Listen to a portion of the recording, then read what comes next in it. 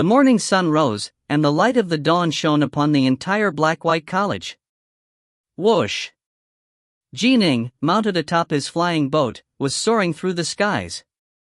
Soon, he saw a majestic, towering vault beneath him. This was the edifice which, within the Black-White College, had a status that was not inferior to the Black-White diagrams, the Tao Repository Vault. Whenever the disciples of the Black-White College wished to learn top-tier key refining techniques, divine abilities, or secret arts, they would come here. A large, muscular man, dressed in a beautiful set of armor, was currently seated next to a stone table, holding an exquisite goblet of wine and enjoying it. Ning landed on the ground. "My respects to you, Uncle Master," Ning said with a bow. "Oh?" The large, muscular man glanced sideways at Ning. "You are the new disciple, Ning?" "Yes," Ning said. This large, muscular man was one of the Tao protectors of the vault, a position generally given to primal Taoists. "Here are 6,000 black-white pellets." The large, muscular man waved his hand, and a black jade bottle flew out towards Ning. Ning accepted it and filled it with his elemental ki. Within this jade bottle, there really was a veritable mass of pellets, all of which were black and white in color. "Here are 50 kilograms of liquefied elemental essence. For disciples of the third generation, every 10 years, they will receive this amount of liquefied elemental essence." The large, muscular man tossed another jade bottle to Ning. "All right. You've collected your black-white pellets and your liquefied elemental essence. You can go in now." 2 bottles, one a dark jade color, the other an emerald jade color. They were used to store 6,000 black-white pellets and 50 kilograms of liquefied elemental essence, respectively. "The Black-White College lives up to its reputation," Ning said to himself with a sigh. "Someone like me, a third-generation disciple, will receive 50 kilograms of liquefied elemental essence each decade. Doesn't that mean that every century, I will receive 500 kilograms? An ordinary Earth-ranked magic treasure is only worth around 100 taels of liquefied elemental essence, while most heaven-ranked magic treasures are worth just 10,000 taels or so. But the 500 kilograms of liquefied elemental essence which disciples of the Black-White College received each century were already enough to trade for a heaven-ranked magic treasure. But of course, no one would be so stupid as to save them all up. This liquefied elemental essence was meant to help them rise in power by allowing them to not need to waste a great amount of time and slowly absorbing energy from nature." "Thank you, Uncle Master." Ning immediately strode into the Tao Repository Vault. There were a total of 3 levels to the Tao Repository Vault. As soon as Ning entered the first level, he felt as though he had entered a sea of books. One enormous bookshelf after another could be seen, with countless numbers of books placed on them. At first glance, Ning dared to guess that there had to be more than 1,000,000 books here, and the vast majority of the books which lined the largest walls and shelves had a single large character on the sides: technique. Techniques. Ning mused to himself, the Tao Repository Vault has 3 levels. The first level focuses on techniques, the second on arts, and the third on miscellaneous things. The word technique, in this case, referred to refining techniques, such as ki refining and fiend god body refining techniques. The word arts referred to secret magic arts used by immortals and fiends. They included ingenious ways of using power, and included the divine abilities of fiend gods, the sword arts of sword immortals, the forbidden techniques which one could use in a crisis, the evasion arts one could use when fleeing. All techniques which relied on special tricks and applications of power were classified as skills. As for miscellaneous, they consisted of things that were not classified with the first 2. Constructs, formations, venomous pests, refining magic treasure, refining magic pills, poisons. Master said that I absolutely must trade for the first scroll of the 3-foot sword, as well as a key refining technique that can be used all the way up to the immortal level. Ning didn't hesitate at all, immediately beginning to search through the first level of the Tao Repository Vault. Key refining techniques were divided into Immortal rank, Heaven rank, Earth rank, Mortal rank, and so on. Immortal rank, this meant that this was a key refining technique that could be used to train all the way up to the celestial immortal level. All the way up to Celestial Immortal? Ning sighed with emotion.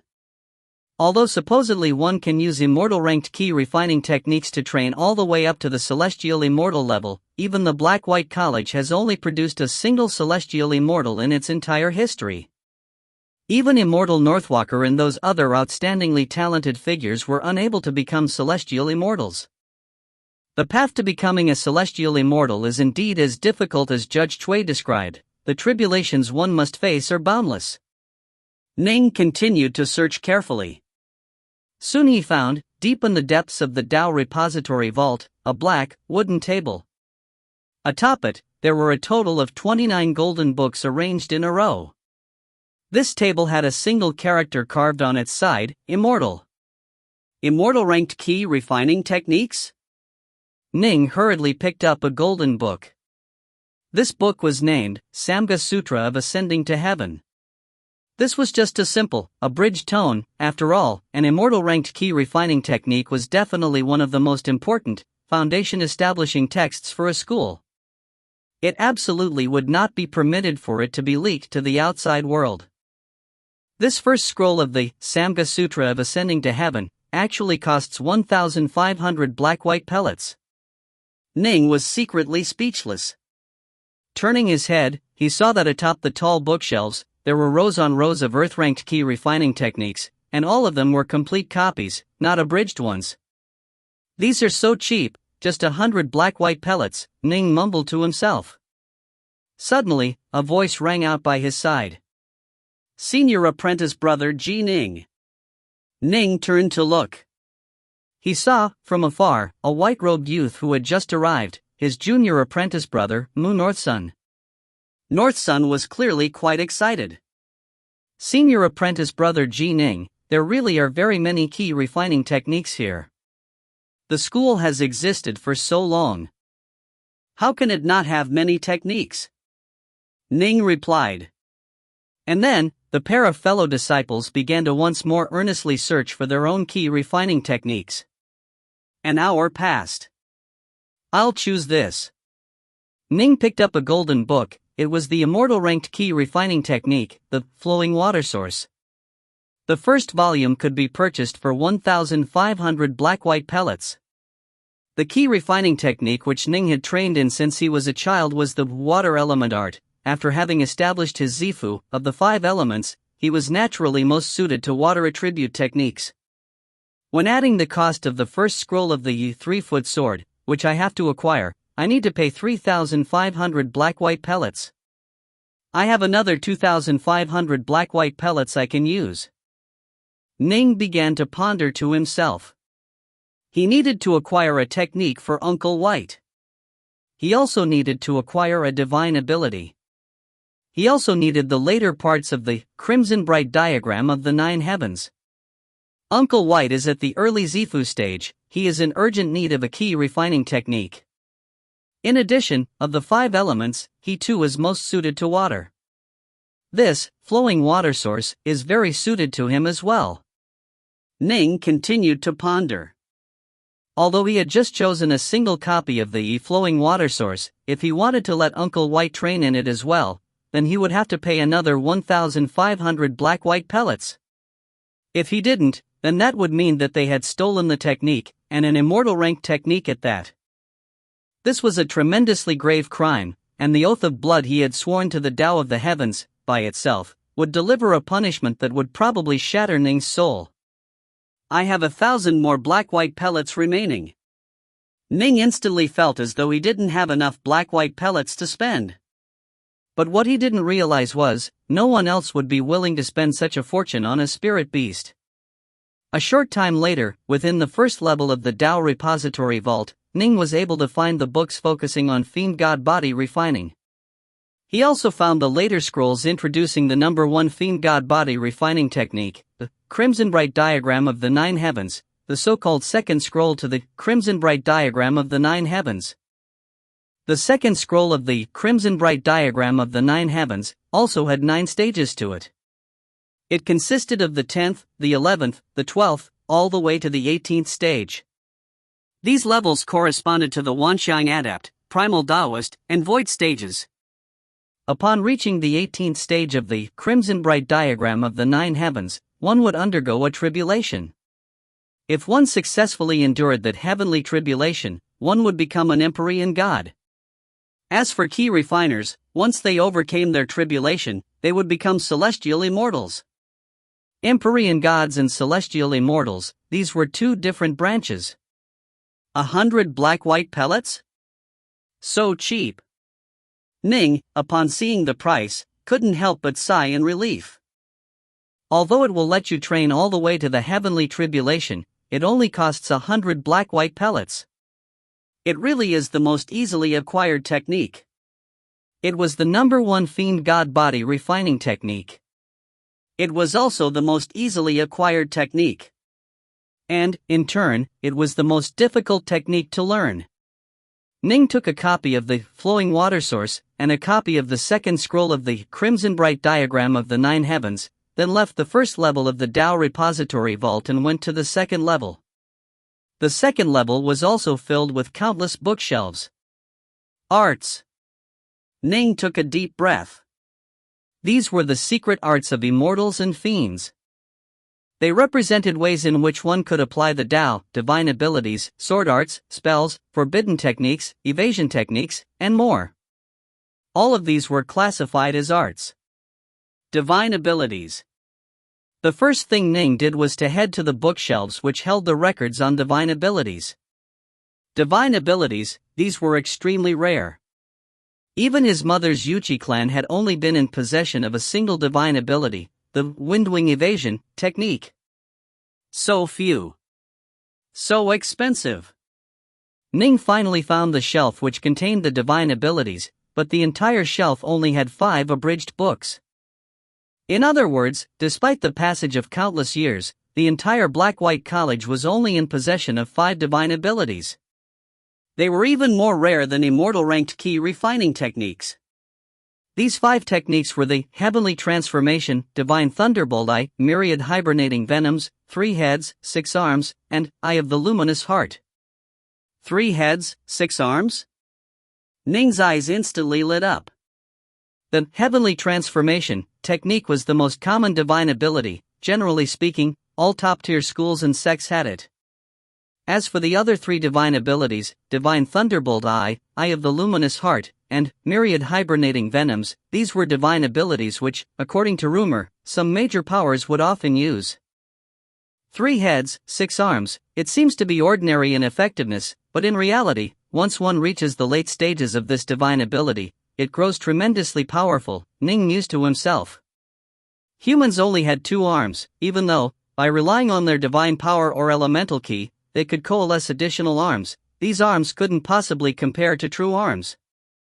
But the 3 heads, 6 arms technique, once this divine ability was executed, one truly would gain 4 additional arms and 2 additional heads. The power of these 4 additional arms was comparable to that of one's true arms. It would be as though 3 Nings were linking hands against a single foe. It must be understood that just by wielding twin swords, one's power would increase multiplicatively. With 6 swords joining together in an attack, the power would reach a truly ridiculous level. 5 divine abilities. After seeing them, a look of lust was in Ning's eyes. 3 heads, 6 arms, was extremely famous. Naturally, there was a reason for that. And thus, the price of the first scroll alone was 3,000 black-white pellets. The Heavenly Transformation technique was the most commonly seen technique, but when trained to the later stages, it was also capable of unleashing astonishing levels of power. Its first scroll cost 500 black-white pellets. The Myriad Hibernating Venoms was also a true killer technique. The first scroll to this divine ability cost 5,000 black-white pellets.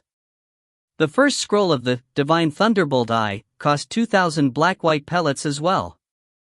As for the Eye of the Luminous Heart, the first scroll cost 5,000 black-white pellets.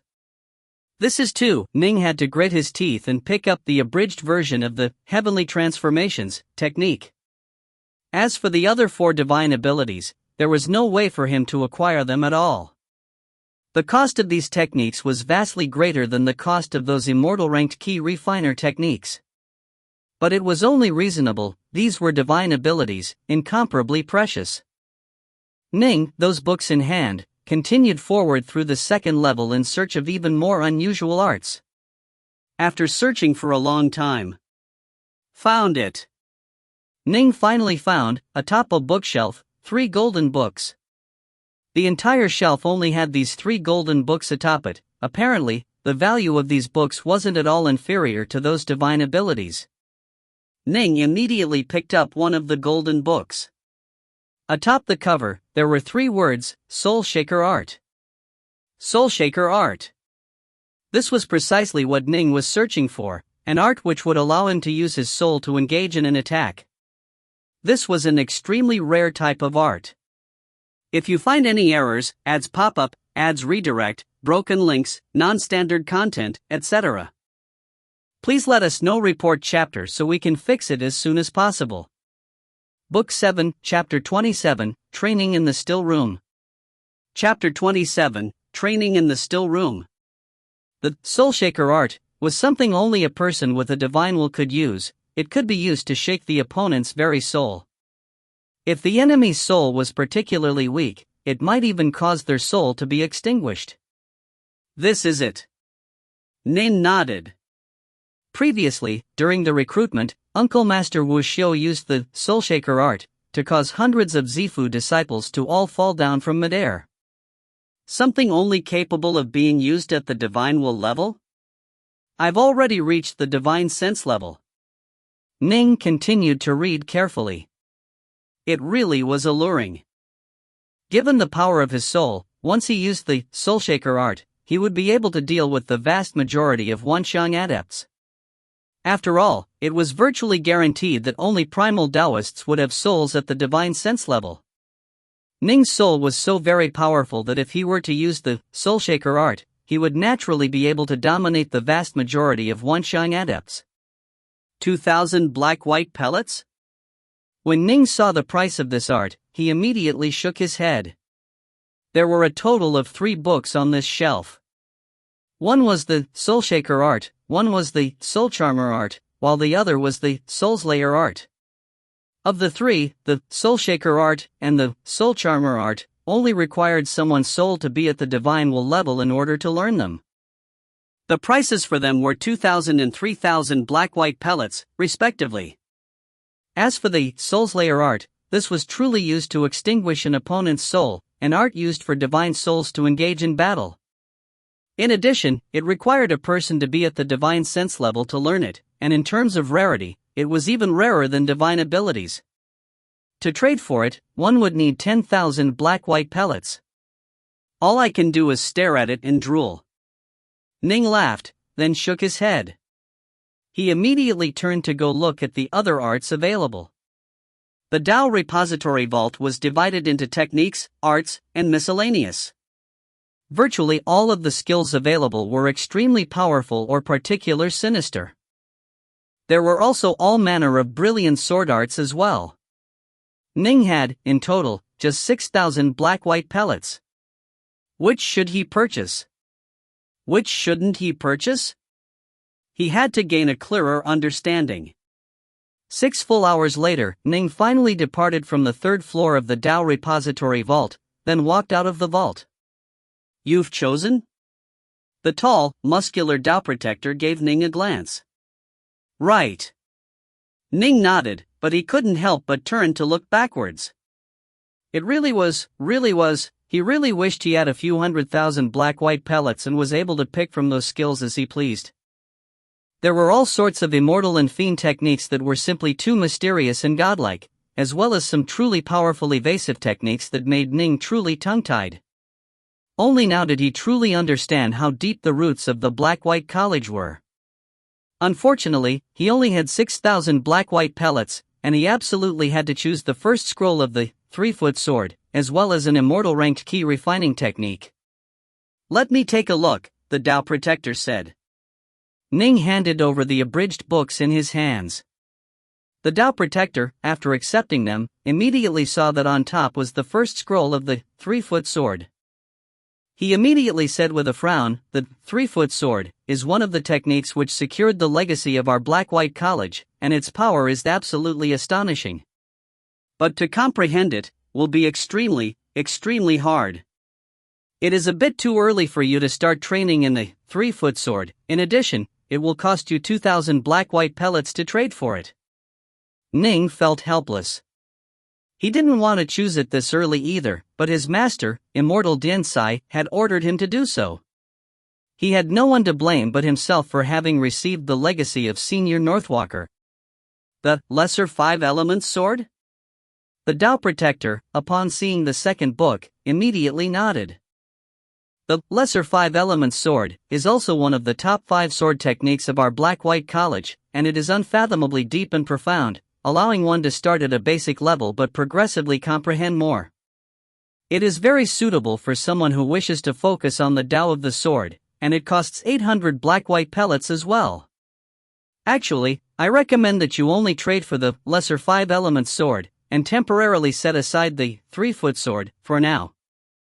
The Flowing Water Source. An Immortal ranked key refining technique. Not bad. The Tao Protector nodded, then raised his head and looked towards Ning. You made up your mind? These are all you want? You won't change your mind? I will not. Ning shook his head. There were many arts that were quite enticing to him, but Ning had given them up. He had even given up acquiring the second scroll of the Crimson Bright Diagram of the 9 Heavens. After all, training in the Crimson Bright Diagram of the 9 Heavens required one to absorb the energy of the solar star and the lunar star. Ning was currently only at the 7th level. To reach the 9th level, he would still need a long period of time. During this period of time, he would probably be able to acquire more black-white pellets. Even if I'm not able to acquire the second scroll of the Crimson Bright Diagram of the 9 Heavens in the Black-White College, I can join the Rain Dragon Guard and acquire it there, or even purchase it from other places, Ning mused to himself. The second scroll of the Crimson Bright Diagram of the 9 Heavens was fairly easily obtained. As for those various sword arts, Ning had spent a long period of time analyzing them in the Tao Repository Vault. Given that his divine ability, the Star-Seizing Hand, was with him, so long as his swordplay was strong enough, his own power would naturally rise. For fleeing, he had the Windwing Evasion. In a true battle of divine abilities, he already had the Star-Seizing Hand, and so wasn't in a rush to obtain other divine abilities. What truly mattered was his key refining technique and his sword arts. The Lesser 5-Elements Sword was the most suitable technique for him, because he had a deep level of insight into 3 of the elements already: water, wind, and fire. 2,000 black-white pellets for this, 1,500 for this, and 800 for this. The 3 come to a total of 4,300 black-white pellets. The Tao Protector looked at Ning. Give me the black-white pellets, and I'll go get the copies for you. Ning shook his head. Not only am I going to train in the Chi Flowing Water Source, I am going to give my spirit beast a copy as well. Your spirit beast? The Tao Protector was shocked. You are going to give your spirit beast such a good key refining technique? That costs 1,500 black-white pellets.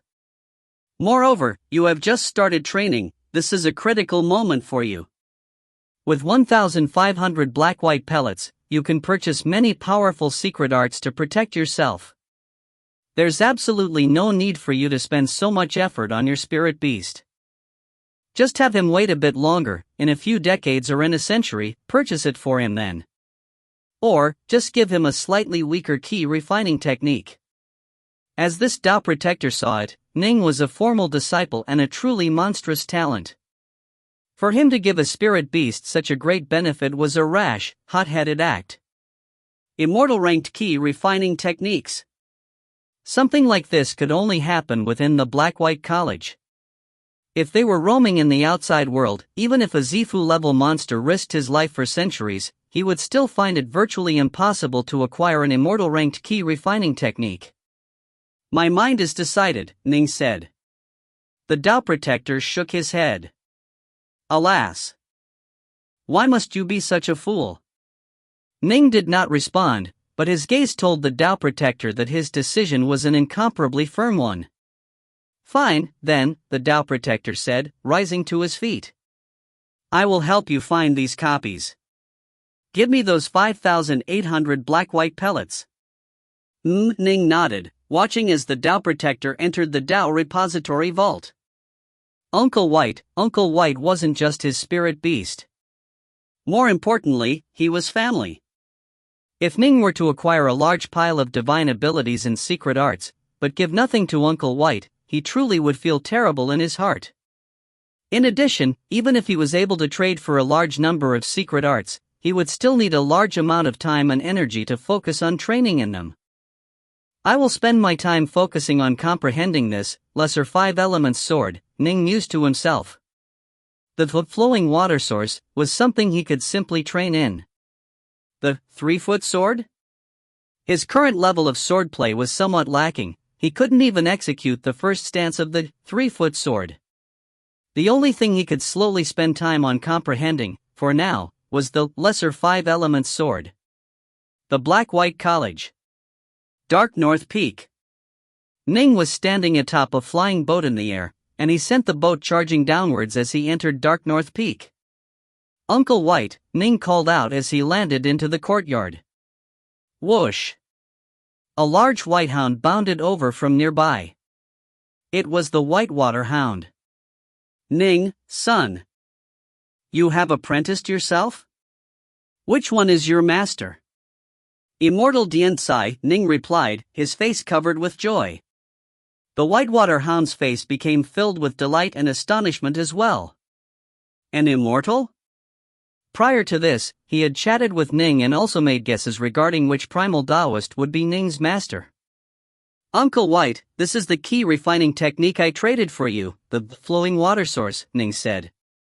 You absolutely cannot reveal this technique to any outsiders. If you do, the oath of blood sworn to the Tao of the heavens will punish you, and your soul will be destroyed. I know. The Whitewater Hound nodded. Formal disciples, retainers, spirit beasts, all those who lived within the Black-White College had to swear the oath of blood to the Tao of the heavens. After all, retainers and spirit beasts all had the chance to learn some top-tier techniques. Take it, Ning said, handing over the flowing water source, a thick, coiled-up booklet. This is the first scroll. You can train with it directly to the peak primal Taoist level. After we reach the primal Taoist level, we can go trade for the second scroll. Thank you for troubling yourself, my boy Ning. Although the Whitewater Hound had never heard of this technique before, he could guess that given Ning had purchased it for him, it definitely wouldn't be poor. Ning chuckled. Uncle White, I'm going to go train. Swoosh. Ning's heart was pumping mightily right now, and he was filled with eagerness. Naturally, he charged directly towards the underground quiet room he had prepared for himself. Dark North Peak had many buildings atop it. Naturally, it also had some private rooms that were used for immortal cultivators to train in. All of these private rooms had grand formations set up around them that were linked up to the grand formation which protected the entire Black-White College as a whole. Once one entered secluded meditation, not even immortals could hope to barge in. Kriok. The stone door slammed shut. Within the 10-foot wide stone room, the ceiling up above was filled with many luminous jewels. These jewels naturally weren't as extravagant and costly as the ones in the carefree caverns, but they were still extraordinary. The light from them made it so that the stone room was perpetually kept bright by the light of the jewels. Ning sat there in the lotus position atop his jade bed. The runes inscripted onto the jade bed had the effect of calming one's heart. Flowing water source. Ning flipped through the flowing water source in his hands, spending a full hour reading it as he completely memorized the entire book. The memories of immortal practitioners were exceptionally good. For someone like Ning, who had reached the divine sense level, they could actually flip through all the memories in their soul which they had acquired since they were a child, just like flipping through a book. Whoosh! A flame appeared out of nowhere within Ning's hand, and it burned the flowing water source to ash. An immortal ranked key refining technique like this definitely was not permitted to be revealed to the outside world. Thus, upon finishing reading this technique, one had to destroy it. Thus, killing a disciple of the Black-White College in order to gain some top-tier techniques was completely impossible. Let's begin. Ning waved his hand, and a jade green flask landed on the floor before him. He opened the bottle, and a dense elemental aura wafted out. The green jade bottle had 50 kilograms of liquefied elemental essence within. Originally, Ning had used up just 5 kilograms of liquefied elemental essence in order to break through from the peak Xiantian level to the early Zifu level, and had also solidified his base as an early Zifu level. Absorb. Ning opened his mouth, and instantly, the liquefied elemental essence began to surge out from the green jade bottle and enter Ning's mouth. As it did, it quickly distilled into vast amounts of elemental energy, which surged into his Zifu Violet Palace. Within the boundless void of his Zifu Violet Palace, there was a lake there. Rumble, suddenly, the entire Violet Palace began to shudder as an endless torrent of elemental energy surged inwards and was converted into elemental ki. The lake of elemental ki began to slowly expand in accordance with the method prescribed in Ning's flowing water source technique, and it began to slowly swivel as well. Splash, splash, it continuously swiveled, and as it did, it began to move faster and faster. Soon, the entire Zifu lake had transformed into an enormous whirlpool, causing the deep heart of the lake to grow deeper and deeper. The formerly placid, flat lake had transformed into a whirlpool. It was like an awl, its depth having instantly increased hundreds of times over. Bang! A thunderous explosion. In the deepest part of the whirlpool Zifu lake, a hole suddenly appeared, which ravenously began to produce new elemental ki. This hole was the water source of the flowing water source. Middle Zifu level. Ning continued to absorb the liquefied elemental essence from the jade bottle, continuing to increase his power. Rumble. The deepest part of his Zifu lake was now 1,000 times deeper than it had been in the past. The absorption and transformation process was clearly much faster than it had been, and the elemental ki that was transformed and produced by the water source was purer than before as well. The late Zifu level.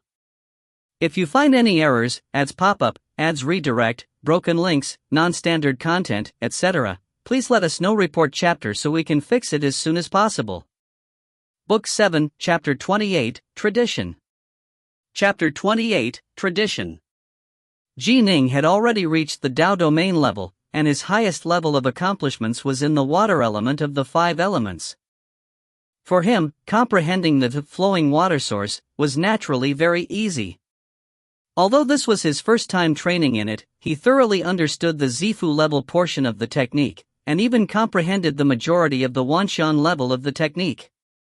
In other words, if he so chose, Ning could, at one breath, train straight to the Wanshan adept level. But of course, the prerequisite was that he had enough liquefied elemental essence. Rumble, the elemental ki in his Zifu lake was slowly swiveling. The waters of the lake were now swirling in a very slow manner, but the closer to the bottom, the faster the whirling motion was. At the very bottom of the lake, in the water source, the whirlpool was spinning with incredible force. As the amount of elemental ki in the Zifu lake grew, the power of the whirlpool grew as well. In addition, the water source grew deeper and deeper. The elemental ki it produced grew more and more pure as well. After training for roughly an hour, with a rumble, the entire Zifu Violet Palace began to tremble. The vast lake of elemental ki's water source once more transformed, and the purity of the elemental ki once more skyrocketed. Peak Zifu level. Within the vast Violet Palace region, the turbid waters of the lake continued to slowly expand. However, in terms of quality, the elemental ki had already reached the ultimate level possible at the Zifu disciple level. There was no way to increase it any further. The only thing possible was to constantly increase the quantity of ki and expand it in size. Within the still room, the bright jewels continued to gleam brilliantly. Ning, seated on the jade bed in the lotus position, opened his eyes and glanced at the emerald jade bottle placed before him. He nodded slowly. I spent nearly 40 kilograms of liquefied elemental essence, and managed to surge all the way to the peak Zifu disciple level as a ki refiner.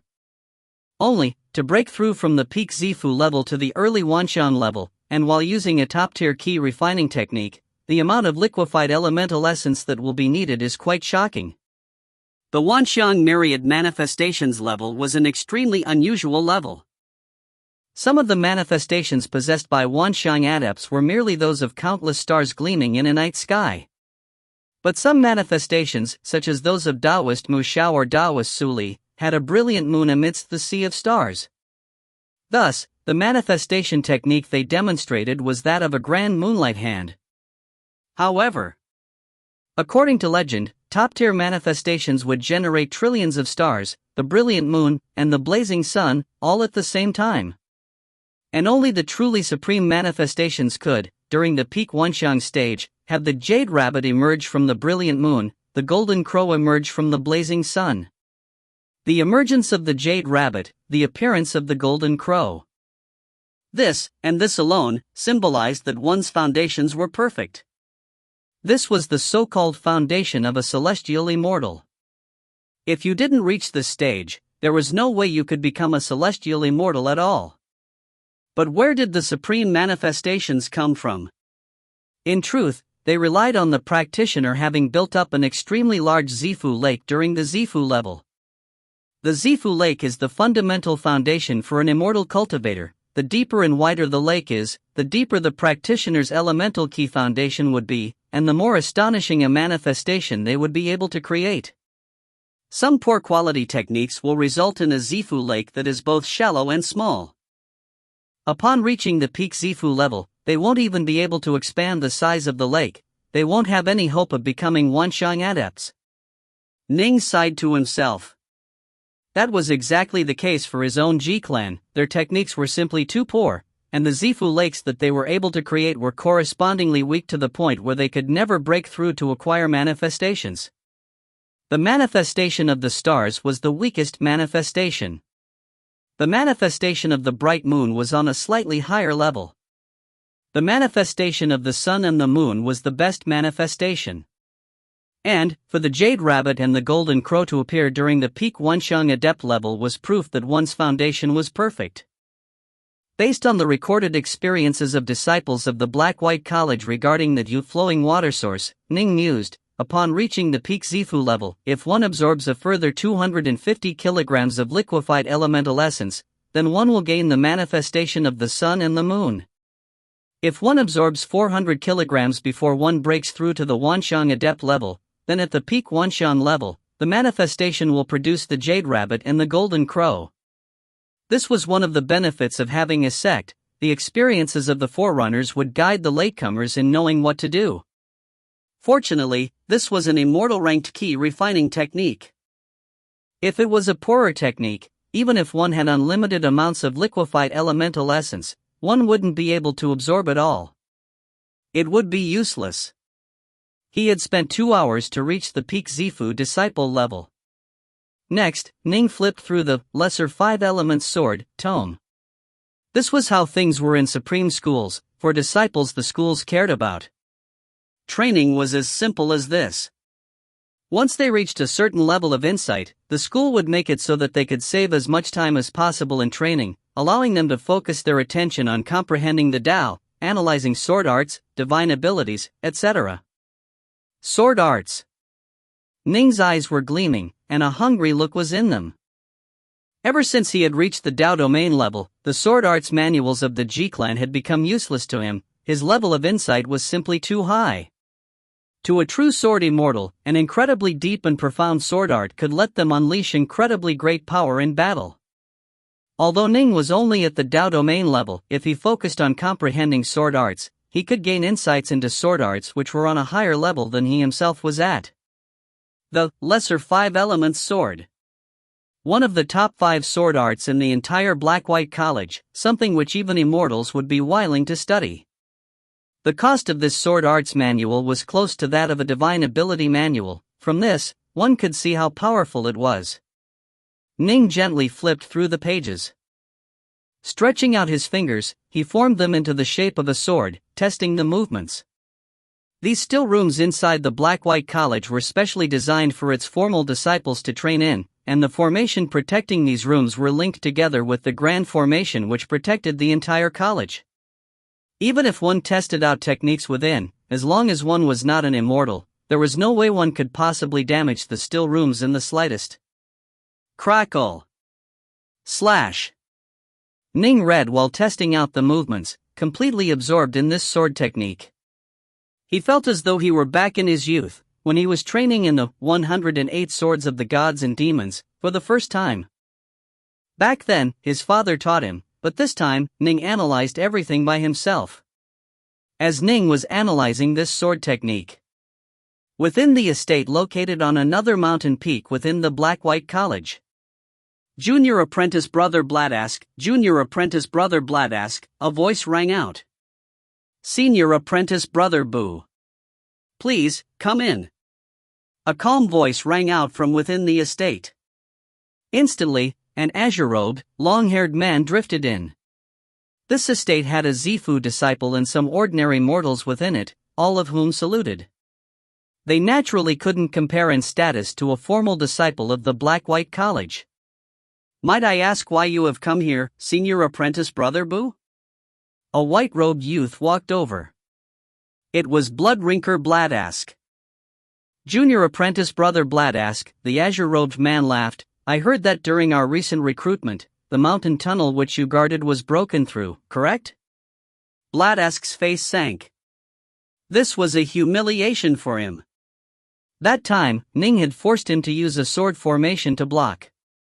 Given his proud nature, he naturally remembered the matter. Thus, when Ning and Northsun had undergone the formal ceremony, he had not attended. Right, Bladask said coldly. The azure-robed man laughed. Junior Apprentice Brother Bladask, don't be angry. I imagine you don't know this yet, but that Ning is so talented that he has already been accepted by our college's Immortal Diensai as his first, senior apprentice. A look of shock appeared on Bladask's face. Immortal Diensai? Immortal Diensai was a sword immortal. As for Bladask, the path he walked was the Tao of the sword as well. In the past, he had desired to become Immortal Diensai's apprentice, but formal disciples, upon entering the school, were generally apprenticed to primal Taoists. It was very rare for immortals to directly choose them as an apprentice. As time had gone on, they had all grown accustomed to this, and he felt that it was normal that Immortal Diensai had not taken him as a disciple. But this Ning had actually become apprenticed directly to Immortal Diensai. What about it? Bladask had a sharp look in his eyes. His future level of strength will depend on himself. The azure-robed man nodded. Right. Training depends on oneself. However, Junior Apprentice Brother Bladask, the reason why you lost to Ning last time was only because you were only permitted to use a single flying sword. You weren't able to unleash your true power at all. Bladask didn't say a word. In terms of power, he felt that he was far more powerful than that kid named Ning.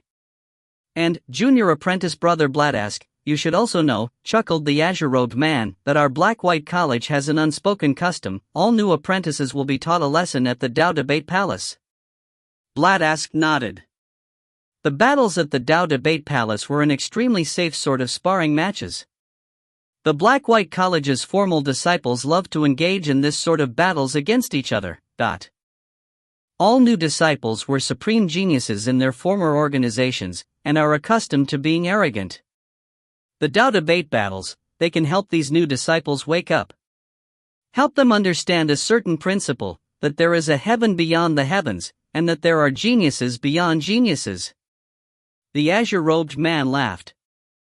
I wonder, Junior Apprentice Brother Bladask, would you be interested in having the chance to help that genius, Ning, wake up and understand that in the Black-White College, he's nothing more than an ordinary figure? Bladask's eyes instantly lit up. After hesitating just a moment, he said in a cold voice, I will only spar with Ning. There are quite a few other fellow disciples who want to fight, the azure-robed man said with a laugh. What we need to do right now is to go invite Mu Northsun and Ning to a battle. Northsun was currently standing atop his azure dragon construct, flying through the air towards his own residence. The Black-White College really lives up to its name. Whenever he thought about the secret manual on constructs which he held in his hands, he felt a blazing fire in his heart. This manual held answers to many of the questions he had regarding the Tao of constructs, and he had been completely absorbed by it. Whoosh! The azure dragon construct which North Sun stood upon descended from the skies. Junior apprentice brother Twinwood. A blue-clothed maiden in front of his gate called out to him. Who are you, senior apprentice sister? North Sun remembered seeing this woman amongst the other formal disciples of the Black-White College. She had been with them during the grand initiation ceremony. Immortal practitioners had formidable memories. After having seen her once, he had firmly memorized her appearance. The blue-robed woman laughed. My name is Winterine. You can simply address me as senior apprentice sister Winterine. North Sun said happily, I don't have a single servant yet, and thus ended up treating you discourteously by having you wait outside. Please forgive me, senior apprentice sister. Seeing the way in which he acted, the blue-clothed woman felt a hint of goodwill towards North Sun. She thus said, Junior apprentice brother North Sun, I've come here to invite you to the Tao Debate Palace. Tao Debate Palace. North Sun's eyes instantly lit up. He had read the black and white book, and knew that the duels in the Tao Debate Palace were extremely safe. They had nothing to do with elemental ki, power, or magic treasures. What they competed in was comprehension regarding the Tao and the ways in which they would apply the Tao. This is why it was described as a Tao debate. In addition, there would generally be stakes in these debates, such as black-white pellets or liquefied elemental essences. To be able to spar with you, senior apprentice sister, is something I've been looking forward to, North Sun said eagerly. Then let's go, the blue-clothed woman said. All right. North Sun's eyes were filled with an eagerness for combat. Geniuses all had their pride. In the past, they had never before met their matches. Although they knew that these old disciples of the Black-White College were all extraordinary, in their hearts, the new students would still feel an eagerness to do battle. Swoosh! Swoosh! The blue-clothed woman and North Sun flew rapidly through the air, heading towards the Tao Debate Palace.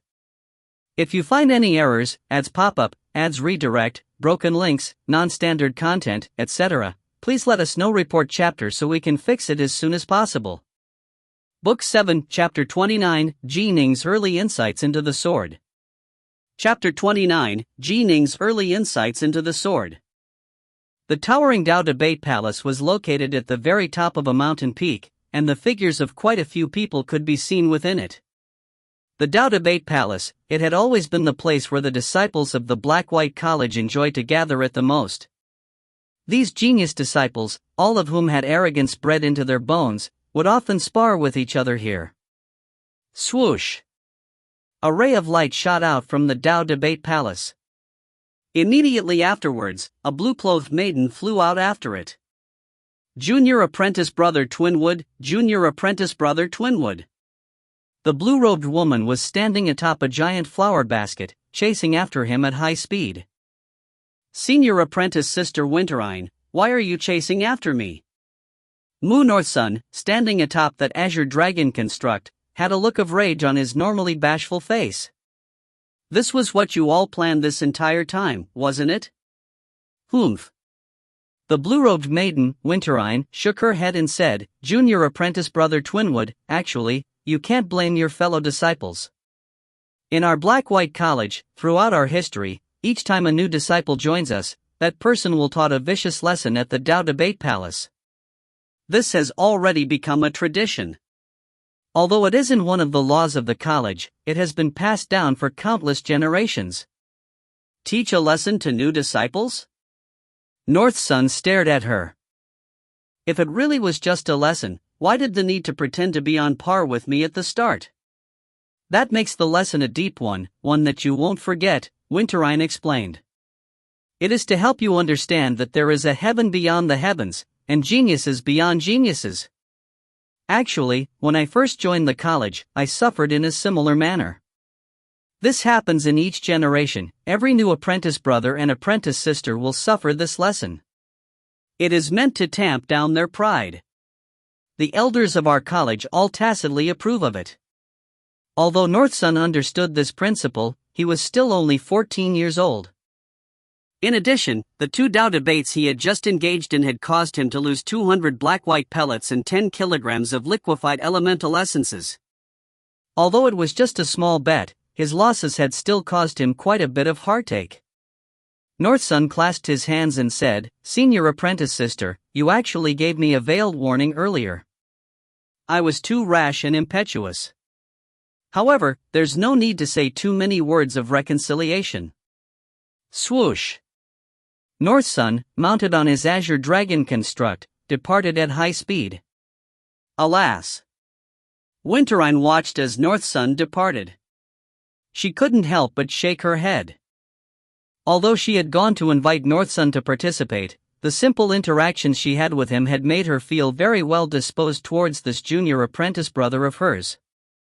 But because this was a tradition, it wasn't appropriate for her to intervene in the Dao debate palace. At most, she could give a hidden warning. Fortunately, this time, he had only lost twice before giving up. If he had continued to duel, his losses would have grown increasingly dire. A heaven beyond the heavens, and geniuses beyond geniuses. Northsun was seated on the rooftop of one of the houses in his estate, a jade bottle of wine in his hands. He raised his head, taking a swig. Cough, cough. Northsun drank too quickly, and he began to cough. In the future, I can't be too careless. Northsun had slowly calmed down and regained his mental clarity. He had entered the Black-White College at the age of 14. Ever since he was young, he had never met a match. The unconscious pride and arrogance he felt was what made him go spar against his fellow apprentices. He knew that the foes were very powerful, but he still felt he should be remarkable. Dark North Peak. The still room. Ning was still completely absorbed by the Lesser 5 Elements sword. The Lesser 5 Elements sword was divided into a total of 9 chapters: metal element, wood element, water element, fire element, earth element, duality, tripartite, 4 symbols, and 5 elements. Every single chapter allowed one to start from the basics, then go progressively deeper. The basic parts were even inferior to the rainline technique he had developed. But at a high level, this was a swordplay suitable for a celestial immortal. Ning was carefully meditating on the water element, fire element, and the wind of the wood element, parts 1. These were the 3 aspects of the Tao which he had the deepest level of understanding about. As for metal and earth, he was lacking considerably in these 2 aspects. Naturally, he wouldn't squander his energy in analyzing them. Drizzling rain. Ning murmured to himself, and the sword fingers of his right hand shot out. In midair, drops of rain began to appear out of nowhere. These raindrops struck downwards like meteors, slamming against the walls of the still room. A hazy, blurry light appeared on the walls of the room, covered with layers of mysterious runes. Success! A look of joy appeared on Ning's face. This skill is even more powerful than my rainline technique. When developing new techniques, one could only develop techniques at the level of one's own enlightenment. But when learning, one could learn techniques that were at a higher level than one was currently at. Fire, water, wind. I've learned a total of 7 major sword stances from these 3 parts. They are considerably superior to the sword techniques I developed myself, but the increase in power isn't that noticeable. Ning immediately flipped through the book in front of him, straight to the duality part. Only when these different insights regarding different Daos are merged together and unleashed in a single attack will the power of the attack increase explosively. The duality part had a total of 89 different sword stances. For example, there were 2 duality stances formed from joining the wind and the fire. There were 2 others formed from joining the earth and the fire. There were yet 2 more from joining metal and earth. In short, the sword techniques developed from joining together the profundities of 2 different Daos were all included within this part, the duality part. Joining different Daos together truly could allow for the power of a technique to increase explosively. The power could jump to a whole new level. This is what sword arts were.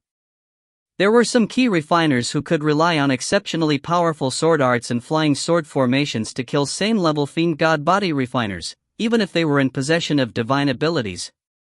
Sword arts, when trained to an ultimate level, were not at all inferior to divine abilities. After another hour passed. Swish! Ning's right hand waved out once more, and a sword finger shot out. Instantly, a ray of azure fire slashed through the air in the form of a fiery sword, seeming to vaguely shatter space itself. It slammed directly against the stone wall, and the glowing layer of runes atop the wall once more lit up. Success!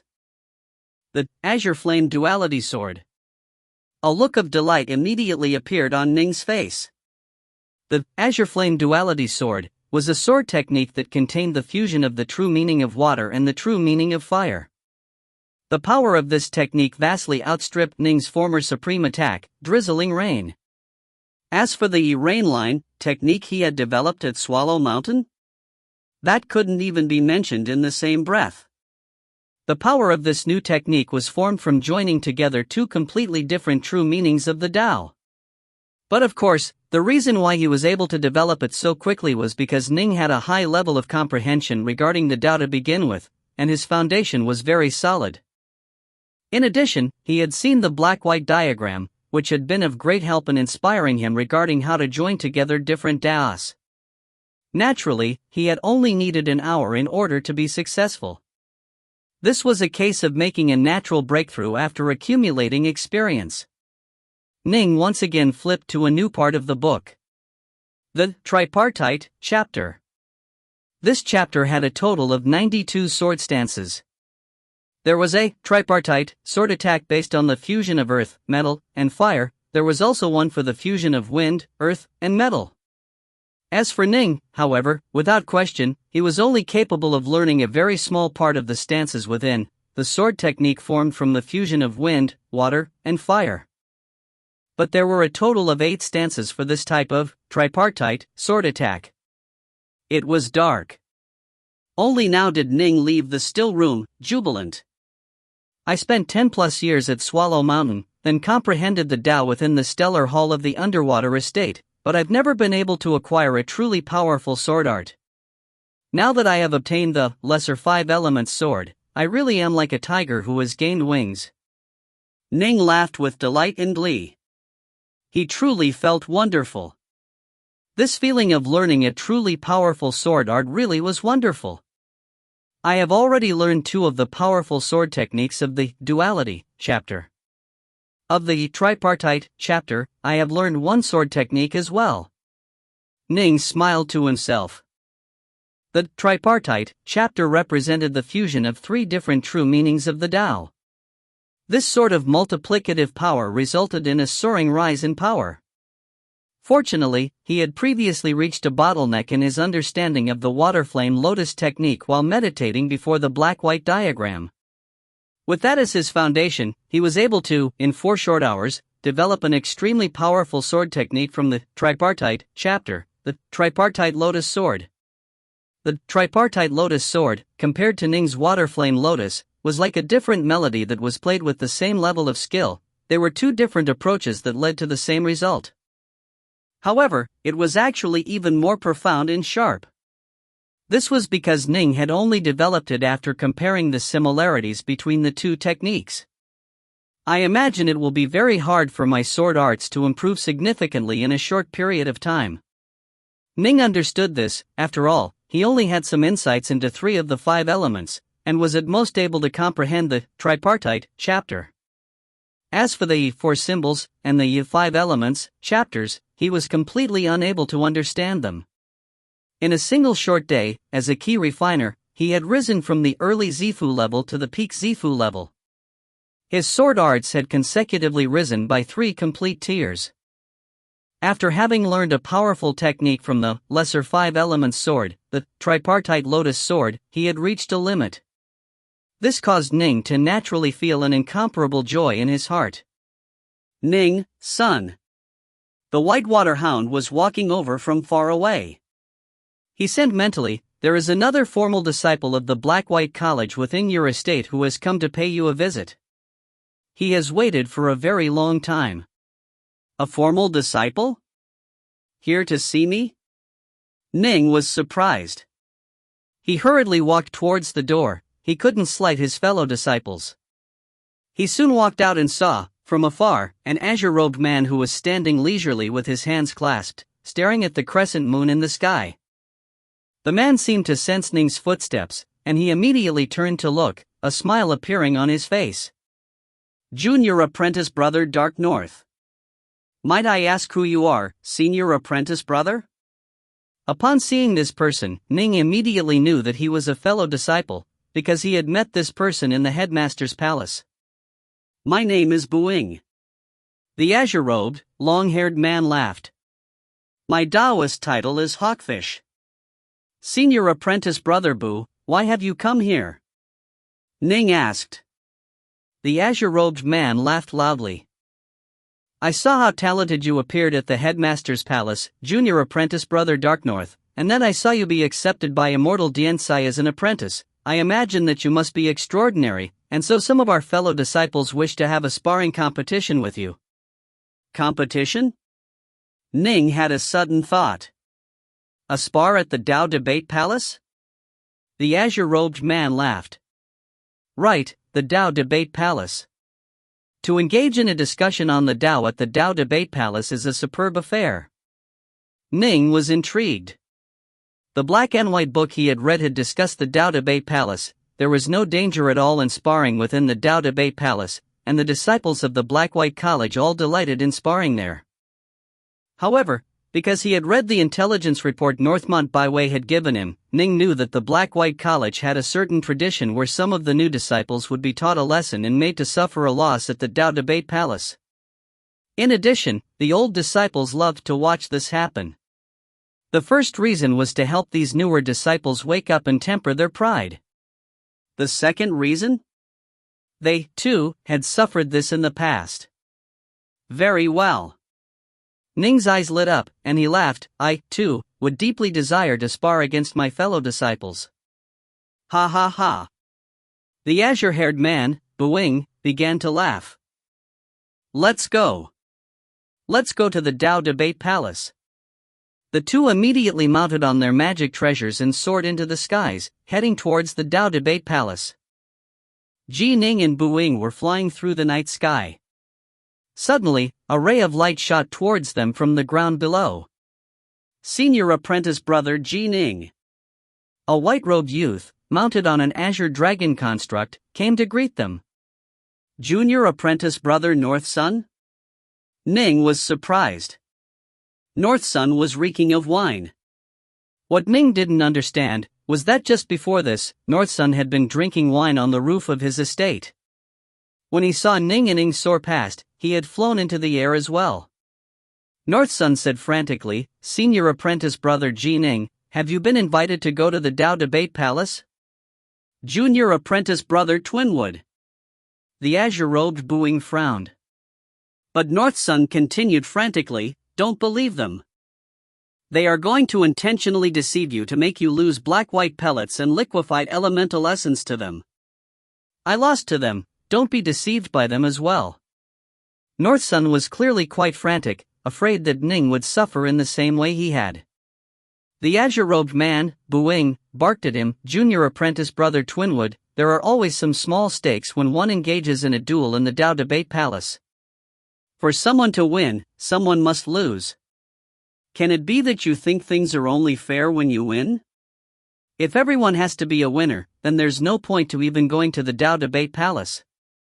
Senior apprentice brother Ning. Northsun was extremely nervous. Junior apprentice brother Northsun, Ning said reassuringly, no need to say anything more. I know what is going on. If I lose, I can't blame anyone else. However, I, Ning, still have a certain degree of confidence in my heart. Northsun was frantic. Senior apprentice brother Ning, you. Let's go. Ning, who had read the intelligence report long ago, actually knew exactly what was going on. "I'm going with you," North Sun immediately said. In his heart, he thought to himself that if he were by Ning's side, he could at least try to help persuade Ning and ensure Ning didn't lose too much. Swoosh! Swoosh! Swoosh! The three flew towards the Dao Debate Palace at high speed. Soon, the towering Dao Debate Palace could be seen at the top of the mountain peak, shrouded by the night sky. Ning's group of three charged downwards, moving towards the Dao Debate Palace. 1. In the classical Chinese 5 elements system, wind is classified under wood. If you find any errors, ads pop up, ads redirect, broken links, non-standard content, etc., please let us know. Report chapter so we can fix it as soon as possible. Book 7, Chapter 30, The Battle at the Dao Debate Palace. Chapter 30, The Battle at the Dao Debate Palace. Ning's group of three landed at the gates to the Dao Debate Palace. As they looked inwards, they saw that although it was night, the insides of the Dao Debate Palace were brightly lit, and the sound of calm laughter rang out from within. "Senior Apprentice Sister 9 Lotus, I'll accept these 100 black-white pellets and 5 kilograms of liquefied elemental essence."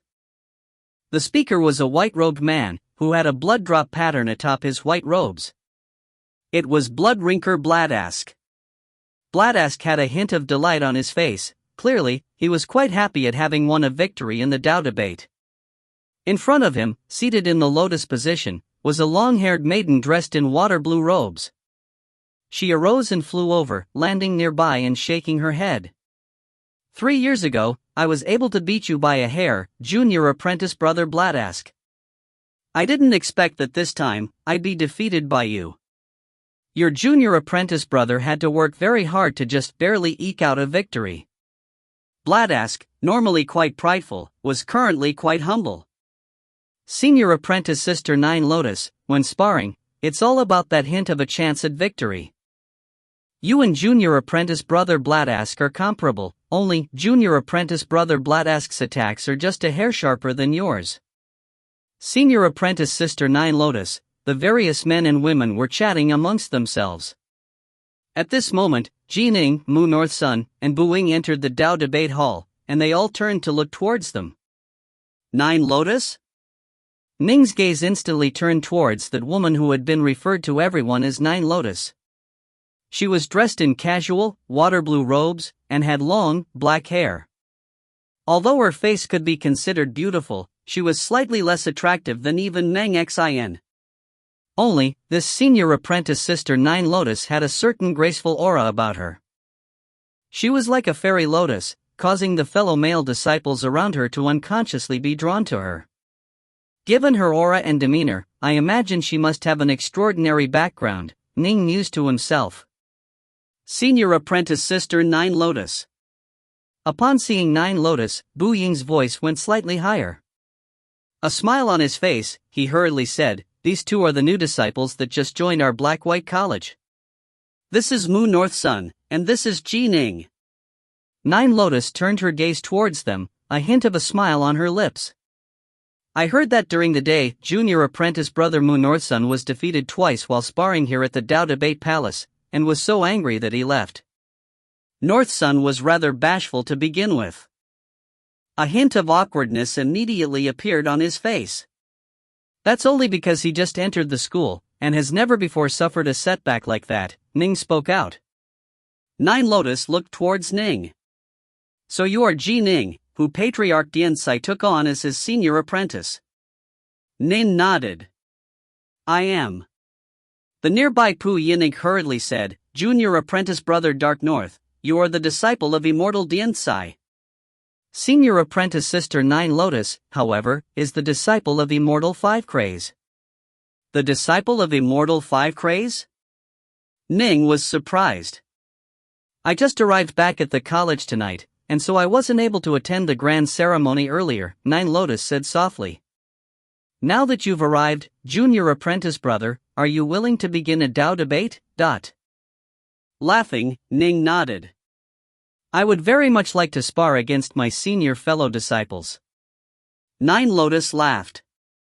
Then you have to be careful. I just lost around myself, just now. Junior apprentice brother Ning. A cold voice rang out. Ning turned to look. The speaker was the white-robed bloodrinker Bladask. Bladask's purpose for coming was to defeat Ning, and thus vent the anger in his heart. He hadn't expected to encounter Nine Lotus, whom he had always admired very much. He had gone all out to defeat Nine Lotus, in the hopes that this senior apprentice sister would remember him in the future. Who would have imagined that after Ning arrived, he would immediately get into such an involved conversation with senior apprentice sister Nine Lotus? Senior apprentice brother Bladask, Ning laughed. Bladask responded in a cold voice, "Do you remember our battle at the cave?" Ning nodded. "I do. That time, I wished to tell you my name, but you, senior apprentice brother Bladask, refused to let me do so. You said that we'd never meet again." The look on Bladask's face changed as he heard this. Ning laughed and continued, "I didn't even tell you my name, but it appears you already know it, senior apprentice brother. Might I ask why you are calling for me?" Bladask's gaze was filled with a cold light. "Dare you go onto the dais and debate the Tao with me?"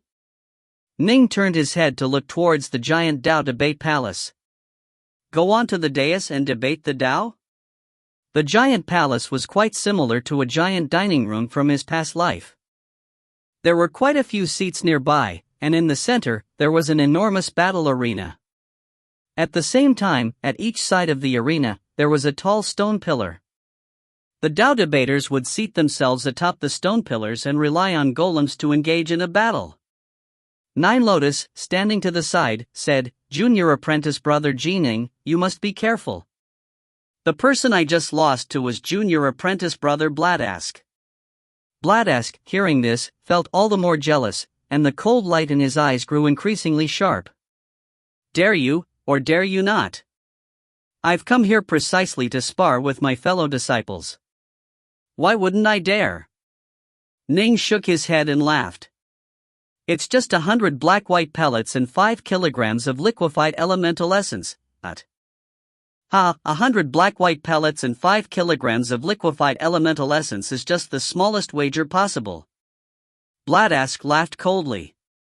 "Black-white pellets are gifted to us by the college and are extremely rare. I'm willing to wager 50 kilograms of liquefied elemental essence. Do you dare accept?" Ning frowned. Bladask continued in his cold voice, "Oh, right. As a new disciple, you only have 50 kilograms of liquefied elemental essence. I imagine that you probably wouldn't be able to produce so much, junior apprentice brother." As he spoke, he waved his hand and produced an insignia. This is an elemental mark from the Heavenly Treasures Mountain. It represents 1,000 taels of liquefied elemental essence, which is to say, 50 kilograms. If you take it to the Heavenly Treasures Mountain, you can trade it for 50 kilograms. Dare you accept my wager? Bladask looked towards Ning. The atmosphere instantly turned stiff. The other disciples immediately understood that there was something not quite right between Bladask and Ning. Previously, when they had battled Northsun, they had only made the smallest of wagers. After all, nobody wanted to generate enmity and strife amongst their fellow disciples. For Bladask to increase the wager was a clear sign that he wanted to mistreat Ning.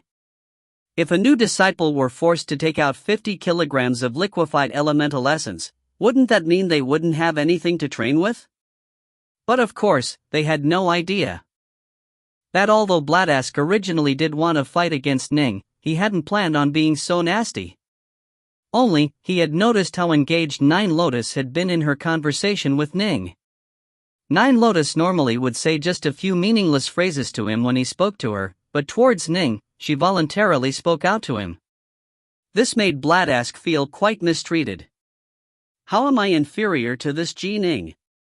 Why is it that senior apprentice sister Nine Lotus seems to treat him differently, from the very moment they met each other? In terms of treasures, family heritage, power, or clan, this Ning is inferior to me. The look in Bladask's eyes grew still colder.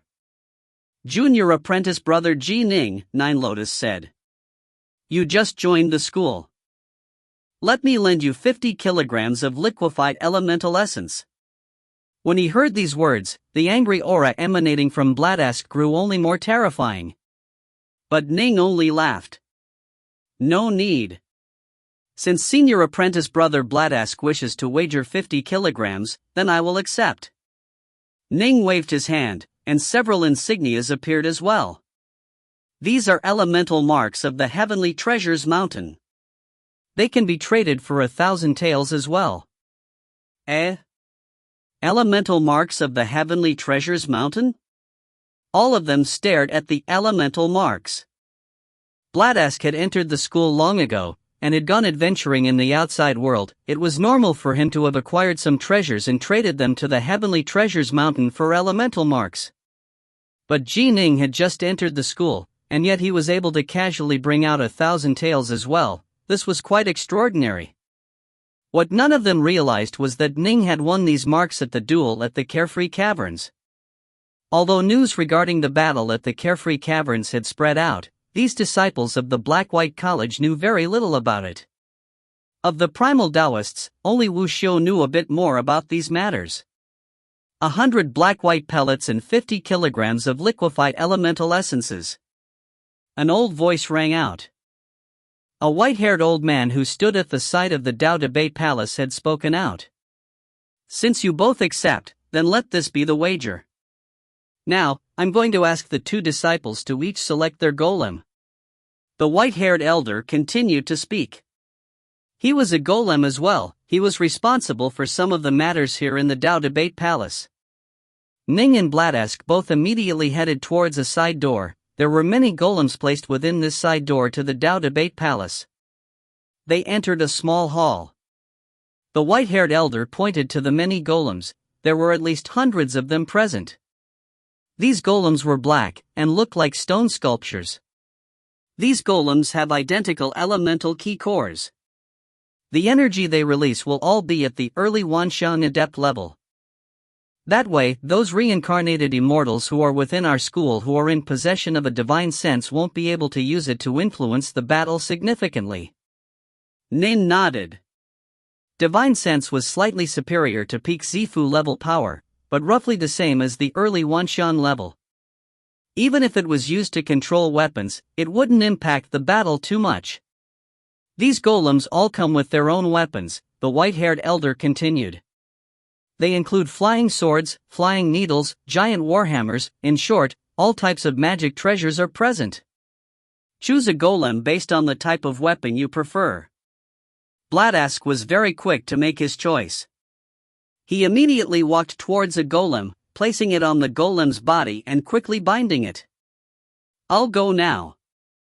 You can take your time in choosing. Bladask gave Ning a glance, then immediately left. As for that golem, it transformed into a blur as it followed after him. The spectating disciples within the Tao Debate Palace, North Sun and Nine Lotus included, numbered 8. The wager is actually this large. 100 black-white pellets is one thing, but 50 kilograms of liquefied elemental essence. Junior apprentice brother Bladask is going a bit too far. Hazing the new disciples is one thing, but you can't do it like this. It is a bit much, I agree. The fellow disciples were all chatting amongst themselves. Right at this moment, Bladask walked back from the side door, then leapt directly forward by more than 300 meters before landing atop a stone pillar that was 30 meters tall. He took a seat atop the stone pillar. Swoosh! That golem also leapt up and landed within the battle arena, then quietly waited there. He chose the Polaris golem. Senior apprentice brother Bladask really is being quite vicious. He actually chose the Polaris golem which he is the most proficient with. I wonder which golem junior apprentice brother Ning will choose. There were no differences in quality in the golems. The only question was whether or not one was accustomed to using them. If, for example, Ning were to choose a golem that used a giant warhammer, he wouldn't be able to unleash much of his power. He's coming out. Junior apprentice brother Ning is coming out. They all looked over. North Sun's eyes were filled with worry. As for Nine Lotus, she stared carefully at Ning, her eyes filled with curiosity. Ning walked out, a golem following him. Swoosh! Swoosh! Ning and the golem, in quick succession, leapt up then landed. Ning landed atop a stone pillar, sitting down, while the golem landed in the battle arena below, causing the arena to shudder slightly. The two sat on their stone pillars, staring at each other from afar. Ning and Bladask's gazes crossed.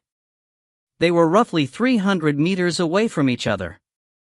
The golems below them were roughly 300 meters away from each other as well. Begin! The white-haired old man barked.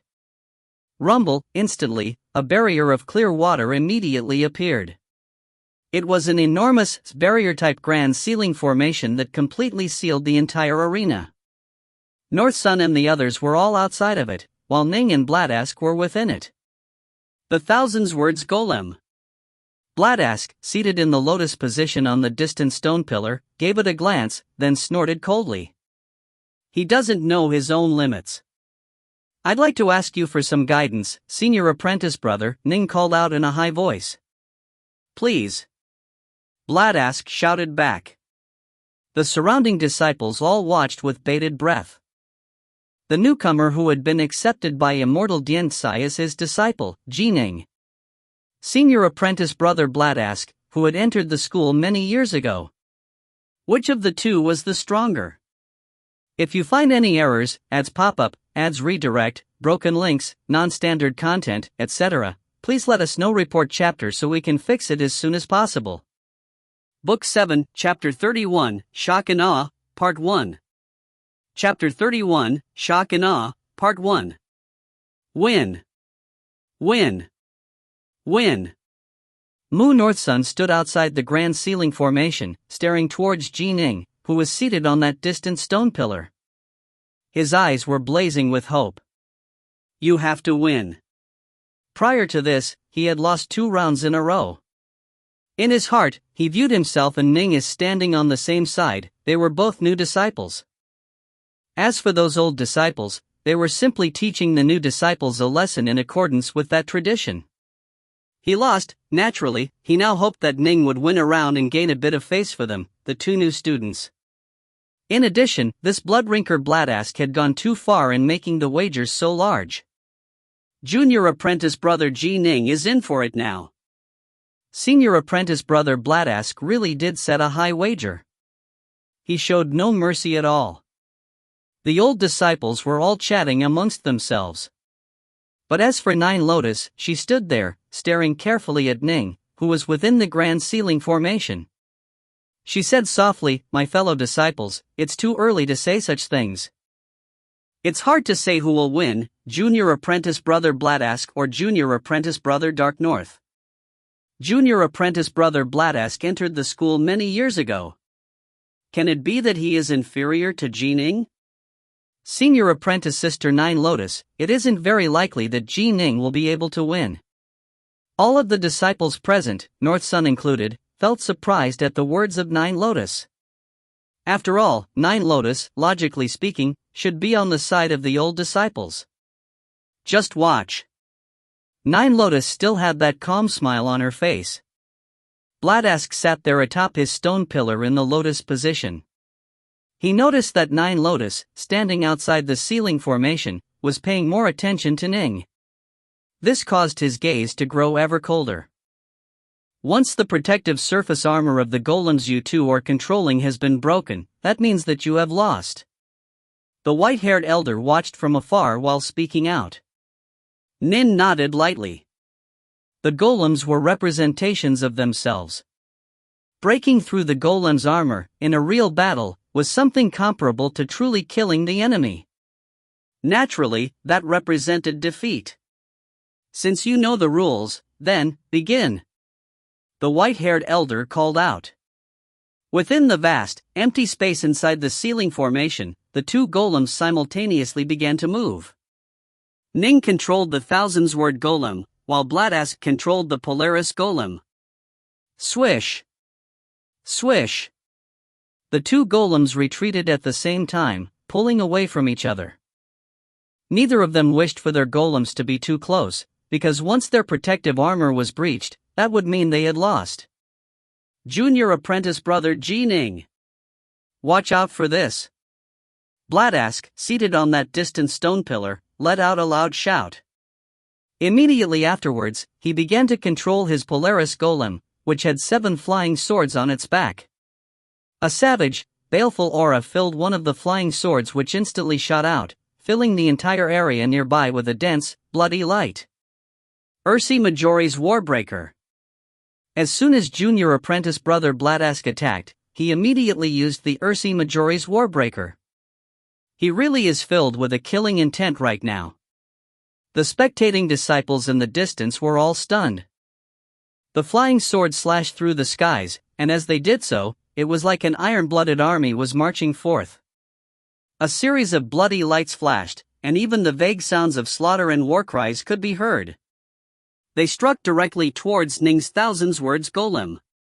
He really does have quite a bit of a killing intent. Ning sat there in the lotus position on his stone pillar.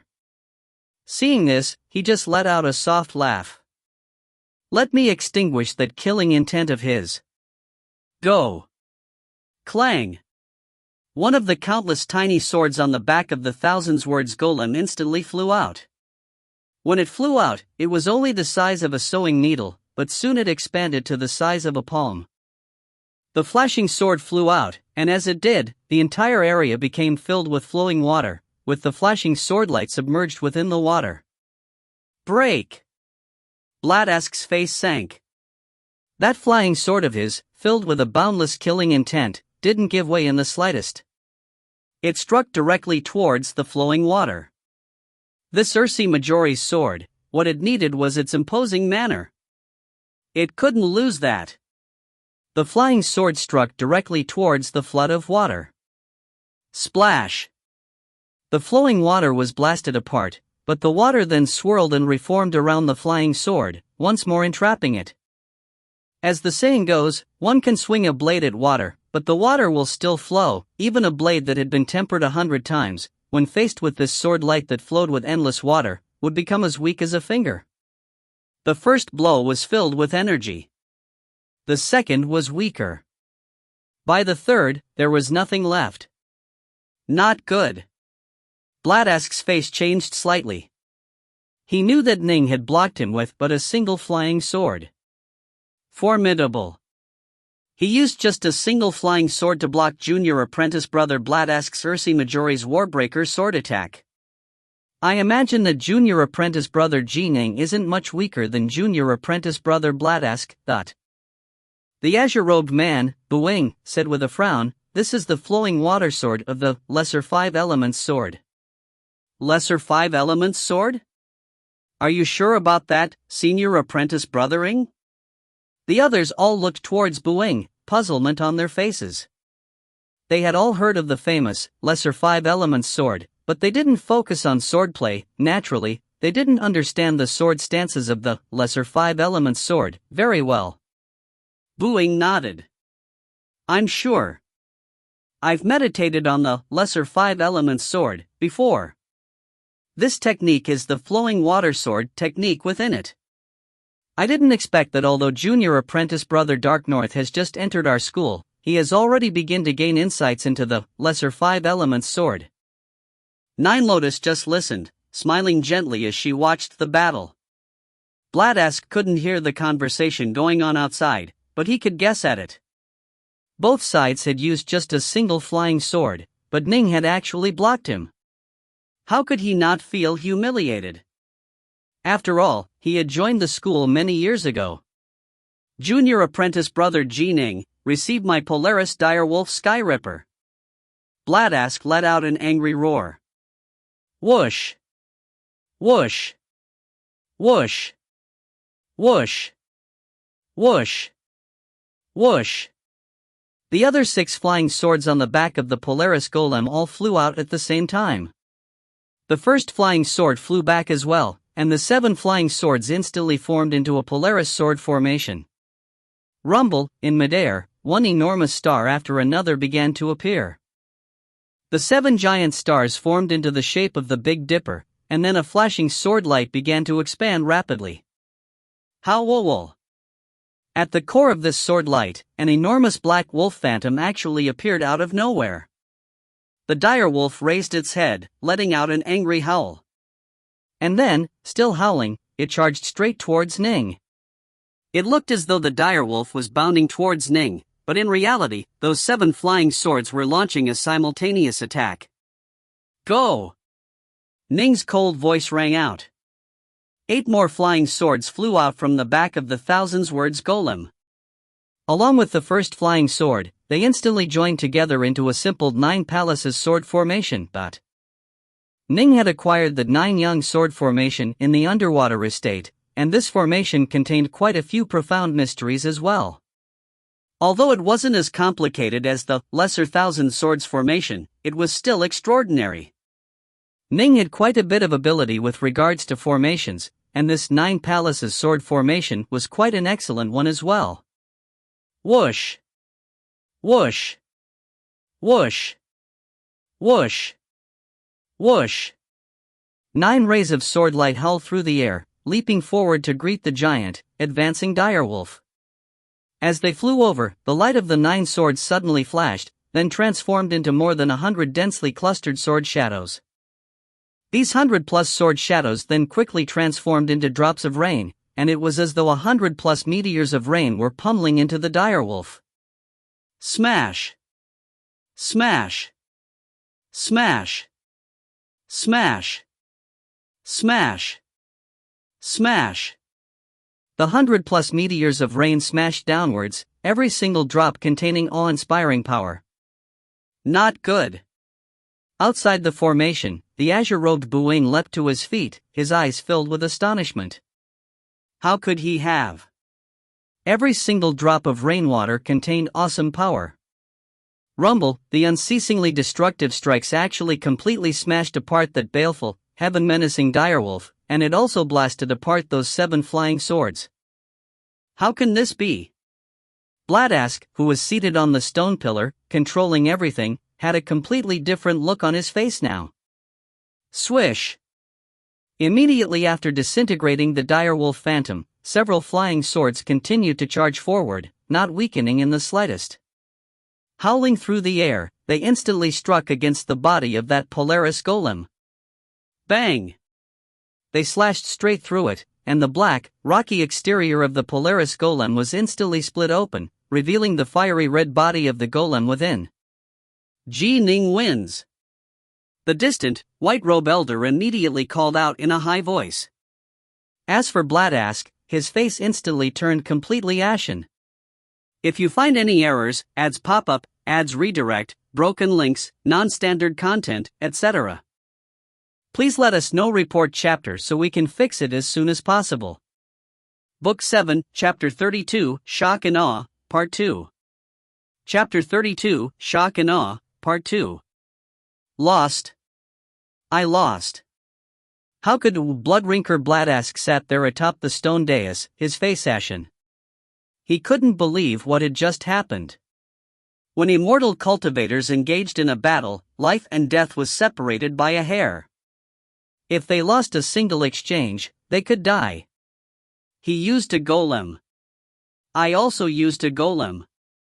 Bladask simply couldn't accept this. The 2 golems have identical elemental key cores, and the same amount of elemental key.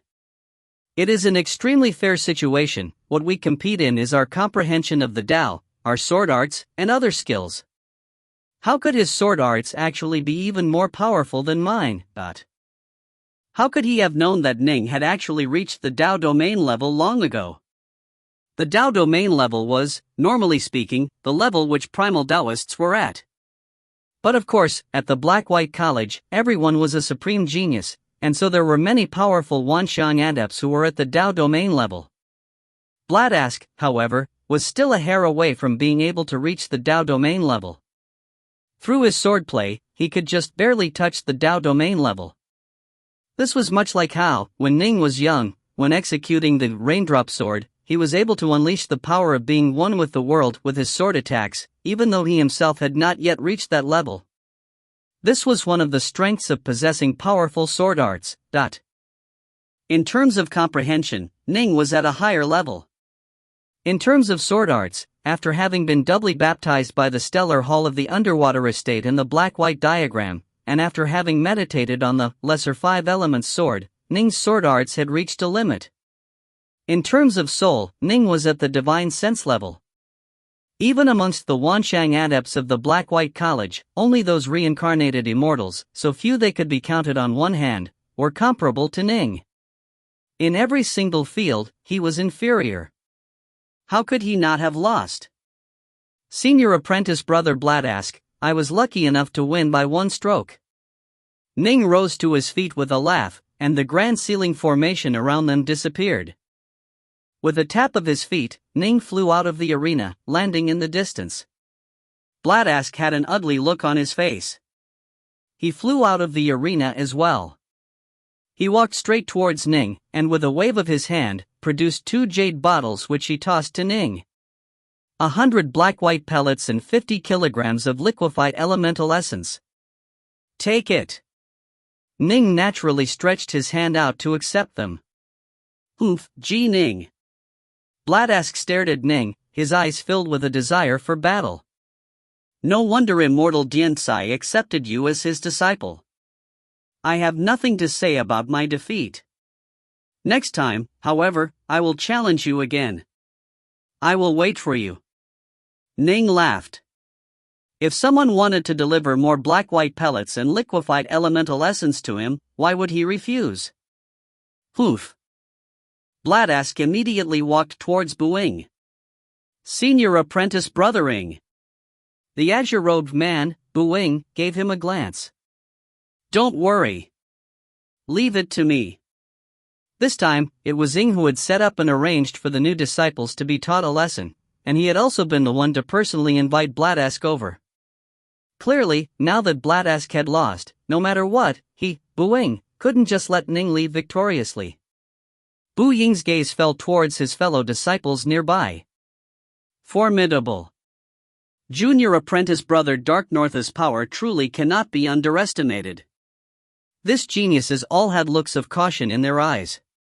From watching Ning's attacks just now, they sensed that Ning's power was definitely not lower than theirs. Without a certain degree of confidence, they naturally wouldn't be willing to proceed. Senior apprentice brothering.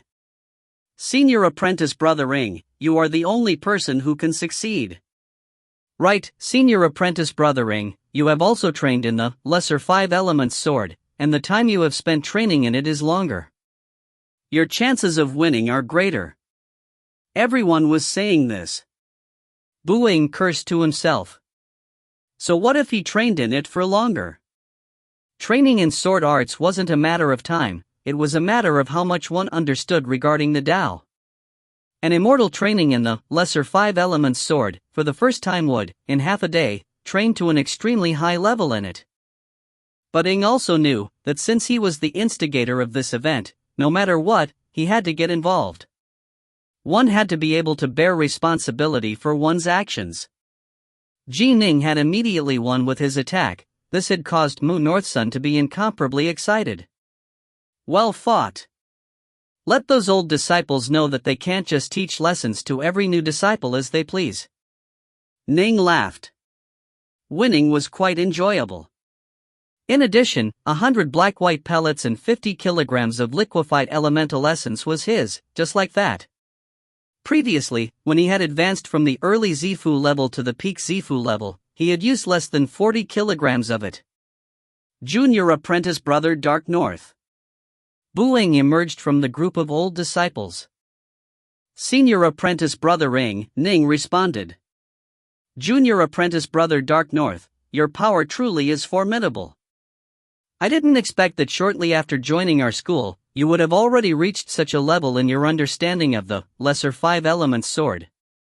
I imagine that your insights into the Tao are at a very high level, Buing said. Ning knew that his opponent wanted to gain some intelligence about him. He immediately laughed and said, I just gained some initial insights into it, and have much to learn. Buing laughed loudly.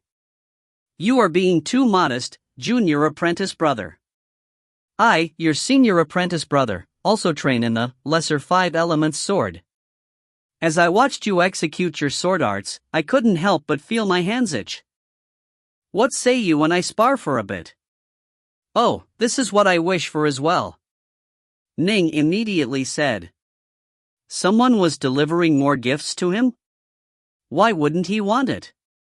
Based on Ning's calculations, especially given how strong his soul was, he felt that he should hold a major advantage over the other. There were probably not many Zifu disciples who could match him, unless a reincarnated immortal emerged to battle. What is the wager? Ning asked. Buing laughed. Naturally, just 100 black-white pellets and 5 kilograms of liquefied elemental essence. Overly large wagers will hurt the camaraderie amongst us fellow disciples. Ning nodded. All right. Moments later. Ning and Buing were each seated in the lotus position atop their stone pillars. Begin, the white-haired elder barked. Instantly, the grand ceiling formation once again appeared. The golem which I have chosen is known as the 6 Harmonies Golem. Senior apprentice brother Ying's voice rang out. Be careful, junior apprentice brother. Senior apprentice brother. Please proceed. Ning's voice rang out as well. The two sat on opposing stone pillars, staring at each other. The 2 golems below stared at each other as well. Kill. Previously, Buing had a smiling look on his face, but his face now turned solemn as he let out a low growl. Instantly, the 6 Harmonies Golems simultaneously shot out 36 flying swords, every single one of them covered with unique runes. The reason why this golem was named the 6 Harmonies Golem was precisely because it was capable of executing this 6 Harmonies formation. Ning, seeing this, frowned. Go! 12 flying swords emerged from the back of the Thousand Words Golem. These 12 flying swords hissed as they slashed through the air, transforming into a dense layer of rain, each containing inexhaustible amounts of power. Rumble! The 36 flying swords swiveled as they flew, 6 of each forming into a formation base, with the 6 bases forming the 6 Harmonies formation. In addition, the entire formation transformed into a giant windmill. Rumble, the power of it crushed downwards. Crash, crash, crash. The countless droplets of rain smashed viciously against the giant windmill, but the 36 flying swords of the windmill swiveled about, easily dissipating the smashing power. Can't block it. This Buing truly is much more formidable than Bladask. Fortunately, I was prepared long ago. Ning's face changed, and a fierce look flashed through his eyes. The 12 flying swords under his control suddenly separated into 2 parts. One part spun in a circle in midair, while the other formed a cross. Whoosh! The 12 flying swords merged with each other, transforming into an azure, flaming sword. Boom! The giant, azure flaming sword pierced directly through the windmill. The windmill was only able to take it for a brief moment before crumbling. Duality azure flame sword. Buing, seated there on the pillar, saw this. His face turned ashen, and then he let out a sigh. He didn't even try to fight back, allowing Ning's azure, flaming sword to pierce directly through the protective layer of his golem. Ning wins. The white-haired elder once more called out in a high voice. The Dao Debate Palace was a hubbub of noise right now. Buing was definitely an outstanding figure amongst the Zifu disciples of the Black-White College, and could be considered one of the movers and shakers. In terms of power, he was far superior to Bladask. And yet, even he had been defeated by this new disciple who had just joined the Black-White College? They are all supreme geniuses, but this Ning is an absolute monster. Nine Lotus watched everything happen, and she murmured in her heart, he reached the Dao domain level at nearly 16 years of age? And his soul has supposedly reached the divine sense level. He's absolutely a monster, like those reincarnated immortals. To lose to a monster like him, their defeats are nothing to be ashamed of. If you find any errors, ads pop up, ads redirect, broken links, non-standard content, etc., please let us know. Report chapter so we can fix it as soon as possible. Book 7, Chapter 33, Two Major Factions. Chapter 33, Two Major Factions. With a thought, Ning removed his binding from the thousands words golem, then leapt 300 meters and landed outside the battle arena. He secretly sighed to himself, although I have reached the Tao domain level, and my soul is at the divine sense level, if I hadn't meditated on the lesser 5 elements sword, and increased the power of my sword arts, it would be hard to say if I would have won, or this Buing would have won. His foundations were exceptionally stable, at the level of a reincarnated immortal. However, prior to joining the Black-White College, his sword arts had been very weak. Only after learning the lesser 5 elements sword had he been able to address this shortcoming. If he hadn't learned it, he would have had to rely on the power of his soul and controlled even more flying swords to achieve victory through numbers. Swoosh! Buing landed next to Ning as well. Senior apprentice brother Buing, Ning greeted him modestly. Buing sighed. No wonder Immortal Diantsai accepted you as his disciple, junior apprentice brother Dark North. I wholeheartedly acknowledge my loss. You were able to simultaneously control 12 flying swords and execute the drizzling rain technique. Your level of insight is very high, and your soul is powerful. All of these things inspire admiration in me. In addition, junior apprentice brother, you were even able to execute the duality azure flame sword. I have nothing to say about my loss. Here are 100 black-white pellets and 5 kilograms of liquefied elemental essence. Buing tossed 2 bottles to Ning, who accepted them. However, junior apprentice brother, you've now defeated both Bladask and myself. Buing looked towards Ning. Make your preparations. This matter will not conclude here. After speaking, Buing began to walk towards the outside. It won't conclude here? Ning frowned, then followed him outside. Senior apprentice brother Ji Ning, senior apprentice brother Ji Ning. North Sun excitedly ran over. It was as though he was even more excited than Ning by Ning's victory. That was too incredible. And to think those old disciples wanted to teach us new disciples a lesson. Ha ha ha. They've lost 2 rounds in a row now. This time, the old disciples really did lose face. Ning laughed. It was nothing more than a spar. North Sun disagreed. No, this was about face. This year, there are only 2 new disciples, you and me. Now that you've won, senior apprentice brother, as your junior apprentice brother, I've gained face as well. While chatting, the 2 moved to the outside. As for the old disciples, none of them, including Buing, Winterine, and Bladask, moved to speak to Ning. The atmosphere was clearly rather awkward. The only person to move closer to him was Nine Lotus. Senior apprentice sister. Ning felt his heart clench. Nine Lotus truly was a naturally mesmerizing figure. In terms of appearance, she could be described as a peerless beauty. Of all the beauties Ning had ever seen, she was second only to Meng Xian. But in terms of grace and aura, she was unquestionably number 1. Junior apprentice brother Ji Ning. Nine Lotus' voice was very soft and gentle. You must be careful. You won 2 rounds in a row. The old disciples won't just let things slide like this. No matter what, the traditions of our Black-White College will not be broken just for you. When you go back, you need to make your preparations. Ning's pupils contracted slightly. He nodded. I, Ji Ning, have always looked forward to the opportunity to spar with my fellow disciples. Nine Lotus nodded as well, then departed. Ning glanced at the other old disciples. However, given that even Buing had been defeated, none of the others felt any confidence in being able to win, and so they naturally didn't say a word. Let's go.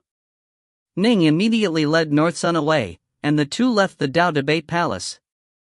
Swoosh! The 2 quickly disappeared into the night sky. They watched as Ning and North Sun left. Only now did the old disciples within the Tao Debate Palace begin to speak amongst themselves. We actually lost 2 battles in a row. A tall, skinny youth said in a hoarse voice, we old disciples are meant to teach a lesson to the newer disciples, to let them understand the principle that there is a heaven beyond the heavens, and geniuses beyond geniuses. This is a tradition of our black-white college that has lasted for countless years. All of us are old disciples who joined years ago. No matter what, we can't just admit defeat like this. Right. If we admit defeat, then that means that we old disciples are admitting inferiority to the newer disciples. Even Winterine nodded as well. The old disciples all nodded. This was a tradition. The old disciples were to teach the new disciples a lesson. These old disciples had joined many years ago, and although some of the weaker ones amongst them would occasionally lose to a new disciple, the stronger ones amongst the old disciples would gain a victory back in turn. If they weren't able to do so, didn't that mean that every single one of them was inferior to the new disciples? From ancient times to modern times, there has never been anyone capable of forcing the old disciples of the Black-White College to admit defeat. Not even reincarnated immortals. Buing nodded solemnly as he spoke. I will go ask junior apprentice brother Qinghe. After speaking, Buing left the Dao Debate Palace. Let's go. The old disciples all departed from the Dao Debate Palace, transforming into streaks of light and disappearing into the sky. The disciples of the Black-White College were divided into 3 generations. The third generation consisted of Zifu disciples and Wanxiang adepts. Amongst the Zifu disciples, the most outstanding and dazzlingly strong one was Qinghe. Qinghe entered the school at 18 years of age, and had also reached the Dao domain level. Given his current level of insight, he could easily reach the Wanxiang adept level, but he needed to further solidify his foundation. Only with a sufficiently stable foundation would the Zifu lake within his body truly expand to the limit, allowing his future potential to be greater. Late night. Junior apprentice brother Qinghe, junior apprentice brother Qinghe. Buing charged into the skies above a towering mountain, then immediately began to shout, his voice echoing within the entire estate. The Zifu disciple retainers and the commoner servants in the estate below all began to react. Senior apprentice brother Buing, why have you come to speak to me so late at night? A figure suddenly emerged from the courtyard, head upraised and staring towards Buing, who stood there in the night sky. Buing immediately landed within the courtyard. I've come here this late at night to inform you about something, junior apprentice brother. Buing shook his head and sighed. I'm ashamed to even say this. Each year, the new disciples of our Black-White College will go to the Dao Debate Palace and be taught a lesson by us old disciples. In the past, the two of us experienced this as well. Qinghe laughed and nodded. Right. The old disciples have all been in the school for many years. Naturally, they will win. Except, we lost. Buing shook his head. Just now, several of us old disciples were at the Dao Debate Palace, sparring with the new disciples, Ning and Mu Northsun. We defeated Northsun twice in a row, but afterwards, when we sparred with Ning, we were defeated by him twice in a row. In fact, even I lost to the hands of junior apprentice brother Ning. What? Qinghe was shocked. Senior apprentice brother, you lost? Right. That's why I came to invite you, Buing said. You can be said to be the Zifu disciple amongst us who is at the very peak of power, and so... Qinghe nodded. Senior apprentice brother, don't worry. Naturally, I won't shirk my duties in this matter. Senior apprentice sister, senior apprentice sister. Nine Lotus stood there in midair, staring down towards a graceful estate below. Little sister, you came? A clear, cold voice rang out. Why don't you come in? Nine Lotus immediately landed. There was a black-robed maiden standing there, beneath the moonlight. In front of her there was an exquisitely carved wine flask and wine goblets. This maiden's beautiful features were absolutely superior to that of even Nine Lotus, and that cool, indifferent aura made her seem like a true immortal of the heavens. And, in truth, this black-robed maiden was indeed a reincarnated immortal. Within the Black-White College, she was an extremely famous reincarnated immortal, the Rainbow Flame Fairy, UA. As one of the extremely few reincarnated immortals, although she was currently only at the peak Wanxiang adept level, her status was comparable to that of the primal Taoists. Senior apprentice sister. Nine Lotus sat down as well.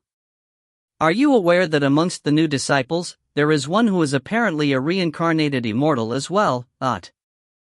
Are you referring to junior apprentice brother Ning?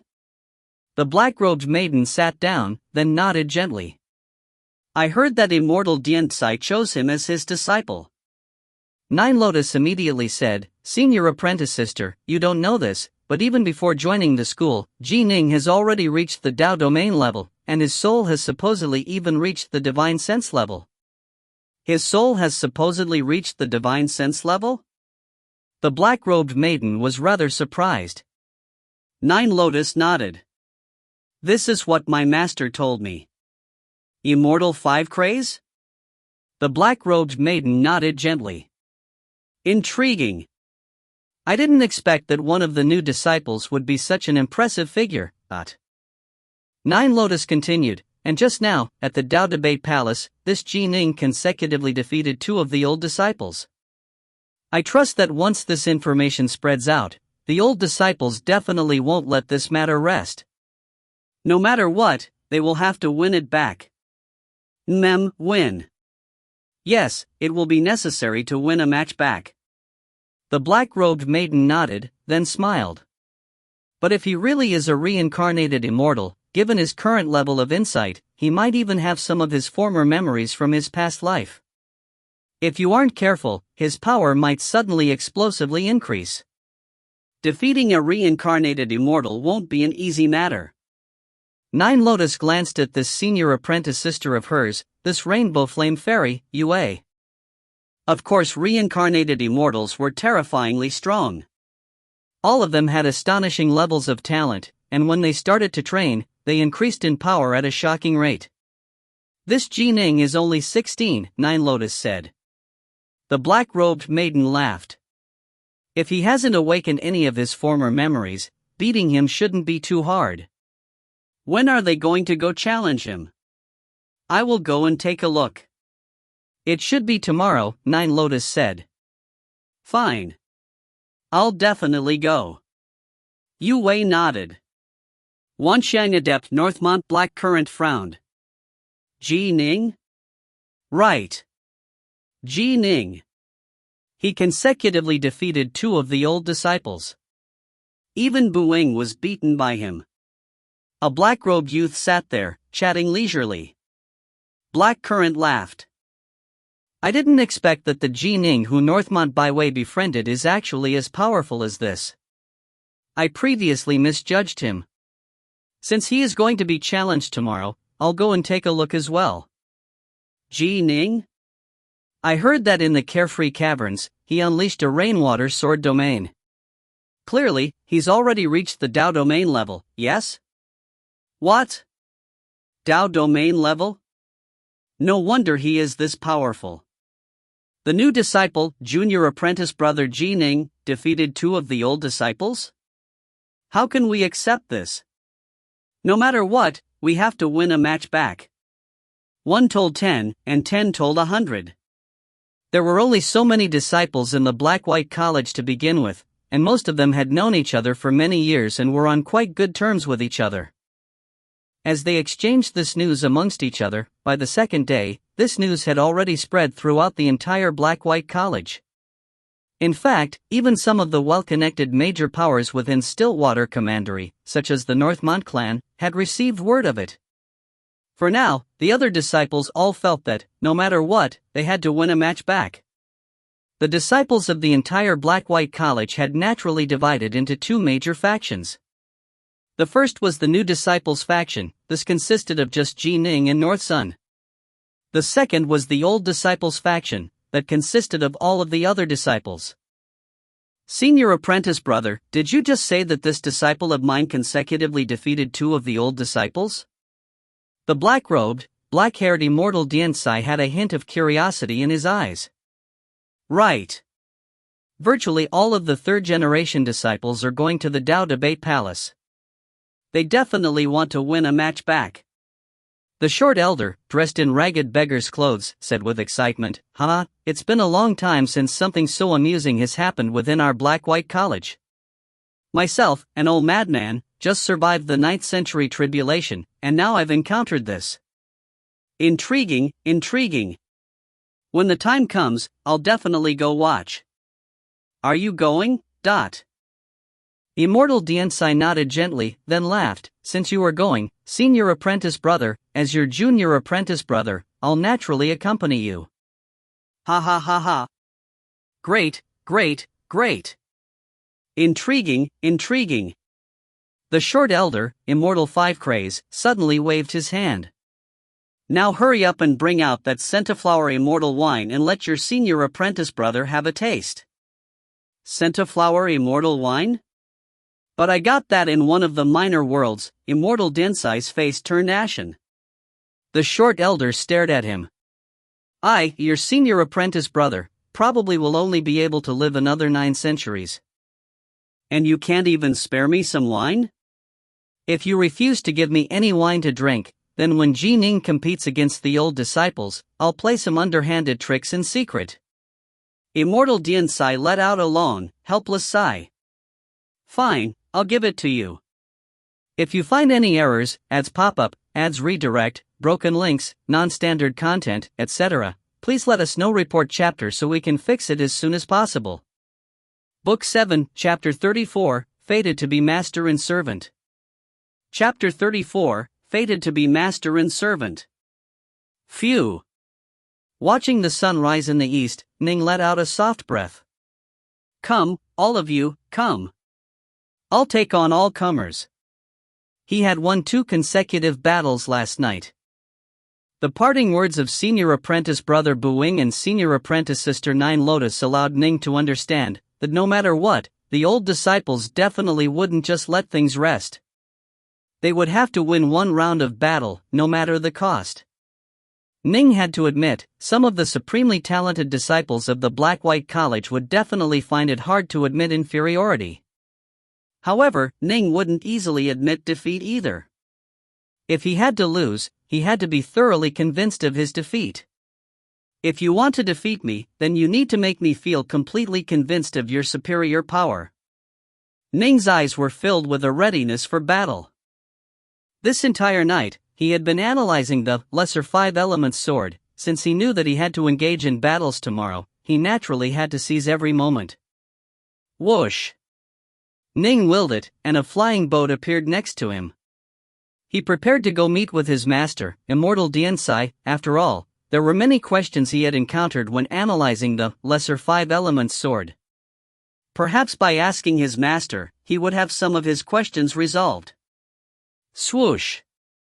The flying boat instantly disappeared into the skies. But suddenly, a voice rang out. Senior apprentice brother Dark North. Ning, atop the boat, turned to look. A middle-aged man, mounted on a sword, was flying towards him. A hint of nervousness and awe was on his face, and the borders of his sleeves were decorated with white and black embroidery. Upon seeing the embroidery, Ning immediately understood that this should be a formal disciple's retainer. Every single formal disciple was able to take on 10 retainers. These immortal practitioner retainers would carry out some important tasks, deliver messages, stand as guards, etc. These were the tasks they would carry out. What is it? Ning looked towards him. The middle-aged man replied respectfully, There is someone outside the college who wishes to see you, senior apprentice brother Dark North. He calls himself Northmont Byway. Northmont Byway? Ning nodded. I'll head right over. Swoosh! He immediately directed the boat towards the Black-White College's main gate. Moments later, he arrived and saw that outside the gate, Byway was seated atop his 9-star immortal carriage in an extremely ostentatious manner, with the driver still that female servant construct. Ning. Byway, upon seeing Ning fly over aboard his boat, immediately disembarked from the carriage. Byway. Ning landed. Why have you come so early this morning to the college? Baiwei laughed, then pointed towards 3 people standing nearby. All of them had fairly exceptional auras. I told you before that I wanted 5 slots from you. These 3 will fill up 3 of the slots. As for the other 2, they'll arrive after a period of time. The 3 of them? Ning sized them up carefully. Every single formal disciple could only have 10 retainers. Once a master-servant relationship was established, they would generally be together for a century, or even centuries. These 3 are all not bad. Baiwei pointed to the tallest one, a rather skinny youth. His name is Cloudship. He's a member of the Cloud Tribe, and an early-stage Zifu disciple. Cloudship's eyes were very bright. He immediately said with respect, Cloudship pays his respects to senior apprentice brother Ning. This is Cloudship's little sister. Baiwei pointed to a devilishly beautiful, tall, willowy woman who was dressed in white muslin. This woman's eyes were extremely large, soft, and moist. Her eyes were just as bright as her older brother's. She gave Ning a deep look, then curtsied and said, Cloud Jade pays her respects to senior apprentice brother Ning. Baiwei then pointed to the final person, a seemingly ordinary youth. His name is Forguard. He was originally one of my guards, and is extremely loyal. Forguard pays his respects to senior apprentice brother Ning. The ordinary-looking youth also bowed with respect. Cloudship, Cloudjade, and Forguard. Baiwei laughed. They will be your retainers, brother Ning. If they treat you with any disrespect at all, you can immediately expel them from the Black-White College. As for myself, Northmont Baiwei, I'll never meet them again after that. In dealing with them, you do not need to consider the question of giving me face at all. Nin nodded. Here are another 100 ordinary mortals. They were all carefully selected, and all have some special talents.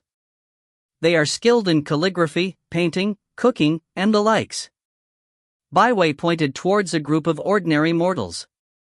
These were almost all women, with only 2 or 3 dozen being men. When Baiwei pointed towards them, they all fell to their knees in respect, not daring to show the slightest hint of discourtesy. Sorry for the trouble, brother Baiwei. Nin nodded. Baiwei asked, if you aren't in a hurry, how about, in a few days, you, me, and that Moon Northsun have a little get-together? Very well. Ning hurriedly added, right. There's something I need to trouble you about, brother Baiwei. Oh? Pray tell, Baiwei said. Nin nodded. Here's the situation. When traveling to Stillwater City, I encountered 3 early-stage Zifu disciples of the Meng clan. Their names were Meng Xin, Meng Rock, and Meng Jun. Afterwards, they met with one of their seniors of their clan, someone they addressed as Uncle Meng, a balding, middle-aged man. Of the 3 of them, Meng Rock once used a forbidden technique and harmed his foundations. I imagine that it will be hard for him to enter a school, and so I want to give one of the retainer positions to him. Only, I have no idea where he is living, so I'd like to ask you to help investigate, brother Baiwei. This is a minor matter, Baiwei said with confidence. The Meng clan is a major clan. The Heavenly Treasures Mountain will definitely be keeping track of the movements of the members of their clan. I'll go investigate and will immediately find out. Alright, if there's nothing else, I won't tarry. Baiwei once more walked to his 9-star immortal carriage. The 2 clasped hands towards each other, bidding each other farewell, and then the immortal carriage transformed into a blaze of light, disappearing into the horizons. With but a thought, Ning made his flying boat increase in size, to a ship that was many tens of meters in length. All of you, come aboard. The 3 retainers and the many mortal followers all boarded the ship, and then the ship soared into the skies, flying at high speed towards Dark North Peak. Baiwei, riding within the 9-star immortal carriage, quickly arrived at the Heavenly Treasures Mountain. I heard that the new disciple of the Black-White College, Ning, defeated 2 of the old disciples in a row last night. What sort of a person is this Ning? He is that amazing? No idea. All I heard is that he was accepted by Immortal Diantsai as his apprentice. As soon as he left the carriage, Bai Wei overheard two immortal practitioners engaged in a conversation. The Heavenly Treasures Mountain was a place where fish and dragons intermingled. There was quite the free flow of information here. Oh? A hint of a smile appeared on Bai Wei's face. My brother Ning actually did something so incredible last night, and I didn't even know about it? First, I'll help him locate that Meng rock fellow. Since my brother Ning remembered him, I imagine that this rock must have some extraordinary qualities. East Stillwater City. Within an exquisite estate. Meng Rock was seated here, drinking wine. Little Sister Xin, let me. Little Sister Xin, I'll help you package these. Meng Jun was quite the busy bee right now, helping Meng Xin take care of and package some of her household items. They had been living in their third uncle's residence in recent days, but since they had entered a school, the school had given them 3 days' time to prepare. Then, they would leave Stillwater City and head to the headquarters of the main sect, located 1,000,000 kilometers away from Stillwater City. Meng Jun glanced sideways at Meng Rock, who was drinking wine gloomily, then sighed, "Rocky, just endure it for a bit.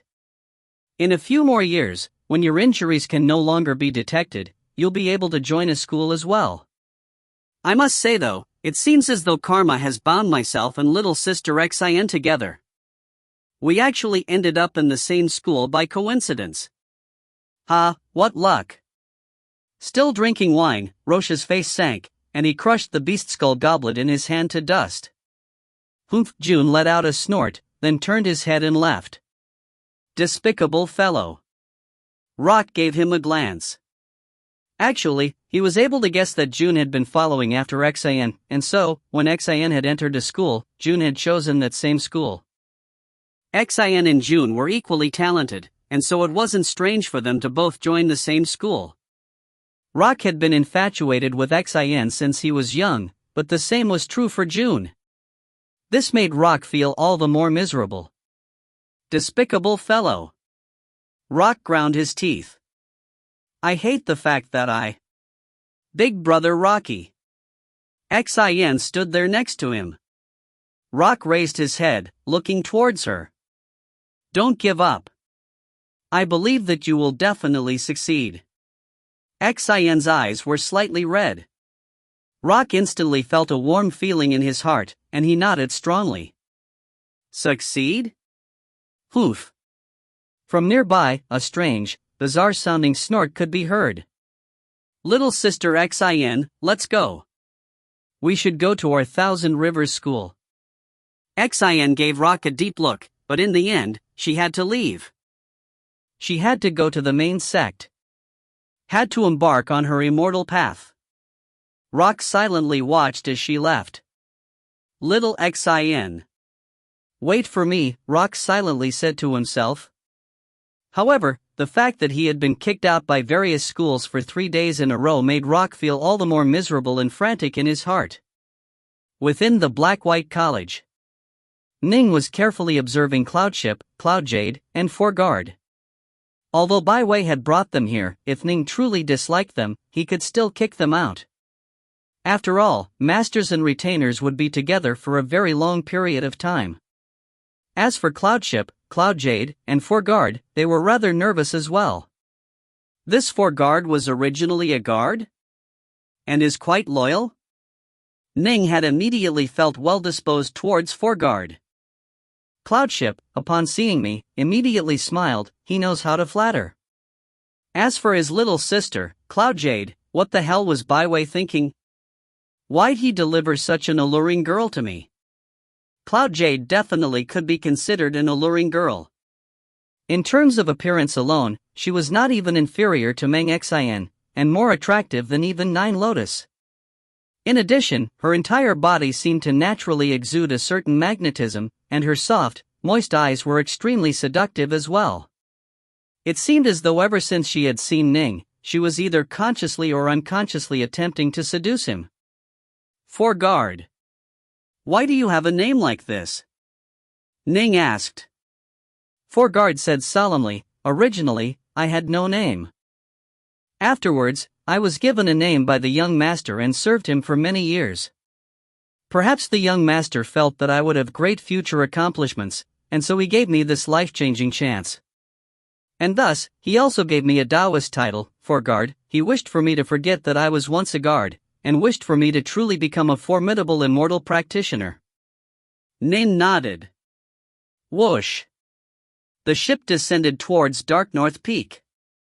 The nearby cloud ship, Cloudjade, and Forgard all nervously awaited Ning's questions, but unexpectedly, Ning didn't ask them a single thing. Uncle White.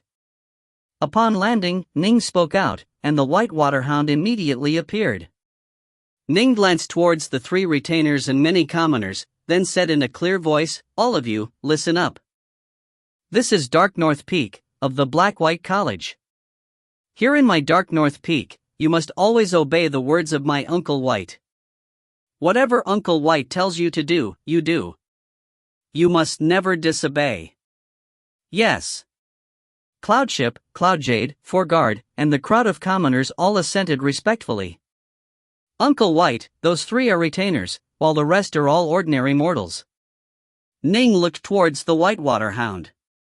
I'll hand full responsibility for all matters in Dark North Peak to you, Uncle White.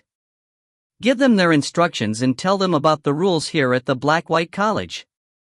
The White Waterhound immediately transformed into mist, and when he reformed, he appeared as a white-robed, white-haired man. The white-robed, white-haired man had a very gentle look in his eyes, and he seemed to extrude a natural aura of friendliness, as though he brought the gentle, warm spring wind with him. He laughed and said, Ning, son, go ahead and leave these things to me. All right. Ning immediately transformed into a ray of light, quickly departing from Dark North Peak. As for the others, including the retainers, they were restricted as to where in the Black-White College they could go. A short while later, Ning arrived before the mountain peak which was the residence of his master, Immortal Dinsai. Ji Ning. Enter. A calm voice rang out by Ning's ears. Yes, master. Ning immediately descended towards the peak. If you find any errors, ads pop up, ads redirect, broken links, non-standard content, etc., please let us know. Report chapter so we can fix it as soon as possible. Book 7, Chapter 35, Immortal Dinsai's Guidance. Chapter 35, Immortal Dinsai's Guidance. There was no one within the hall, only the black-haired, black-robed Immortal Dinsai.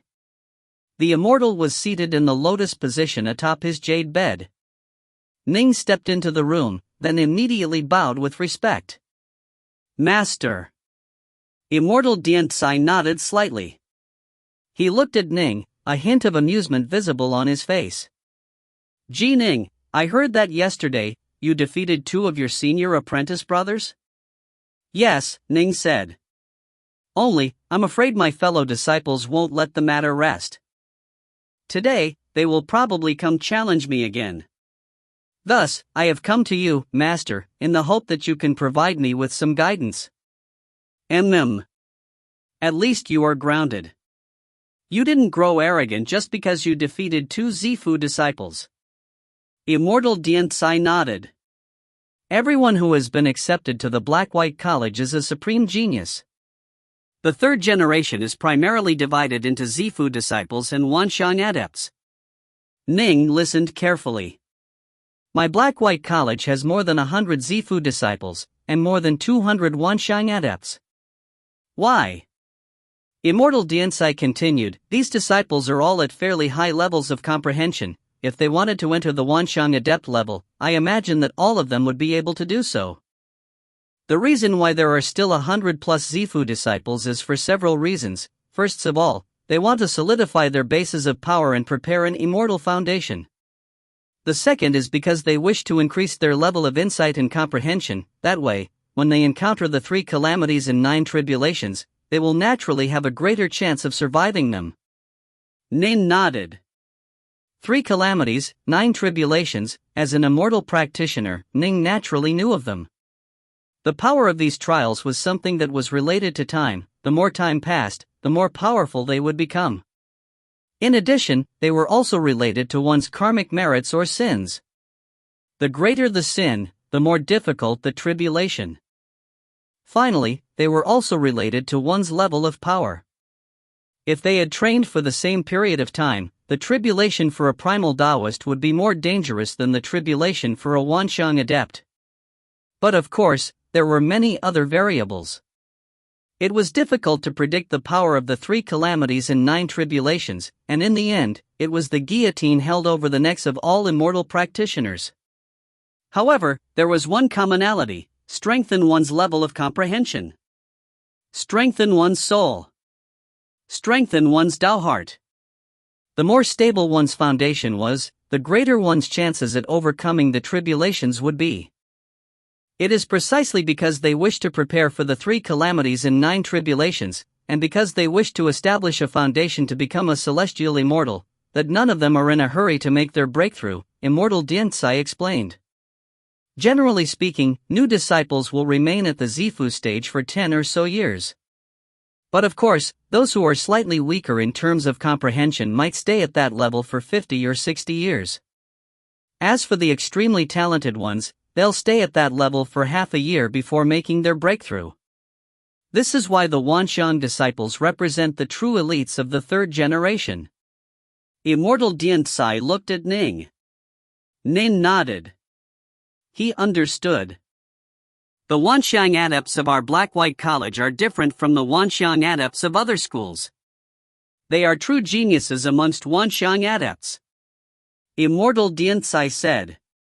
For other schools, every so often, they might have 1 or 2 Wanxiang adepts who reach the Tao domain level, but for our Black-White College, almost every single Wanxiang adept is at the Tao domain level. Hearing this, Ning felt shock in his heart. There are some who are even more formidable. They have an incredibly deep comprehension of their chosen Tao, and perhaps even many insights into other Taos as well. They are able to reach the Tao domain level in multiple, different Taos.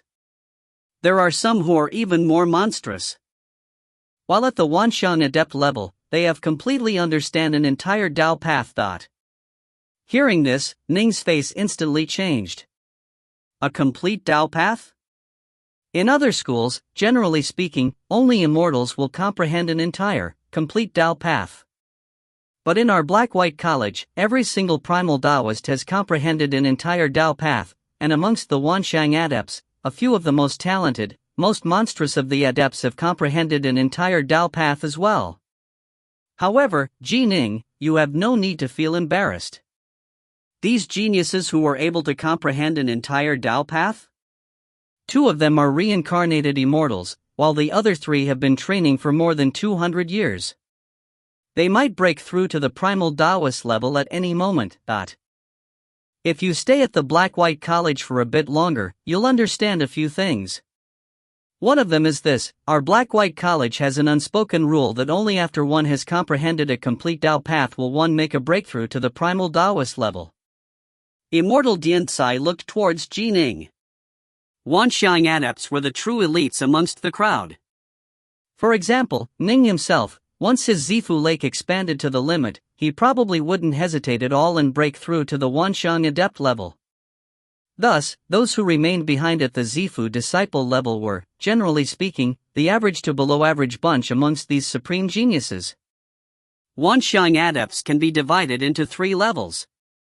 The first level has only reached the Tao domain level. The second has reached the Tao domain level in multiple Taos. The third level has comprehended a complete Tao path. Immortal Dianzai looked towards Ning. Don't worry. This time, your fellow disciples amongst the Wanxiang adepts level won't interfere too casually. They'll first have the most powerful Zifu disciples make their attempt. But if even they are unable to defeat you, only then will the Wanxiang adepts make their moves. No matter what, however, those supreme few who have comprehended a complete Tao path will not interfere. If they did, that would be going a bit far. Ning nodded. Master, how many reincarnated immortals are there amongst the Wanxiang adepts? Ning was curious. Immortal Dianzai laughed. You disciples are always curious about the reincarnated immortals. Actually, it's even possible that you yourself might be a reincarnated immortal.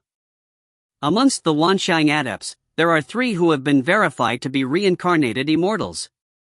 2 of them spent 80 years in training and have comprehended a complete Dao path, while the other one has trained for 20 or so years. After having heard me say so many things, you should now understand the situation.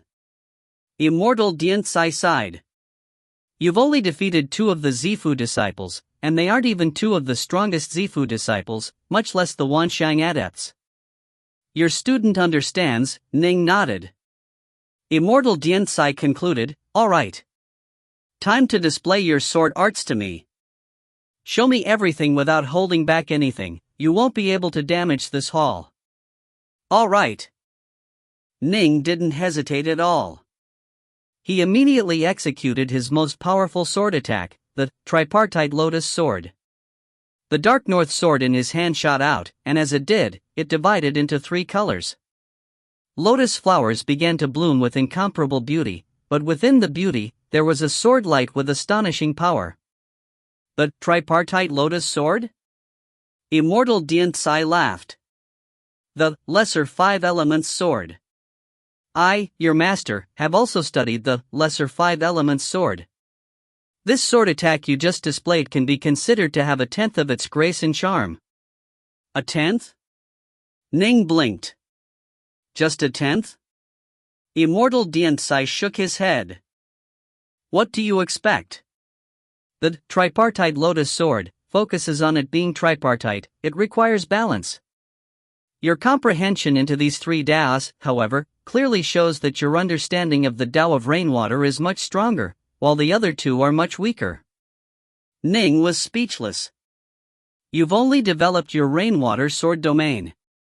If you were to develop 2 other Tao domains, then at that point in time, you would be able to display the true, tripartite lotus sword, Immortal Dianzai said. Ning nodded in acknowledgement. He had to admit, it was true that the tripartite lotus sword required balance. His comprehension into the various Daos, however, was unbalanced. Your comprehension of the Tao of rainwater is stronger, Immortal Dianzai said. Since that's the case, then I'll help you retrofit your tripartite lotus sword into a neo-tripartite lotus sword. Immortal Dianzai immediately waved out a sword finger. Slash! A sword light instantly flashed, and wherever it passed, flowers began to bloom. Only, the green color within the flower buds was noticeably stronger, while the other 2 colors served to accentuate it. 4 hours later, Immortal Dianzai's guidance came to an end. I've already explained as much as I can regarding the mysteries and secrets of the neo-tripartite lotus sword, and the 3-foot sword, as first stance, Immortal Dianzai said. Given your current level of understanding, you should completely focus your attention on analyzing these 2 sword arts. When the day comes where you are able to release the power of both sword arts, come find me again. Yes. Ning bowed with gratitude. The saying was true, listening to a master say a few words was superior to training by oneself for a year. The neo-tripartite lotus sword was something which he had already begun to vaguely grasp. Most likely, he would soon be able to unleash its power. As for unleashing the true power of the original, tripartite lotus sword, he would have to wait until he comprehended 3 Tao domains. When the 3 became 1, he would be able to unleash the most power possible from the tripartite lotus sword. What he was able to unleash right now was nothing more than some scraps. As for the first stance of the 3-foot sword, that was simply unfathomably profound. The 3-foot sword focused more on the heart, training in the sword was also training in the heart. Swoosh! Ning immediately boarded his flying boat and departed from his master's residence. The golden crow hung high in the sky. The Tao Debate Palace, atop the Tao Debate Peak. Today, this place was incomparably lively. One streak of light after another flew towards here, riding on flying swords, flying boats, flying chains, flying gourds, flying red banners, flying leaves, and all sorts of curious magic treasures. One after another, they flew into the Tao Debate Palace. Senior apprentice brother Isen, weren't you wandering outside? I just so happened to be over at the Rain Dragon Guard's place, and I heard that one of our new disciples, Ning, defeated two of his Zifu disciple colleagues in sequence. I'm quite curious, so I came over to take a look. Quite a few fellow disciples have come today. It has been a long time since our black-white college has been so lively. The two figures chatted amongst themselves as they flew to the Dao Debate Palace. The battle arena was at the heart of the Dao Debate Palace. At the sides of the arena were many chairs. The higher-ranking disciples of the college sat down, while the Zifu disciples remained standing to the side, chatting amongst themselves and in no rush to sit. After all, who knew how many fellow disciples would come today?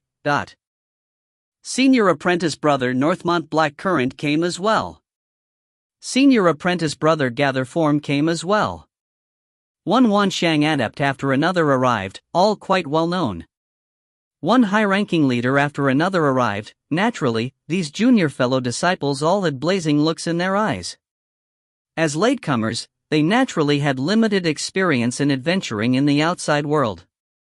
But these fellow disciples who had joined more than a century ago already had shocking stories and legends about them that circulated in the outside world. It was actually quite a frequent occurrence for the Wanshang adepts of the Black-White College to be able to battle at a higher level in combat even primal Taoists. It's Senior Apprentice Brother Holyfire.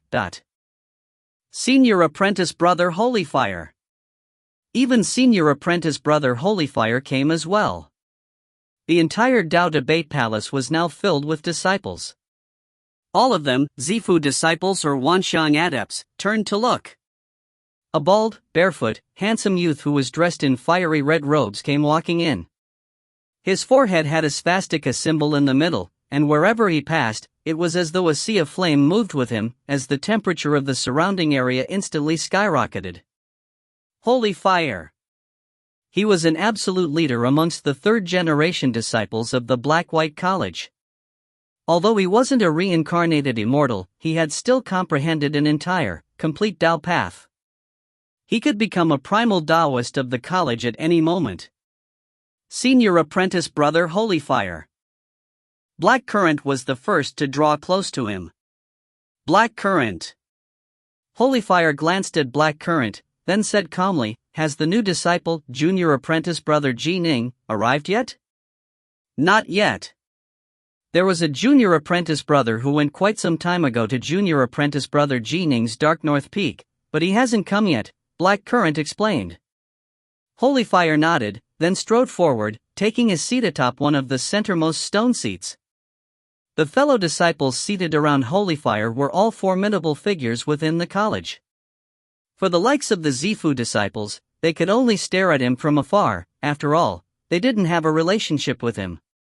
If you find any errors, ads pop up, ads redirect, broken links, non-standard content, etc., please let us know. Report chapter so we can fix it as soon as possible. Book 7, Chapter 36, Junior Apprentice Brother Ning welcomes all challengers. Chapter 36, Junior Apprentice Brother Ning welcomes all challengers. The winter wind was quite refreshing. Ning stood atop his boat, soaring through the skies, and in his mind, he continued to think back to the scenes of his master, Immortal Diansai, displaying sword arts for him to see. Master's sword arts have truly reached an inconceivable level. Ning sighed to himself. Diansai has often referred to as the second coming of Immortal Northwalker, and also as the disciple of the Black-White College with the greatest chances of becoming a celestial immortal. Immortal Diansai's sword arts vastly surpassed the level which Ning was able to comprehend. Someone's here? As his flying boat reached the air above Dark North Peak, Ning saw that there were currently two people standing outside the gates to his estate.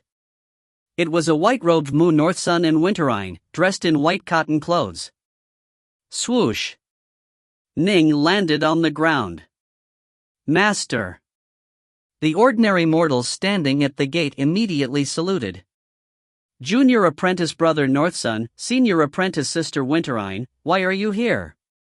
After landing, Ning smiled towards them. Only now did Winterine let out a long sigh of relief. Junior Apprentice Brother Dark North, can it be that you don't know about today's matters? Of course Ning knew. Senior Apprentice Sister Winterine, Are you referring to the challenges at the Tao Debate Palace? Of course. Winterine nodded. Today, many of our fellow disciples have hurried over there. Even some of our fellow disciples who were not present in the college, upon hearing this news, have hurried back. I've came to invite you to the Tao Debate Palace, Junior Apprentice Brother Dark North. Ning nodded. Winterine continued, let's hurry. I imagine many of our fellow disciples are growing impatient. All right. Ning looked towards the nearby North Sun.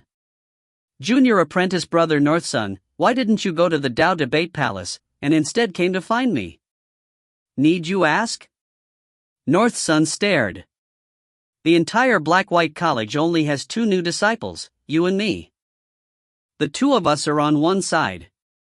All those people at the Tao Debate Palace are older, more senior disciples. If I go there, what am I supposed to do? Just stand there like an idiot and be stared at by everyone?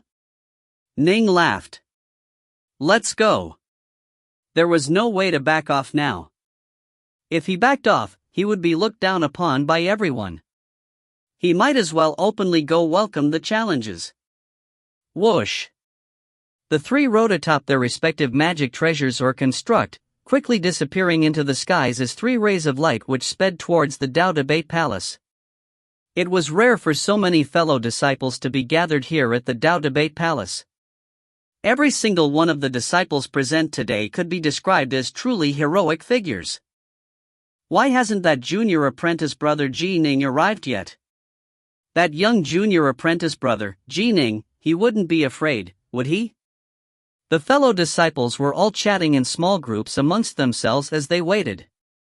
It was, however, almost noon. Some of those who had come earlier had been waiting for nearly 4 hours. Naturally, they were growing rather impatient. Suddenly, 3 figures flew towards them from afar, then landed at the gates to the Tao Debate Palace. This instantly attracted the attention of many of their fellow disciples. He's here. Junior Apprentice Brother Ning came. That's Junior Apprentice Brothers Ning and North Sun. Next to them is Junior Apprentice Sister Winterine. Ning and North Sun had appeared at the grand ceremony of initiation. After all, most of the people were still able to recognize them with one glance. Senior Apprentice Brother Holyfire, seated in the center, glanced at them then said softly, that fur-clad one is Ning? Northmont Black Current, seated next to him, immediately said hurriedly, right, he is Ning. Just from the look in his eyes, I can tell that his Tao heart is very resolute, Holyfire said softly. Black Current replied, if Junior Apprentice Brother Ning knew that you were praising him like this, Senior Apprentice Brother, I imagine he would be endlessly overjoyed.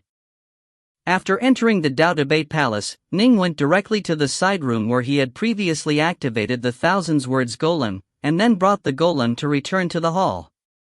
He stood there, in the hall, sweeping everyone with his gaze. There were familiar figures, such as Nine Lotus and the others.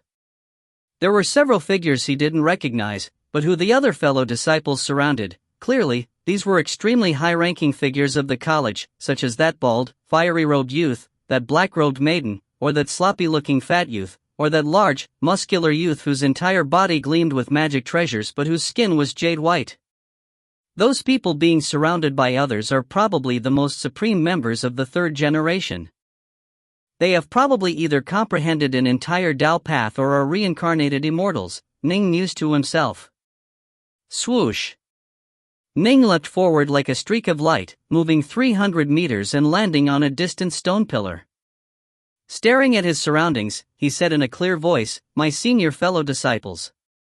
Instantly, the entire Tao Debate Palace grew silent. Yesterday, I was lucky enough to defeat 2 senior apprentice brothers, Ning said in a high voice. Thus, today I have come again. Any of my senior fellow disciples who wishes to discuss the Tao with me can come up and do so. As for the wager, I've recently joined the school, and can't afford too large a wager, and so we'll just go with the smallest wager of 100 black-white pellets and 5 kilograms of liquefied elemental essence. I will wait here. Anyone who wishes to discourse on the Tao with me can come up. His words concluded. The entire Dao debate palace remained quiet for a moment of time. That seemingly sloppy-looking, pudgy youth who was surrounded by many others laughed, his face covered with delight, as he looked towards Ning, who stood there in the distance atop the stone pillar. This junior apprentice brother Ning really is straightforward and passionate. I like him. This sloppy-looking, pudgy youth was, awe-inspiringly enough, the undisputed #1 figure of the third generation of Black-White College disciples. In the outside world, he was often referred to as the sloppy Taoist, but his actual Taoist title was 3-Fat. Although he was not a reincarnated immortal, Taoist 3-Fat was able to suppress the two reincarnated immortals in might, and so became known as the #1 figure amongst the third generation. One truly couldn't judge by looks alone. Hear that? Even little Sloppy likes this Ning. In a corner of the Dao debate palace, the similarly sloppy-looking short elder chortled.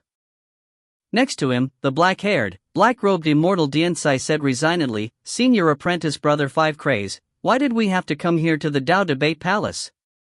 We could have stayed in our own estate and used a water scrying technique, wouldn't we still be able to see everything going on here? Our apprentice nephews such as the headmaster are definitely all watching this in their own estates through a water scrying technique." The short elder glanced sideways at immortal Dianzai. "When we watch here, we can also hear the conversations going on between the third generation disciples. That's so much more fun. As for little Sloppy, he really is the disciple I love the most, even his thoughts are identical to mine. Don't worry, we'll watch here secretly, and those third generation disciples won't notice a thing." Alas! Immortal Dianzai shook his head helplessly. This old fellow really was getting crazier and crazier. Birds of a feather flocked together. Sloppy had even given himself the Taoist title 3-Fat, and was incredibly sloppily dressed. Immortal Dianzai was an extremely strict person. Naturally, he disliked this tremendously. But there was nothing he could do. Old Crazy was the oldest of the loose immortals of the Black-White College, while young Crazy was the most talented disciple the Black-White College had to offer. I hope that I can live to witness little Sloppy become an Earth Immortal. If I can witness him become a Celestial Immortal, I'll die with no regrets.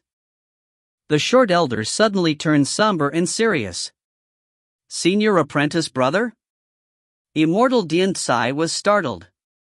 The short elder stared at the fat, sloppy-looking youth who was surrounded by many other disciples. Just you wait and see. Little Sloppy will definitely be more powerful than me. Immortal Dianzai's gaze fell towards the distant stone pillar, and towards Ning who was seated atop it. This was the only disciple under his tutelage. It's about to begin. The short elder's eyes lit up. It's the fellow called Qinghe. There were very many third-generation disciples gathered here at the Dao Debate Palace. The first to stand out was Qinghe, the man who was publicly acknowledged as the strongest of the Zifu disciple students. Swoosh! An azure-robed figure moved forward like a blur, flying directly towards the distant stone pillar before coming to a halt atop it. The golem he controlled moved with him, landing on the arena below. Junior apprentice brother Ning. The azure-robed figure stared at the distant Ning. My name is Qinghe. I joined a few years before you did, and would like to discuss the Dao with you. All right. Ning nodded. Begin. The white-haired elder let out a loud shout, and the grand ceiling formation instantly covered the entire arena.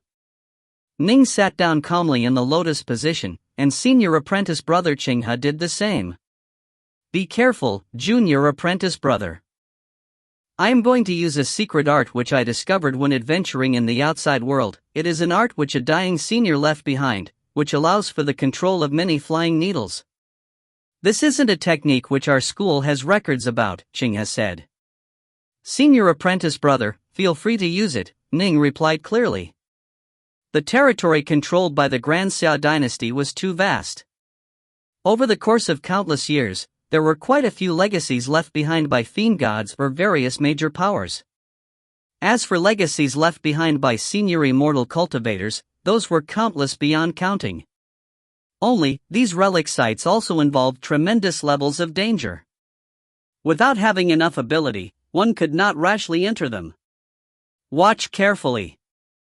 Xinghe appeared quite relaxed, but suddenly, his gaze sharpened. Swish, swish, swish, swish, swish. Countless flying needles suddenly flew out of the body of the golem below him.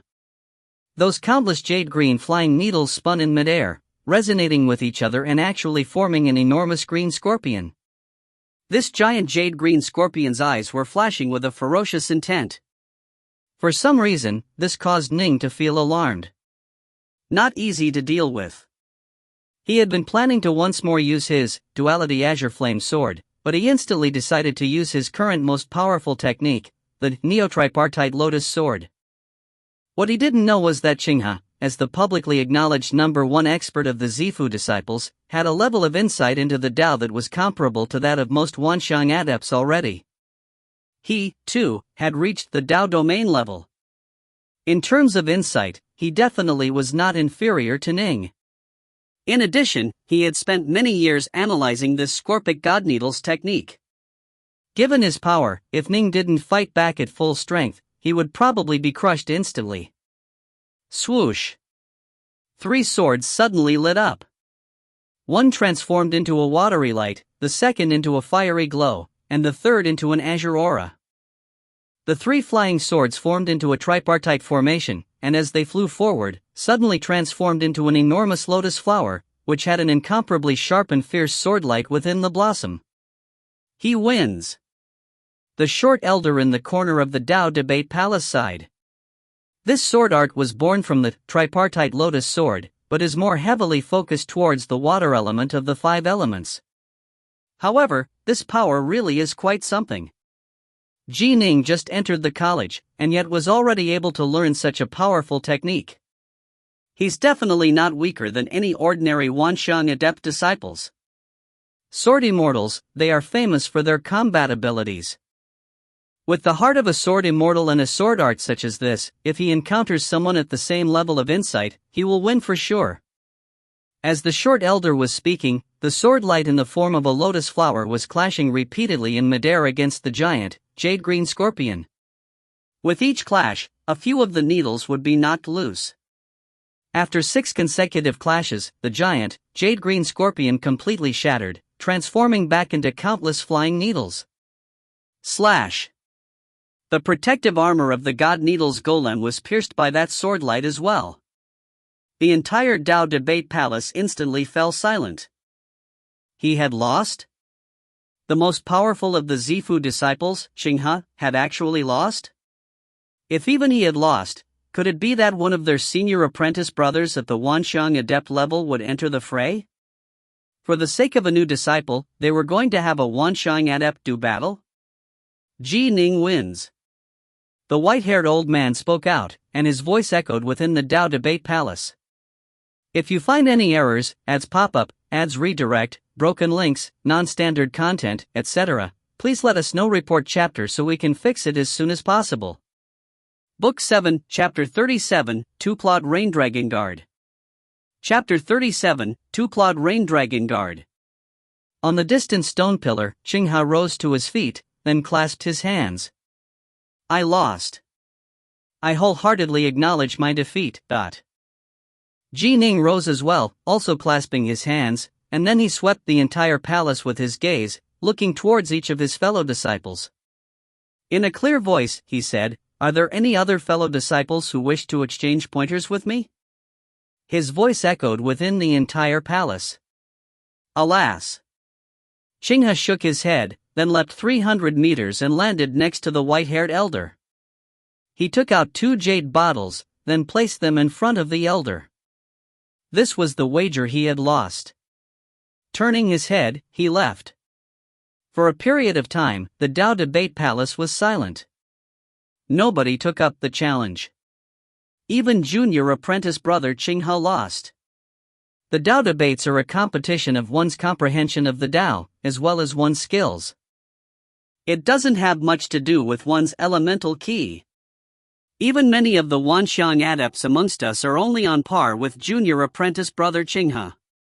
I imagine that only those who have comprehended multiple Dao domains are capable of defeating junior apprentice brother Ning. Of course, there were people who could defeat Ning.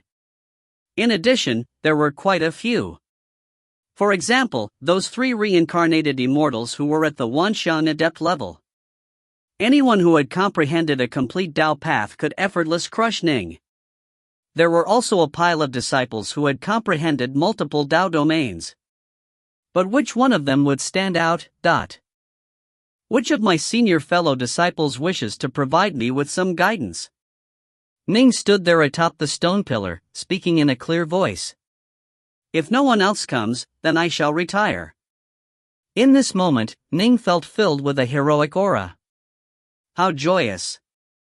He faced a group of supreme geniuses, and he, a newly recruited disciple, was challenging them. This really was a wonderful feeling. Since my other fellow disciples aren't going to participate, then I'll embarrass myself by volunteering. A clear, cold voice rang out and a white-robed, white-haired youth strode forward. With a single step, he transformed into a streak of light which entered the side room. Soon, he returned with a golem by his side. That's Senior Apprentice Brother Blood Shadow. Senior Apprentice Brother Blood Shadow is skilled as a fiend god body refiner, and at close combat, he isn't skilled in a golem-based Dao debate. I heard that Senior Apprentice Brother Blood Shadow is already a 2-clawed rain dragon guard. In a real battle, he probably isn't one whit inferior to an ordinary primal Daoist. But Senior Apprentice Brother Blood Shadow's power primarily stems from his various divine abilities, his blood-forged weapons, as well as his fiend god body refining technique, the indestructible Blood Shadow body. In terms of controlling golems, though, he's a bit weaker. As the white-robed, white-haired youth appeared, a buzz of conversation swept the entire palace. Ning's ears twitched.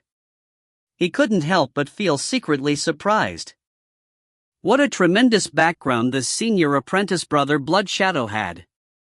The rites of blood forging, although the likes of the G-clan had never heard of it, the Black-White College had. Only, one needed 500 black-white pellets to trade for the technique. And he's actually a 2-clawed rain dragon guard as well. Ning was privately shocked. After entering the rain dragon guard, one would become an ordinary 1-clawed rain dragon guard, and the Black-White College would reward you with 1,000 black-white pellets. If you became a 2-clawed rain dragon guard, you would be rewarded with 5,000 black-white pellets. Upon becoming a 3-clawed rain dragon guard, the reward would be increased to 15,000 black-white pellets. However, it was very difficult to become a 2-clawed rain dragon guard. Generally speaking, only someone at the primal Daoist level of power could become one. Only a very few, exceptionally monstrous Wanshan adepts were able to reach that level. As for that so-called genius of Snow Dragon Mountain, Xuehongi, by comparison, he was far inferior to the senior apprentice brother Blood Shadow. Swoosh! The white-haired, white-robed Blood Shadow's body flickered, and he appeared on the opposite stone pillar. Junior apprentice brother Ning. Blood Shadow stared towards Ning. I'm more used to engaging in close combat. I'm not that skilled in controlling magic treasures to attack. However, I'm still a bit stronger than junior apprentice brother Qinghe. You must be careful. I await your instructions, senior apprentice brother, Ning said solemnly. This was no joke. A freak capable of becoming a 2-clawed rain dragon guard, even one who was primarily a fiend god body refiner, definitely wouldn't be weak when controlling magic treasures. Fortunately, he would be doing so through the golems, and so his divine body and divine abilities would be of no use. Otherwise, there would be no need to compete at all. Ning would simply admit defeat. Begin! The white-haired elder called out in a high voice. Rumble, the grand ceiling barrier once more covered the entire arena. Ning sat down in the lotus position. Blood Shadow did the same. Junior apprentice brother, be careful. Blood Shadow called out in a cold voice. Instantly, the strange flying swords on the back of the 9 swords golem began to fly out. 9 of the queer flying swords flew through the air, beginning to emit a dense, bloody light. The flying swords were all connected by the bloody light, and they quickly formed into an enormous something. It had enormous cicada wings, a head with 3 horns, a mouth that was as long and sharp as a blade, and a savage, flashing gaze. In fact, the killing aura coming from this creature was even more terrifying than that of the direwolf which Blood-Eater Bladask had summoned. Mosquito? Ning, staring the beast that had appeared, couldn't help but feel astonished. This was a titanic mosquito. Swoosh! That sinister-looking, baleful giant mosquito of blood suddenly charged forward, howling through the air, its blade mouth formed from one of the flying swords. The power and invisible pressure from this creature caused Ning's heart to clench. Neo-tripartite lotus sword. Ning didn't hesitate at all, immediately executing his most powerful sword art. Instantly, 3 flying swords flew out from the back of his thousands words golem. They soon formed an enormous, blooming lotus flower of swordlight which stabbed directly towards the baleful, heaven-defying mosquito of blood. Bang! The 2 attacks were both as fast as lightning, and they instantly crisscrossed in the sky. The blooming lotus flower's swordlight trembled, beginning to grow unstable. It's going to collapse. Although senior apprentice brother Blood Shadow is not skilled in using flying swords, it isn't too hard for him to suppress a young, newly recruited disciple. He's won. Quite a few fellow apprentices nodded musingly to themselves. As for Northsun, he clenched his fists nervously as he watched, his heart filled with worry. It was as though he himself wanted to personally charge up. You must win. You must win. Not good. As soon as he began fighting, Ning began to sense how terrifying the penetrative power of the blood mosquito's blade mouth was. Bang! The blood mosquito moved as fast as a shadow, quickly smashing yet again against the lotus flower. Instantly, the blooming lotus flower crumbled, and the 3 flying swords were scattered to one side. However, Ning had expected this long ago. He had already prepared 6 more flying swords, which shot out from the back of the thousands words golem. Go, go, go. A savage look was in Ning's eyes. Whoosh! Whoosh! Whoosh! Every 3 flying swords formed a blooming lotus of swordlight, and even the 3 original scattered swords once more reformed into a giant lotus of swordlight. All of a sudden, the air was filled with 3 enormous flashes of swordlight, each of which bloomed into giant lodi. They flew out in a straight row, simultaneously striking towards the blood mosquito. Meanwhile, Ning's eyes were filled with savagery as he controlled them and attacking. What? He's actually able to simultaneously unleash 3 of those tripartite lotus swords? How can this be? The spectating disciples were all speechless. Using top-tier sword arts was tremendously taxing on one's mental faculties. For something like the tripartite lotus sword, most would be able to unleash just a single one at most. To unleash 3 at the same time was rather ridiculous. At the corner of the Dao Debate Palace, Immortal Diantsai nodded gently. He simultaneously executed multiple sword arts. The nearby short elder shook his head repeatedly. There's only 2 possibilities. The first is that his current comprehension of the Tao is far beyond the level of this sword art, and so it is simplicity itself for him to use it. Only then can one simultaneously use multiple sword arts. The second is that his soul is incomparably powerful, and so he can easily withstand the pressure the sword art creates, allowing him to use it multiple times simultaneously. Either one had a high level of insight, or one had an extremely powerful soul. Your disciple's soul is at the divine sense level? The short elder looked towards Immortal Diantsai, who nodded. Right. As I thought, the short elder said softly. If he has a divine soul at the divine sense level, I imagine he can execute 2 or 3 more swordlights. This battle, your disciple is probably going to win. The giant blood mosquito blurred, then transformed into 3 smaller blood mosquitoes, simultaneously defending against the 3 tripartite lotus swords. Boom! Boom! Boom! There, in midair, the three, tripartite lotus swords, battled against the three smaller blood mosquitoes. Everything was a blur as they clashed and battled against each other repeatedly.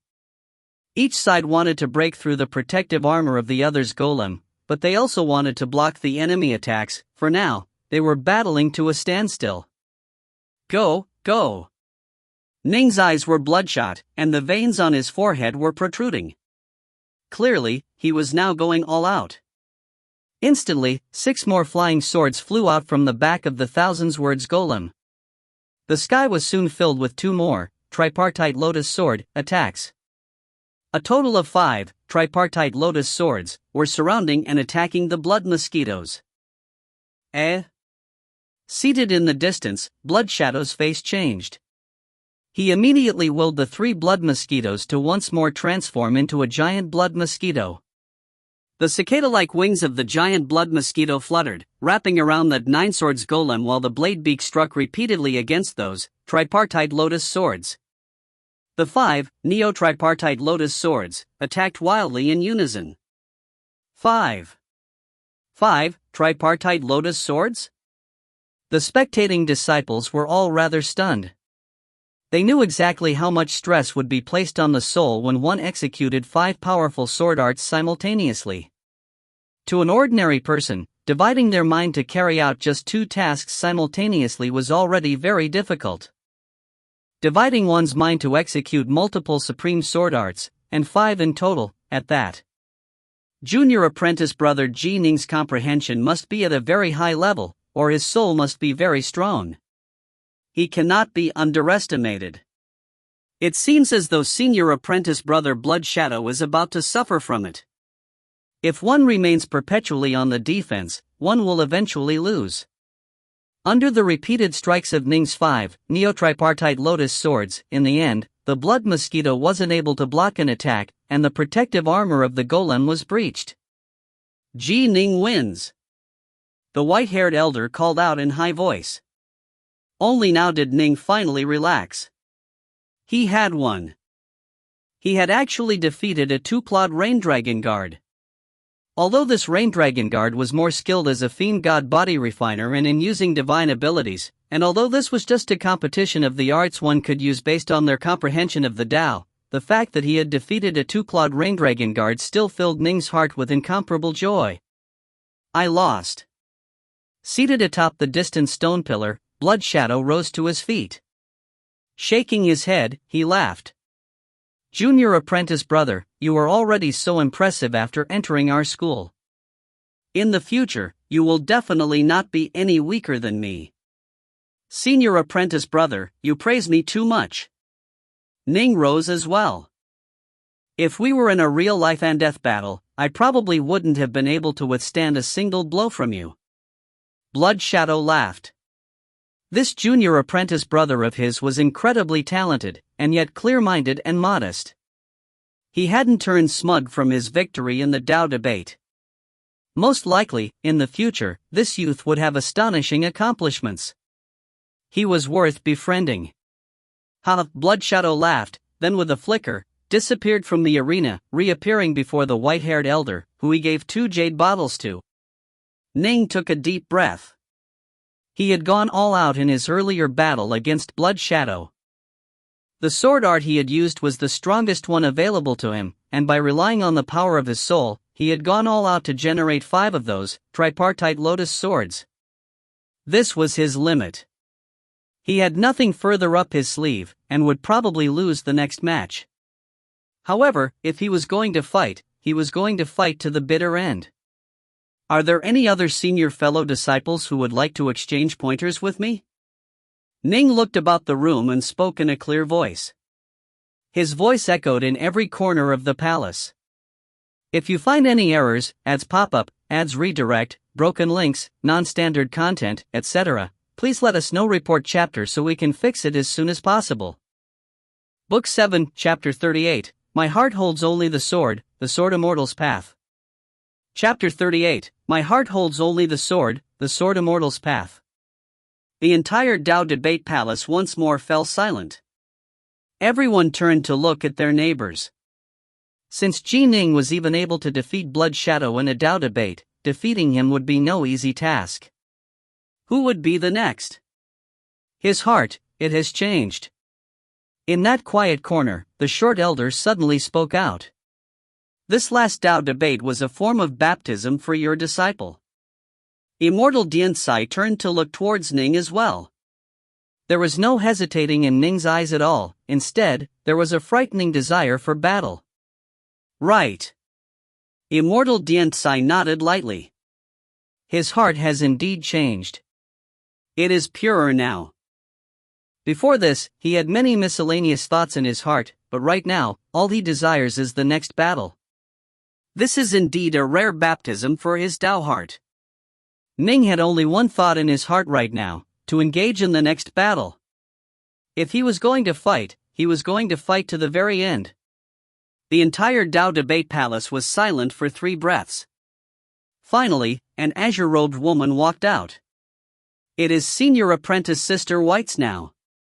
Senior Apprentice Sister Whitesnow's celestial silknet formation is extremely powerful. In terms of just the Dao, not even Senior Apprentice Brother Blood Shadow is a match for Senior Apprentice Sister Whitesnow. Right. I wonder if this Junior Apprentice Brother Ning has anything else left up his sleeve. If he does not, he is probably going to lose. Conversations were going on everywhere. As for Senior Apprentice Brother Holyfire, surrounded by many fellow disciples, he stared into the distance, then said softly, if my guess is correct, that was the limit of Junior Apprentice Brother Ning's power. This next battle, Junior Apprentice Brother Ning is going to lose. When he encounters Junior Apprentice Sister Whitesnow's celestial silknet formation, this Junior Apprentice Brother is going to lose.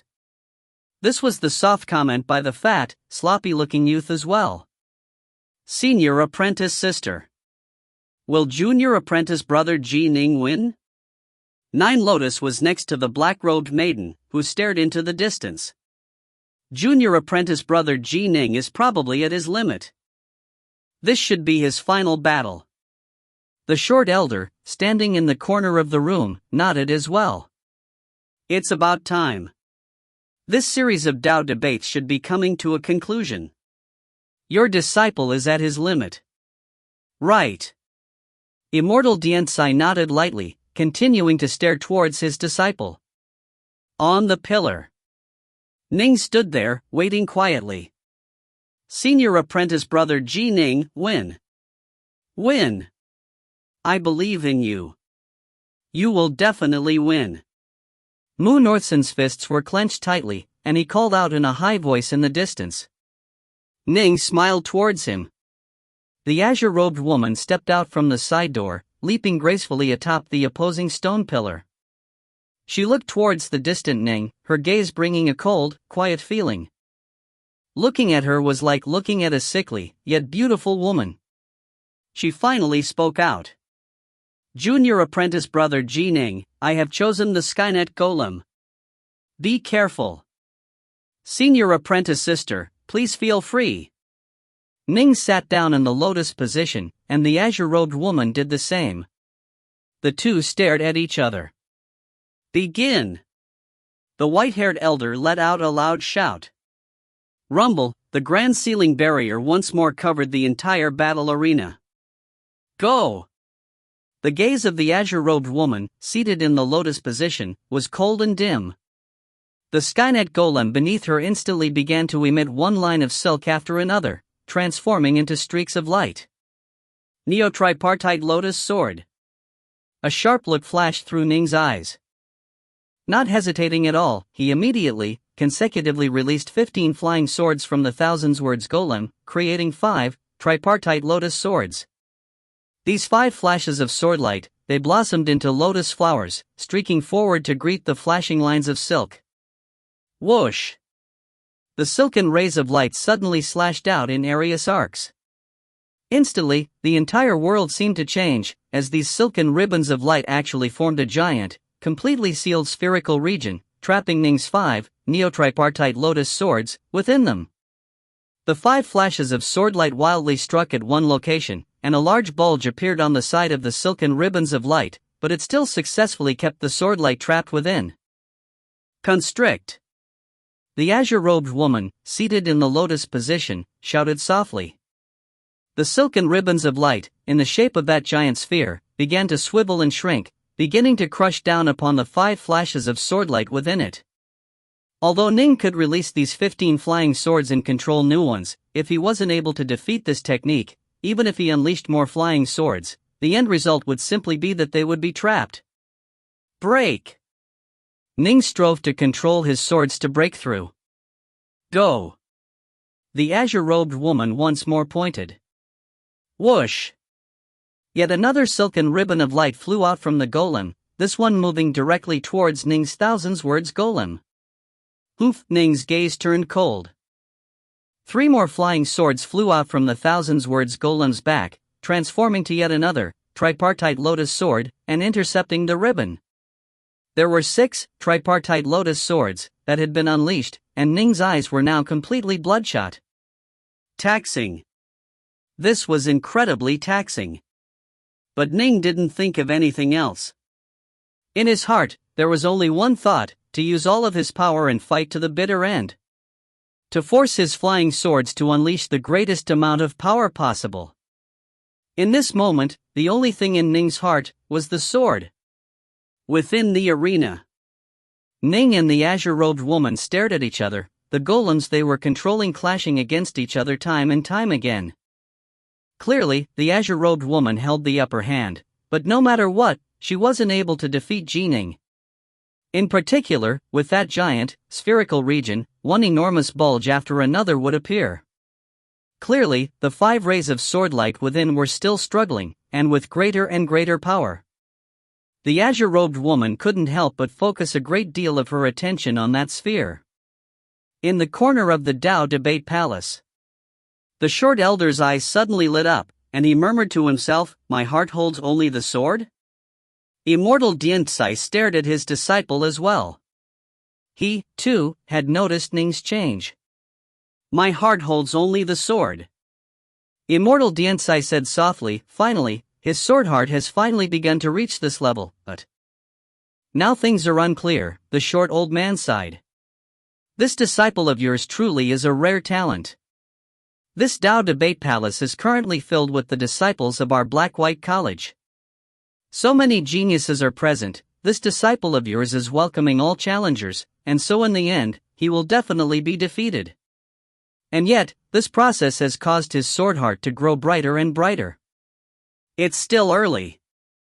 Let's see if he can actually comprehend it thoroughly." Immortal Diantsai stared at Ning. Stared at him without blinking.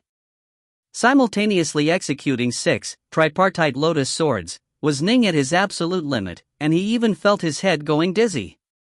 But Ning didn't think of anything else, the only thing he wanted to do was fight. Fight with all his power. His heart was completely focused on those flying swords of his. In this moment, Ning, who had gained insight into the heart of a sword immortal long ago, was currently seeing his own sword immortal's heart grow brighter and brighter. In fact, one memory after another began to flit up through his mind. Ning, I am going to demonstrate the first stance of the 3-foot sword, to you, the lustrous sword heart. Prior to this series of Tao debates, Ning had gone to see Immortal Diantsai, who had carefully explained the first stance of the 3-foot sword to him. This is the first stance of the 3-foot sword. Swordlight flashed like fire, slashing through the air but not dissipating. This, too, is the first stance of the 3-foot sword. A ray of swordlight flashed like water, circling and spinning in the air, as though the sky itself had been parted from the world by this layer of water. This, too, is the first stance of the 3-foot sword. A cyan light that tore open the skies themselves. One sword technique, another, they were clearly different sword techniques. Some were average in power, while others were incredibly powerful. But according to Immortal Diantsai, all of these techniques were the first stance of the 3-foot sword. The 3-foot sword is a supreme sword technique which leads to one of the grand Taos, the Tao of the sword. In order to become a true sword immortal who has comprehended the grand Tao of the sword, the first thing you need is a sword heart. Over many years of training, you have long ago unconsciously developed the heart of a sword immortal, but the so-called sword heart requires one to truly have supreme loyalty to the sword. You must understand your own sword heart. Once you truly comprehend your sword heart and learn what it means to be a sword immortal, only then will you have opened the gates to actually becoming a sword immortal. That will be the moment when you will naturally learn how to execute the first stance of the 3-foot sword. The first stance of the 3-foot sword, lustrous sword heart. After your sword heart becomes lustrous and bright, you will be able to see the true path a sword immortal must follow. The scenes of Immortal Diensai displaying the first stance of the 3-foot sword, the lustrous sword heart, played over and over in his mind. Some of the attacks were extremely weak, while others were extremely strong. However, all of them were flashing through Ning's mind, and Ning felt vaguely moved. He began to dimly understand something, although he didn't fully comprehend yet. However, he knew that he had already begun to gain a few insights. Whoosh! Swordlight continued to flash and dance. The tripartite lotus sword continued to flash in the air, and the swordlight grew sharper and sharper, the more growing mightier and mightier, to the point where they began to press down on the silken ribbons of light. Rumble, the 5 tripartite lotus swords, within the enormous spherical region were beginning to struggle more and more forcefully as well. One giant bulge after another appeared on the surface of the sphere of silken light, each bulge greater than the last. Whites now, the distant azure-robed woman who was seated in the lotus position, began to sweat. What? Holy Fire, watching from afar, had a changed look on his face. The fat, sloppy-looking youth's eyes instantly turned round. How the hell, he actually made a breakthrough in comprehending the sword. The black-robed woman's face, formerly as cold as frost, suddenly had a look of shock appear on it. A sword immortal? Bang! A sudden explosion rang out. The sphere of silken light, which had been stretched to its limits, finally exploded. Silk ribbons scattered everywhere, and the 6 tripartite lotus swords once more rose into the skies with incomparable sharpness. The power of the swords was clearly much greater than before, and they charged directly towards the Skynet Golem. Soon, the protective armor of the Skynet Golem was shattered. Ning wins! The white-haired elder called out in a high voice. A look of disbelief filled the face of the azure-robed woman. Someone had actually made a breakthrough mid-battle? She couldn't help but mumble to herself, a monster, he really is a monster of the Tao of the sword. Ning rose to his feet, turning his gaze towards the entire hall. He called out in a high voice, "Are there any other senior fellow disciples who wish to exchange pointers with me?" The short elder in the corner couldn't help but say, "A true genius of the Tao of the sword. He really is a genius of the Tao of the sword." This Ning was born to walk the path of the sword immortals. His innate affinity towards the sword surpasses that of others. In fact, we can use the word monstrous to describe it. In addition, he has a heart which is supremely devoted to the sword. Right. Immortal Diensai stared at the distant Ning. He was meant to be a sword immortal. Yet another disciple has gone up. The short elder nodded. It's good that he did. What Ning needs right now is battle experience. The greater a pressure is brought to bear on him, the more lustrous his sword heart will become. Perhaps, through these battles, he might even comprehend the first stance of the 3-foot sword, lustrous sword heart. Immortal Diensai mused to himself. Ning stood there atop the stone pillar. On the other stone pillar was a black-robed youth. Ning's eyes seemed to be filled with the light of the sword, and he said in a clear voice, "Senior apprentice brother, please make your move. If you find any errors, ads pop-up, ads redirect, broken links, non-standard content, etc., please let us know. Report chapter so we can fix it as soon as possible." Book 7, Chapter 39, 3-foot sword, the first stance. Chapter 39, 3-foot sword, the first stance.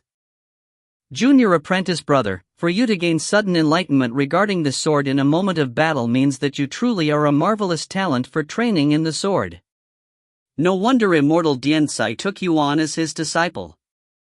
The black-robed youth said calmly, "Junior apprentice brother, my techniques are far more vicious than senior apprentice sister White's now. You must be careful. Senior apprentice brother, feel free to use everything you have." Ning sat down in the lotus position, and the black-robed man did so as well. The two stared at each other from afar. The surrounding area was silent once again. Previously, the two Wanxiang adepts, Blood Shadow and White Snow, had been defeated consecutively. The person who had now joined the fray, Venom Blood, was naturally even more formidable than the two of them in a discourse on the Tao. Otherwise, he wouldn't have come. Go! Go! Go! The black-robed youth's eyes flashed with cold light. Instantly, oily jade hooks began to fly out from the back of the golem he was controlling in the arena below. 18 oily green poisoned hooks slashed through the air, and while flying over, the tips of these 18 poisoned hooks began to faintly glow with a venomous, tricolor light. The 18 poisoned hooks flew straight towards the thousands words golem which Ning was controlling. It seemed as though the power of this attack was compressed. He didn't sense any danger at all. Eh? Ning's face changed slightly. A tricolored poisonous light? Previously, he had fought against Blood Shadow and White Snow. Blood Shadow was apparently someone who focused on a single Tao, and had mixed in his insights into other Taos into his techniques. Much like Ning, he had reached the Tao domain level in just a single Tao, and not in the others. However, Blood Shadow had reached an extremely deep level of understanding into that Tao, most likely far surpassing Ning's understanding of his own. Ning had to rely on the power of his divine soul to defeat Blood Shadow. As for White Snow, she should have mastered 2 different Tao domains. And this Venom Blood should have mastered 3 different Tao domains. Immortal Diantsai had told him that after he reached the level of having 3 Tao domains, he would be able to unleash the true power of his tripartite lotus sword. But this Venom Blood had already reached this level. So what if you have gained 3 Tao domains? Go! A fierce swordlight flashed in Ning's eyes, and 18 flying swords instantly flew out from the back of his thousands words golem. The 18 flying swords slashed through the air, instantly booming into lotus flowers and transforming into 18 flashing swordlights of the tripartite lotus swords. Although a swordlight formed from 3 swords was very powerful, when dealing with a foe who shot out 18 attacks, Ning naturally would use 18 of his own to deal with it, but a competition on quantity? Ning had never feared anyone in this regard. Cling. Clang. Swish. 18 blooming lotuses of swordlight on one side, and 18 venomous tricolored hooks on the other. It was as though 18 immortal practitioners were controlling them. They clashed in midair time and time again. Those 18 venomous tricolored hooks possessed shocking power and were able to completely suppress Ning's attacks, but Ning's swordlight attacks were aligned with water, and possessed tremendous resilience and elasticity. In addition, the tremendous pressure caused Ning to once more enter that earlier battle mode, to enter the mindset of discarding everything, leaving behind only the sword in his heart. My heart holds only the sword. Kill. Kill. Kill. The lotuses of swordlight flew about, growing sharper and sharper, to the point where even the distant, spectating disciples could visibly notice that the power with which Ning controlled his tripartite lotus swords was slowly growing. The swordlights seemed to be growing sharper, to the point where they were slowly taking on a life of their own. They were continuing to grow more powerful. The might of the lotus swordlights continuously rose. He's still in a prajna state of comprehending the sword. Holy fire stared into the distance. This junior apprentice brother possesses truly terrifying potential. He truly is a marvelous student of the sword. The power of the swordlight is continuously rising. Can it be that this junior apprentice brother is really going to enter the first stage of the sword Immortal today? The fat, sloppy-looking youth watched quietly. On the path of Immortals, where were many subtle, varying branches of enlightenment, such as the Yin-Yang branch, the Taiji branch, the Sword Immortal branch, and more. Sword Immortals traversed the grand Tao of the sword. Sword Immortals had always been famous for their combat power, and could be described as the branch most suited for combat. For example, Immortal Diensai, or Immortal Northwalker, the most famous figure in the entire history of the Black-White College. They were all sword immortals. Formidable. The black-robed maiden let out a soft exclamation of praise as well. As for Nine Lotus, upon hearing this, she immediately stared towards Ning in the arena, her eyes filled with curiosity. In the corner of the Dao Debate Palace, the short elder was leisurely holding a calabash of wine. Taking a mouthful of the immortal wine, he glanced sideways at Immortal Diensai, who was staring at the battle without blinking. Five Crays let out a snickering, strange laugh. Junior apprentice brother Diensai, don't worry. Judging from the situation, this disciple of yours is almost there. Soon, he shall truly understand what his sword heart is. Immortal Diensai's lips moved slightly, but his eyes continued to focus unblinkingly on the battle going on. This was, after all, his very first disciple. The black-robed youth, Venomblood, continued to sit there in the lotus position, the look on his face growing increasingly ugly. How can it be like this? A prajna state of enlightenment should have a limit. How it is that his sword light is continuously rising in power. At first, he was at a disadvantage, but now he's slowly beginning to gain the upper hand. When exactly will there be a limit to this prajna state? What the hell is he gaining insights into? The black-robed youth gritted his teeth. For the likes of the sloppy Taoist and the other supreme disciples, they were able to tell at a single glance that Ning was walking onto the path of sword immortals. However, Venomblood's experience was clearly a bit lacking. All he knew was that Ning was in the middle of a prajna state of enlightenment, but he had no idea that Ning was embarking onto the path of sword immortals. In midair, those 18 lotus flowers of swordlight clashed more and more frenetically against those 18 venomous tricolored hooks. Those venomous hooks were struggling as much as they could, but they were clearly at a disadvantage. Gore! The black-robed youth's gaze flashed with a fierce light, and a berserk feeling filled his heart. Those 18 venomous hooks instantly began to transform, forming an enormous venomous tricolored hook that was more than 30 meters long. The entire venomous tricolored hook glowed with a hazy light, and it swept directly towards Ning's thousands words golem. Break! The 18 lotus flowers of swordlight instantly transformed as well. With 6 flying swords forming a formation base, they instantly changed into an enormous, tripartite lotus sword, which went to welcome the attack. Bang! An explosive collision. The venomous hook was instantly blown apart. The enormous, tripartite lotus sword howled through the air, piercing directly through the protective armor over the body of the venom hook golem. Ning wins!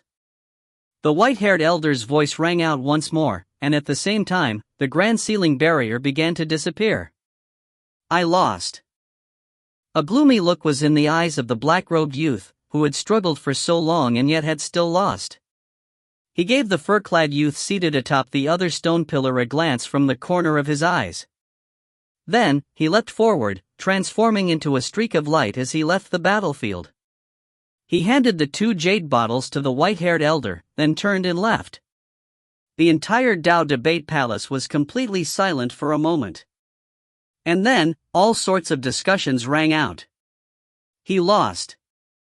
Senior apprentice brother Venomblood lost. Senior apprentice brother Venomblood has gained 3 Dao domains. Even senior apprentice brother Venomblood lost. What should we do next? Variations on this conversation filled the entire Dao Debate Palace. Many of the disciples were saying the same thing. If even Venomblood had lost, which of them should go up next? Well done. Senior apprentice brother Ning, well done. North Sun resolutely supported Ning. He was the only person who called out in support of Ning, and he and Ning were the only members in the new disciples faction. The other fellow disciples were all chatting amongst themselves, and also discussing who amongst them should be the next to go up. Only, none of them noticed that something unusual was happening to Ning right now.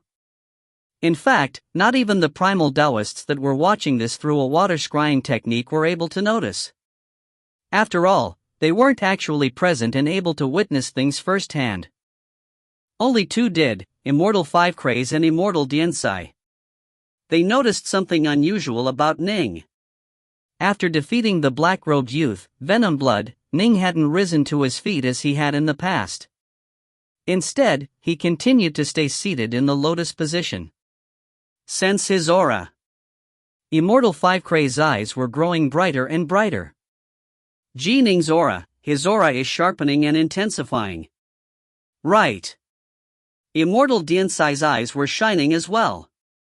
He stared fixedly at Ning, seated in the lotus position atop the stone pillar. For a powerful sword immortal like Diensai, he could feel that the distant Ning was also beginning to emit a similar sword aura as Diensai himself had.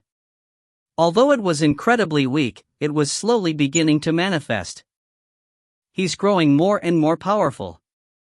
Immortal 5 Craze couldn't even be bothered to drink wine. He stared excitedly at the distant Ning. I feel as though he has completely changed into a sword. He made the breakthrough. A smile appeared on the face of Immortal Diensai as well. As soon as his words came out, the distant Ning arose from the lotus position, coming to his feet. When he had been battling against Whitesnow, Ning's mind had become filled with the scenes of his master, Immortal Diensai, teaching him about the sword. At that time, he had gained a vague feeling for what the lustrous sword heart was. Now that he had battled Venom Blood, his insights had grown even deeper, and the power of his sword light was growing increasingly great as well. In the instant he had defeated Venom Blood, he felt as though he were a bubble that had stretched to its limit, then instantly exploded. All of those doubts and questions in his heart had vanished. Ning's heart had become truly lustrous. If you wish to become a sword immortal, you must have the utmost sincerity towards the sword. The sword, and the sword in your heart. If you have the sword in your heart, then even with a rock, a throwing hammer, or a wooden stick, you'll still be able to execute sword arts. For a sword immortal, everything is part of the Tao of the sword. The rainwater Tao, the Taos of wind, fire, and other Taos, they will all be merged into the Tao of the sword. The sword is my body.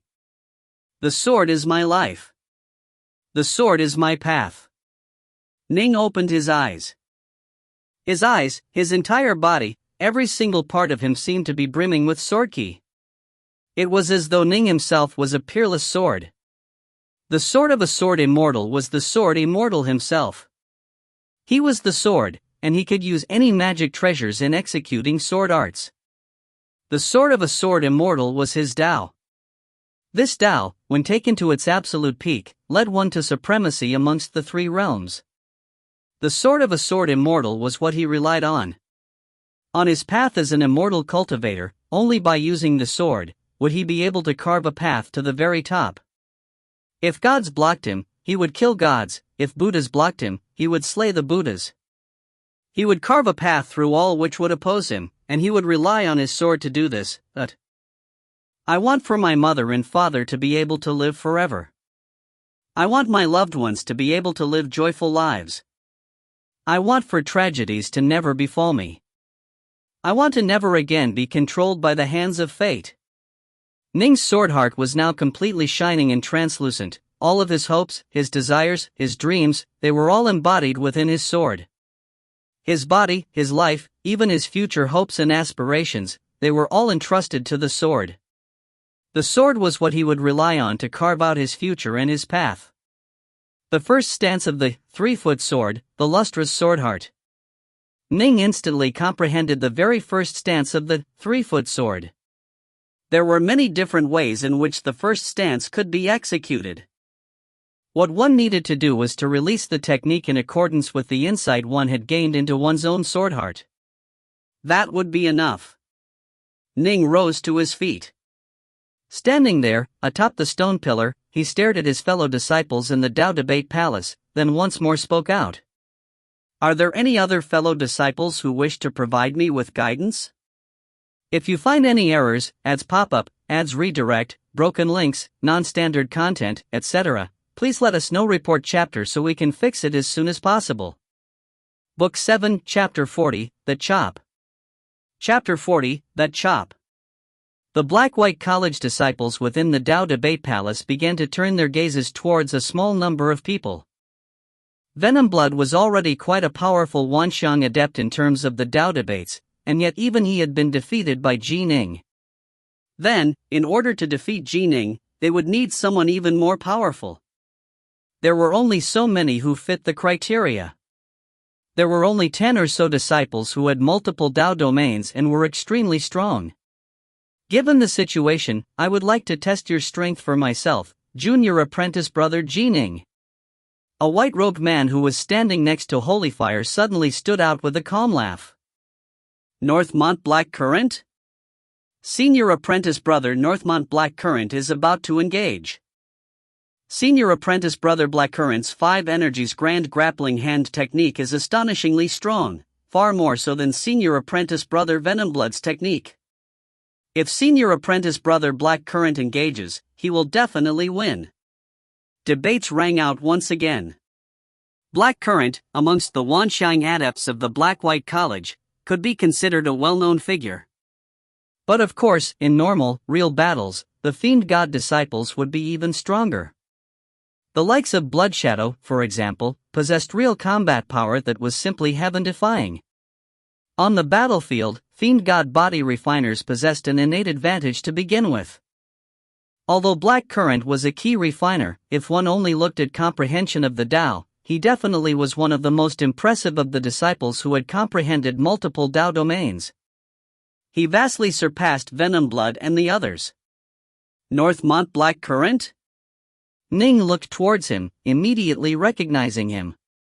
When he had first gone to visit the Black-White College, he had encountered this Blackcurrant fellow. Back then, Blackcurrant had held him in no regard. Brother Byway, back then, described this Northmont Blackcurrant as a viper dressed in a sheepskin. Now, it seems, at least I see the sheepskin part. Blackcurrant had a smile on his face. He moved with leisurely grace, and was dressed in white clothes. Indeed, he appeared quite elegant, and it seemed as though he had quite a few friends. Soon, Blackcurrant emerged from the side room with a construct. With a step, he flew directly atop the stone pillar, and his golem also landed at the arena below. Junior apprentice brother Ning. Blackcurrant stood on the pillar, staring into the distance. Laughing, he said, "When I first met you, I had no idea that I would be discussing the Tao with you today at the Tao Debate Palace. The changes of the world truly are marvelous and remarkable. To be able to battle with you, senior apprentice brother, I, too, am amazed by the countless transformations of the world," Ning replied. Blackcurrant nodded gently, but the desire for combat was quite evident in his eyes. Because he was born from a fairly remote branch of the Northmont clan of Stillwater, he had always looked down upon those main lineage disciples who had relied on the protection of their parents. He had long ago relegated Ning to the side of people such as Byway. Ning's earlier repeated successes had caused him to feel all the more unhappy. His talent is quite exceptional. However, it's enough for him to have won this many battles, Blackcurrant mused to himself. Suddenly, a white-haired, white-robed man standing amidst the many fellow disciples within the Tao Debate Palace spoke out. Junior apprentice brother Ning. Ning turned his to look, and as he did, he clasped his hands. Senior apprentice brother Bloodshadow. Bloodshadow was a bit weaker in terms of the Tao debate, but in a real battle, he was definitely one of the top-ranked disciples of the third generation. Junior apprentice brother, first you defeated 3 Zifu disciples, then you defeated myself, Whitesnow, and Venomblood. And now, you are going to battle with Northmont Blackcurrant. I am truly in admiration of you. Junior apprentice brother Blackcurrant is exceptionally talented, while you, junior apprentice brother Ning, are a peerless genius. It is hard to say who will win this fight. I'm willing to take out a treasure and add to the intrigue of this battle. If you are able to defeat junior apprentice brother Blackcurrant, I will give this treasure to you. As soon as these words came out, there was instantly a hullabaloo. Bloodshadow's words were rather damaging to Blackcurrant's face, and he clearly was closer to Ning's side. Blackcurrant felt some unhappiness in his heart, but Blood Shadow was one of the third-generation disciples he could least afford to irritate. On the surface, he maintained his calm, smiling demeanor. "How can I accept this?" Ning immediately said.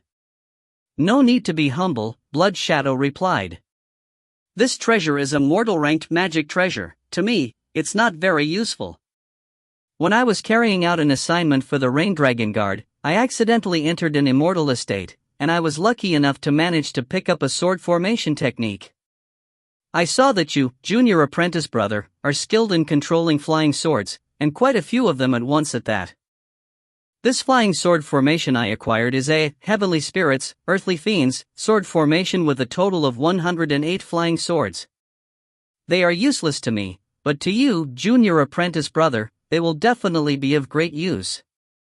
However, if you want to acquire them, you'll have to show off your abilities in this battle, junior apprentice brother." The white-robed, white-haired Blood Shadow had a smile on his face. He did indeed have a very good opinion of Ning.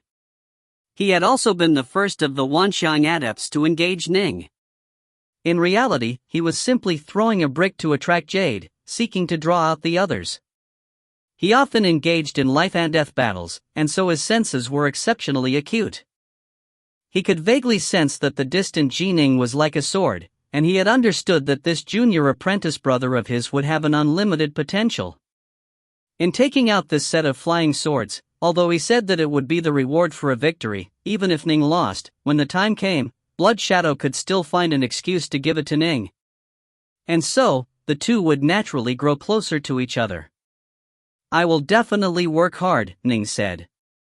How could this mortal-ranked flying sword formation be truly useless to Blood Shadow? If nothing else, he could take it to the Heavenly Treasures Mountain and exchange it for quite a few elemental badges. Clearly, this senior apprentice brother wanted to befriend him. "That kid Blood Shadow is the first to move to befriend your disciple." The short elder held the gourd of wine in his hand, and was drinking it while chatting leisurely. Immortal Diantsai nodded lightly. Blood Shadow is also a truly heroic figure amongst the third generation. He stands on the side of your disciple, so he's a heroic figure?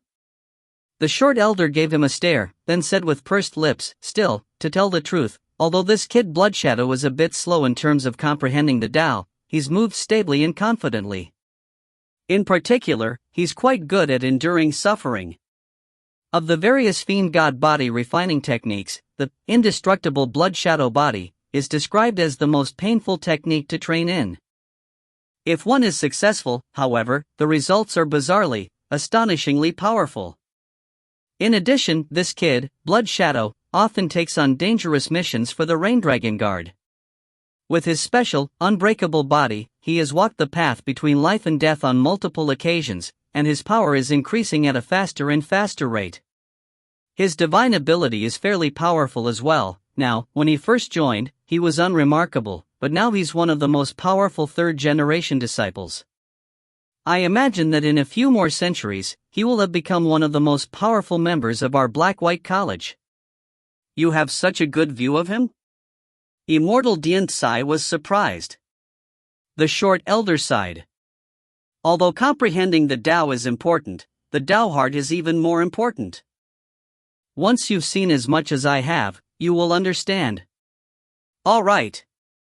Immortal Diantsai gave Blood Shadow a long, deep look. Battle starting. The short elder's eyes lit up as he stared at the distant battle. Ning and Black Current had each already begun to control their golems in combat. Junior apprentice brother Diantsai, who do you think will win? As I see it, although your disciples has comprehended the first stance of the 3-foot sword, that first stance involves comprehending one's own sword heart. What is his sword heart like? No one knows. How powerful will the techniques he unleashes be? Hard to say. But this 5 energies grand grappling hand of Black Current is far more powerful than the technique that Venom Blood Kid was using. The short elder looked at Immortal Diantsai, eagerly awaiting a look of concern to appear on his face. But Immortal Diantsai remained as solemn as ever. What is his sword heart like? We'll know if we watch. Oh. The short elder mumbled a response, then shook his head and sighed. Oh ho ho, your disciple is at a disadvantage. Seems as though it'll be dangerous for him. Everyone watching what was going on within the sealed arena was holding their breaths. Will this junior apprentice brother Ning be able to produce another miracle? Holy Fire's eyes were narrowed. It seems as though the sharpness of his swordlight is no longer increasing. Has his prognostate come to an end? The fat, sloppy-looking youth frowned as he watched. If it has already come to an end, it's hard to say who will win. Senior apprentice sister, will junior apprentice brother Ning be able to win? Nine Lotus asked. The black-robed maiden, the rainbow flame fairy, just watched silently without saying a word. Win, win, win. North Sun and Winterine were standing together in a corner. North Sun's fists were tightly clenched, and his eyes were round. Within the grand ceiling formation. Although Ning, seated in the lotus position atop the stone pillar, was at a definite disadvantage, those 9 tripartite lotus swords were continuing to struggle and resist the enormous 5 energies grand grappling hand. However, by the looks of things, if they exchanged a few more blows, the tripartite lotus swords were going to collapse. Ning was very calm. He didn't panic in the slightest, which caused Black Current to laugh coldly in his heart. It's about time for you to lose. What he didn't know was that Ning was currently storing up his power. In his heart, the various insights that he had gained into the sword were surging out in waves. To be carefree. To do as I please. To force even fate to beat a retreat. Ning's eyes suddenly exploded with a terrifying sword intent, and an astonishing sword intent radiated from his entire body. The first stance of the 3-foot sword, lustrous sword heart. Ning's gaze solidified, and instantly, a rumbling sound could be heard.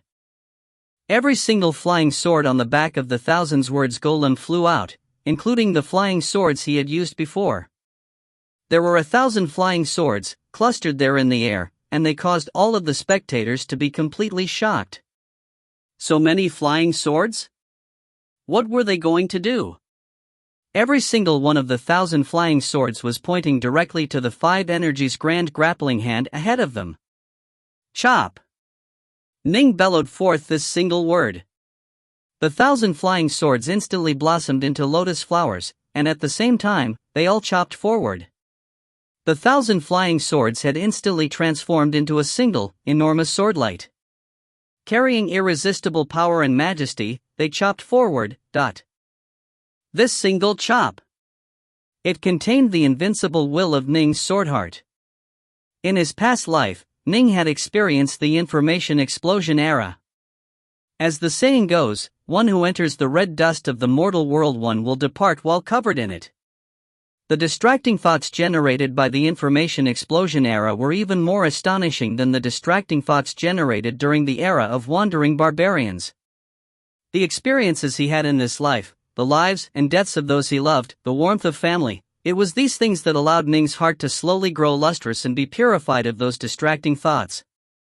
If a person were to live in a perfect utopia, a peach garden beyond all worldly matters, then perhaps that person would be able to maintain a pure, lustrous heart. But this sort of pure, lustrous heart would be a very weak one. Upon encountering any setbacks or seductions, it might easily crumble. But Ning had seen far too many things in his past life, in the information explosion era. Tormented and racked by pain, he had watched as others freely ran about, read books, had lovers, and more. How painful and tortured that had been. His heart had long ago been stained by the red dust of the mortal world. In this life, the love and warmth of family had slowly polished it bright, and now, his heart was all the stronger and all the more unbreakable, but it was admittedly praiseworthy for someone who stood at the peak of a mountain to maintain perfect purity, but for someone to be born from the sludge to remain unsullied was even harder to do. This is my first stance of my 3-foot sword. Chop! Chop! Chop! Ning roared the word chop 3 times, and the sword light in his eyes was visible to the naked eye. That powerful sword intent, that mighty, irresistible will, it caused even those two immortals watching from afar to be moved. Boom! The 1,000 flying swords, linked into a single, massive burst of swordlight, were all chopping in unison towards a single direction, but although that mighty, heaven-defying 5 energies grand grappling hand was able to resist for just a brief moment, with a mighty boom, it shattered apart like glass. 1. Red dust is a Buddhist phrase referring to the mortal world, and all the unhappiness that exists within it. For a similar reason, women of the red dust is actually an old-fashioned euphemism for prostitutes. If you find any errors, ads pop up, ads redirect, broken links, non-standard content, etc., please let us know. Report chapter so we can fix it as soon as possible. Book 7, Chapter 41, Yue and Ning. Chapter 41, Yue and Ning. Some of the extremely high-ranking disciples who had been seated, such as senior apprentice brother Holyfire, the fat, sloppy-looking youth, and the black-robed maiden had all risen to their feet. Looks of shock were on their faces, and they stared, stunned, at the fur-clad youth atop the stone pillar in the distance. As for Northmont Blackcurrant, located on the other stone pillar within the grand ceiling formation, his face had instantly turned ashen. I lost? How could I have lost? How could I have lost? Blackcurrant's eyes were filled with disbelief. He was an incomparably prideful figure. He didn't even hold high-level members of the Northmont clan, such as main lineage members like Northmont Byway, with any regard. This was precisely because he was absolutely confident in his own abilities. But a new disciple who had just entered the school, and one who was extremely friendly terms with Byway to boot, had actually defeated him in a Dao debate, an arena he had been extremely self-confident in. It was that sword, Blackcurrant's mind still clearly remembered that terrifying sword, that chop that was launched simultaneously by 1,000 flying swords. It felt as though that chop had cut a scar straight into his Dao heart. What a terrifying sword! Only when facing that sword head-on can a person truly understand how terrifying it is.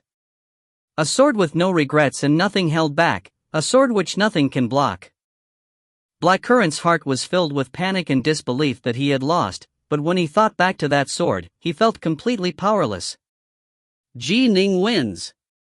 The white-haired elder shouted loudly, and the entire grand ceiling formation vanished. Senior apprentice brother Blackcurrant, thank you for taking it easy on me.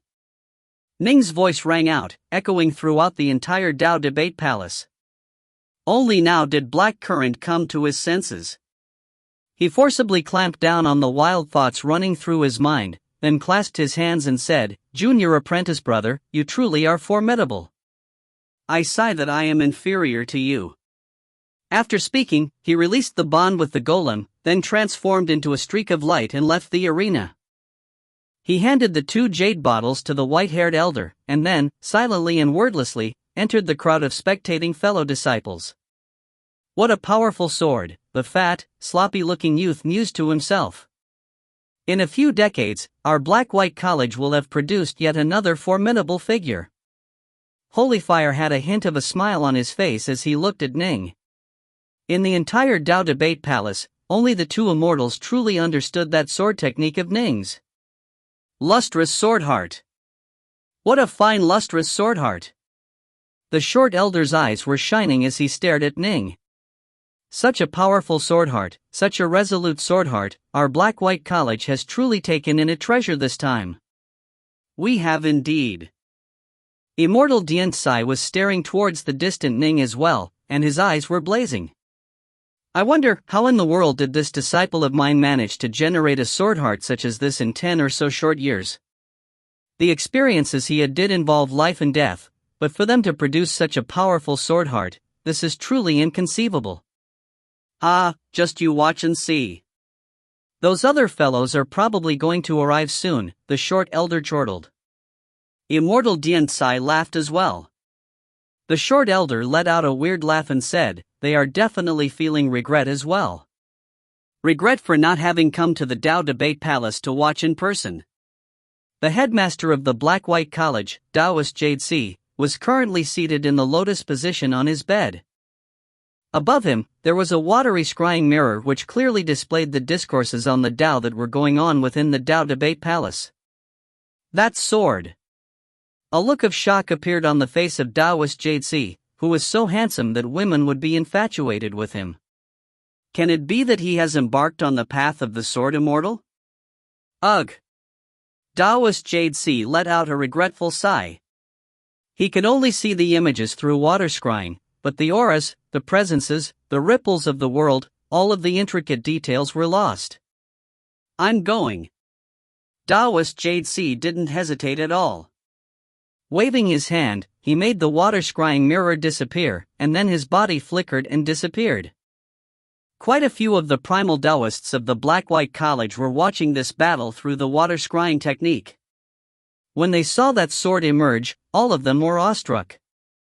However, because none of them had personally seen and sensed the sword in the Tao debate palace, they weren't completely certain of what it was either. Thus, all of them hurried towards the Tao debate palace, and even 2 of the Immortals headed there as well. The third-generation disciples who were in the Tao debate palace, in turn, had no idea about what was going on in the outside world.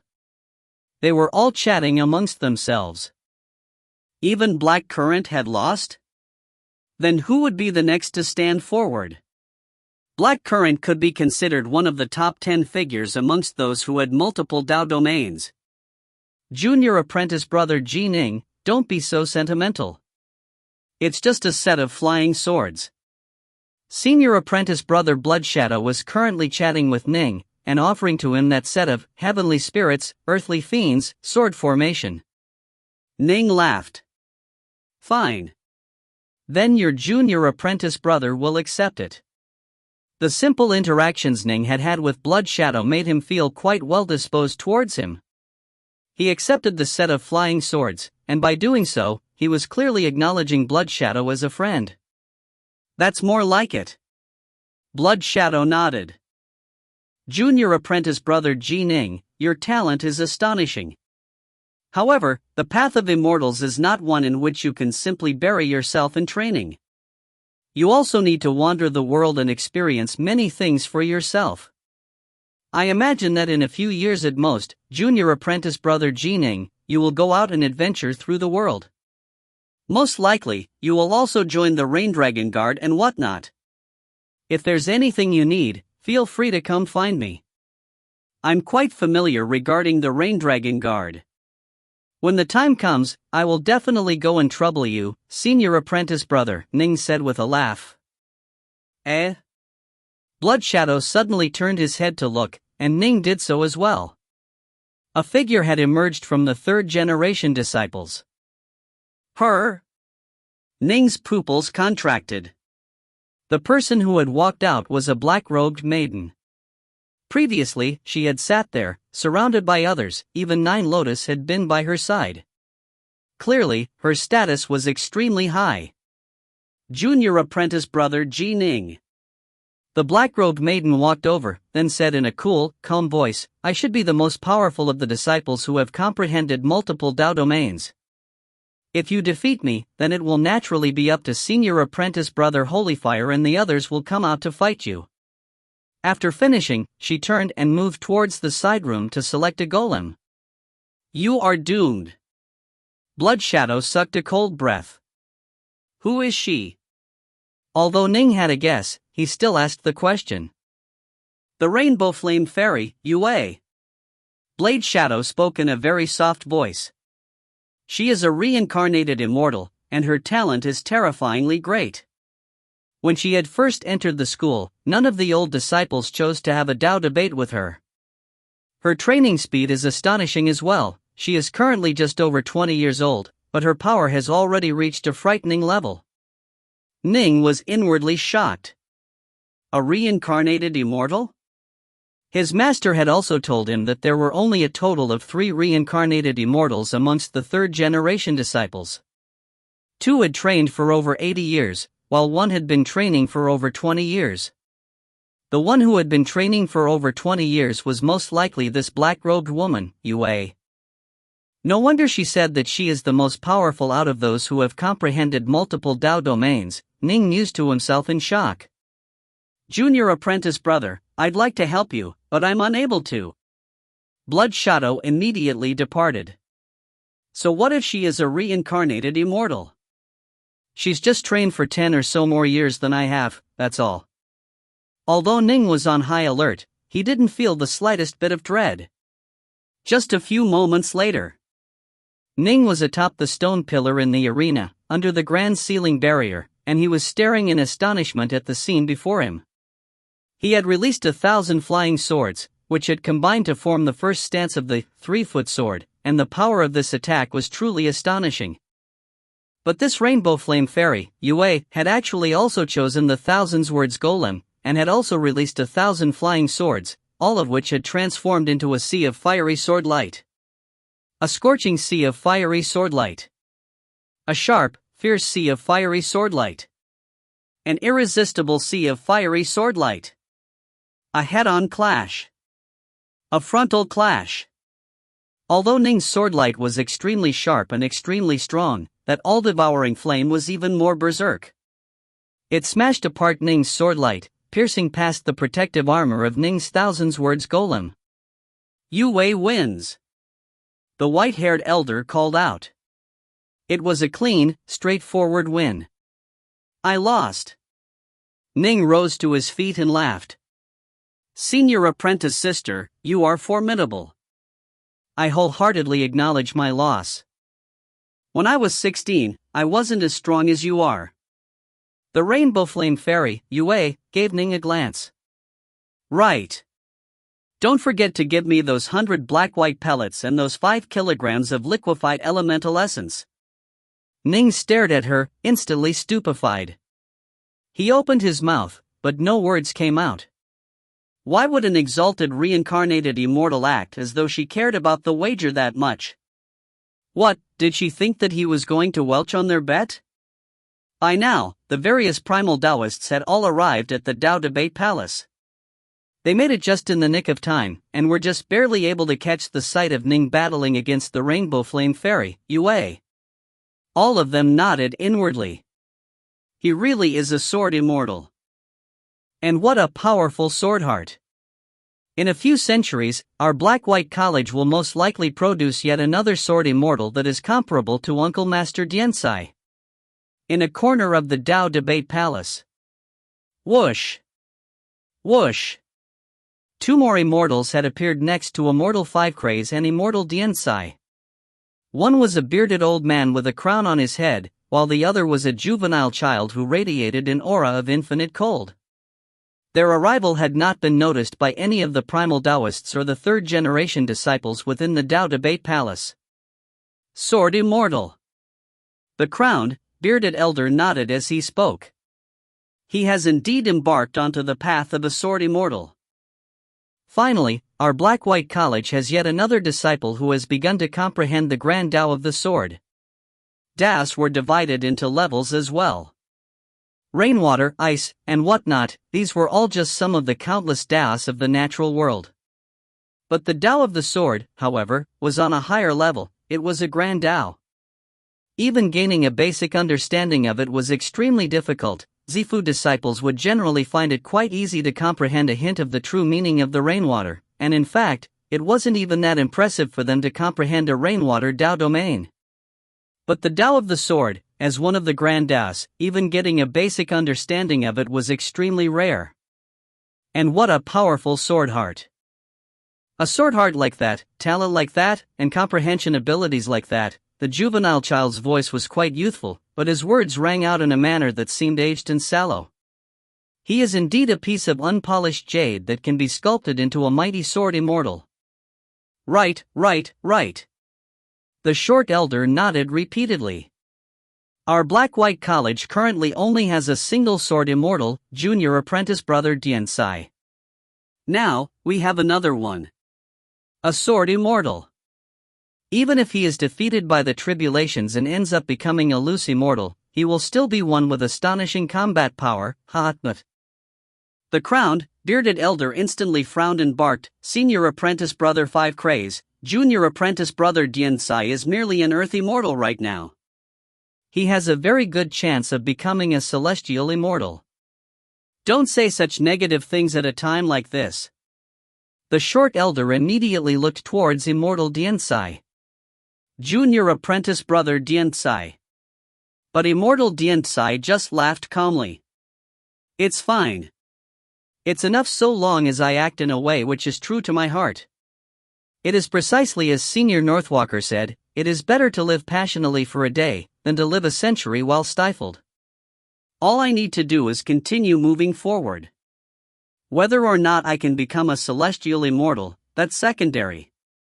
Well spoken. The short elder nodded. As for the juvenile youth, he looked at Immortal Diensai. Junior apprentice brother Diensai, Ning is the second sword immortal for our black-white college. You must train him well. Immortal Diensai turned his head, staring at the distant Ning, who was handing over jade bottles to Yue.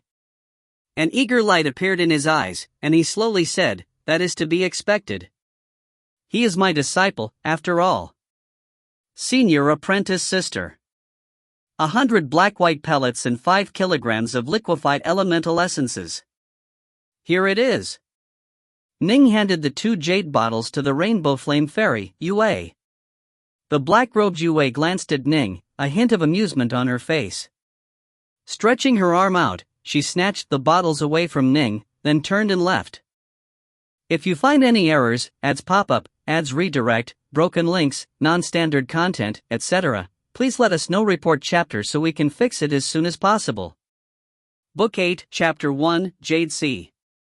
Chapter 1, Jade Sea. The temperament of the black-robed maiden, Yue, was something Ning couldn't quite get a grasp on. However, when he thought about how many times the white-haired elder had accepted the black-white pellets and liquefied elemental essence on his behalf, Ning felt absolutely delighted. In addition, this series of Tao debates had also served as a form of baptism. He could sense that he had evolved, somehow. Senior apprentice brother Ning. A voice rang out in celebration. Ning turned to look, only to see the skinny, small, white-robed Moon Northsun charging over with incomparable excitement. He hurriedly howled, "Senior apprentice brother Ning, you are way too powerful.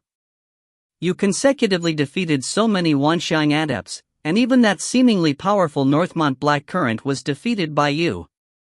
Just now, I asked Senior Apprentice Sister Winterine, that Senior Apprentice Sister Yue who defeated you is a reincarnated immortal, and one who has trained for 10 years more than we have, and entered the school long before us."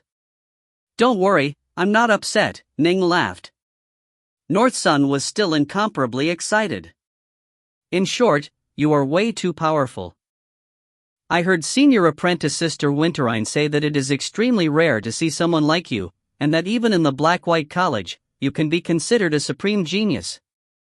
Perhaps, in a few thousand years or a few tens of thousands of years, the entire Black-White College will have firmly memorized your name."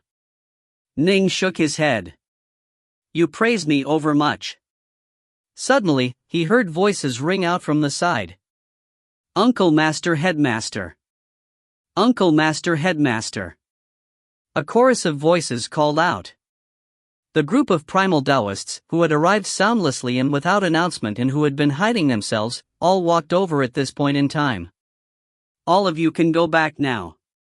Taoist Jade C, who was walking at the head of the group, said calmly, "Ning, stay behind." "Yes."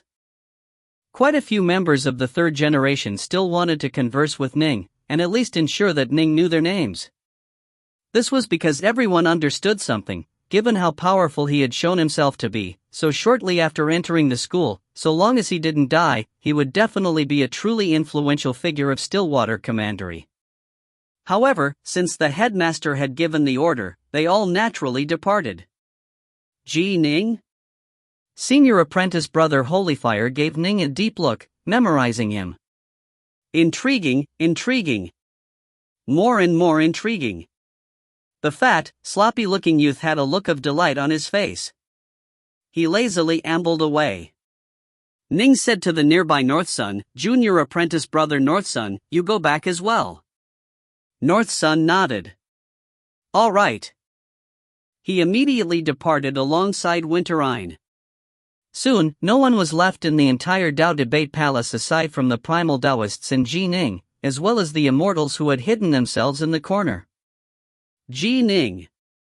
Daoist Jade C looked at Ning, and the primal Daoists next to him looked at Ning as well, their eyes filled with curiosity. Uncle Master Headmaster, Ning acknowledged respectfully. Do you know what a sword immortal is? Daoist Jade C asked. Ning replied, startled, sword immortals? Some immortals who use flying swords in extremely powerful ways are addressed respectfully by others in this manner, I believe. Can it be that this term has a special meaning? Even up till now, Ning still wasn't quite sure as to what the term sword immortal truly meant. Uncle Master Diantsai didn't tell you? Daoist Jade C seemed to have thought of something as he spoke. Ning replied, Master didn't discuss sword immortals with me in detail. He only provided me with guidance regarding sword arts. He told me to finish mastering the neo-tripartite lotus sword, and the first stance of the 3-foot sword, then to seek him out again. Daoist Jade C nodded. That explains it, then. If one is capable of executing the first stance of the 3-foot sword, then one has already become a sword immortal. You should know that this world is filled with many Daos, yes? Yes, I do. Ning nodded. In his heart, he added, that he also knew that the most supreme figure of the 3 realms, Maiden Niwa, had comprehended 84,000 different Daos. But of course, this was according to what he had heard in the past from the Lord of Chui Palace. The Daos are numerous beyond counting. Daoist Jade C looked at Ning. In addition, there are different levels of Dao as well. Ning's ears twitched. Different levels of Dao? Right. Daoist Jade C nodded. The Dao is divided into the supreme heavenly Daos, the extremely exalted grand Daos, and the ordinary Daos. The heavenly Daos, the grand Daos, and Dao? Ning held his breath. Not even his master had discussed these things with him in detail. The heavenly Daos are the most fundamental of Daos, and they are the underpinning of the functioning of the cosmos.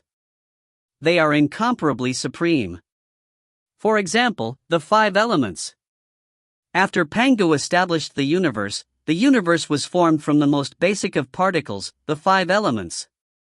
Normally, when we talk about swearing an oath by the Tao of the heavens, or making an oath of blood to the Tao of the heavens, we are swearing an oath to the heavenly Daos. The heavenly Daos uphold the functioning of the universe, and once we violate an oath sworn to them, they will naturally punish us. No one can escape the punishment of the Daos of the heavens. This is the most supreme of Daos. Ning was shocked and stunned. According to the legends, so long as one can comprehend a heavenly Tao, then one will become one of the most incomparably exalted figures of the 3 realms. Daoist Jadasia's eyes were filled with a boundless eagerness as well, and the gazes of the primal Daoists next to him became lost and dreamy as well. To them, the heavenly Daos were legends and myths. But of course, I've never even heard of anyone who comprehended a heavenly Dao. Daoist Jade C laughed as he looked at Ning. Never, not even in any of the legends or stories. Ning sighed to himself. Right. Heavenly Daos. When immortal practitioners swore an oath, they would do so towards the Tao of the heavens. It was the Daos of the heavens which upheld the functioning of the entire 3 realms. It was naturally incomparably exalted. One level lower than the heavenly Daos are the grand Daos. Daoist Jade C looked towards Ning. Every single grand Tao is also extremely exalted, and it is extremely difficult to even gain an initial insight into them.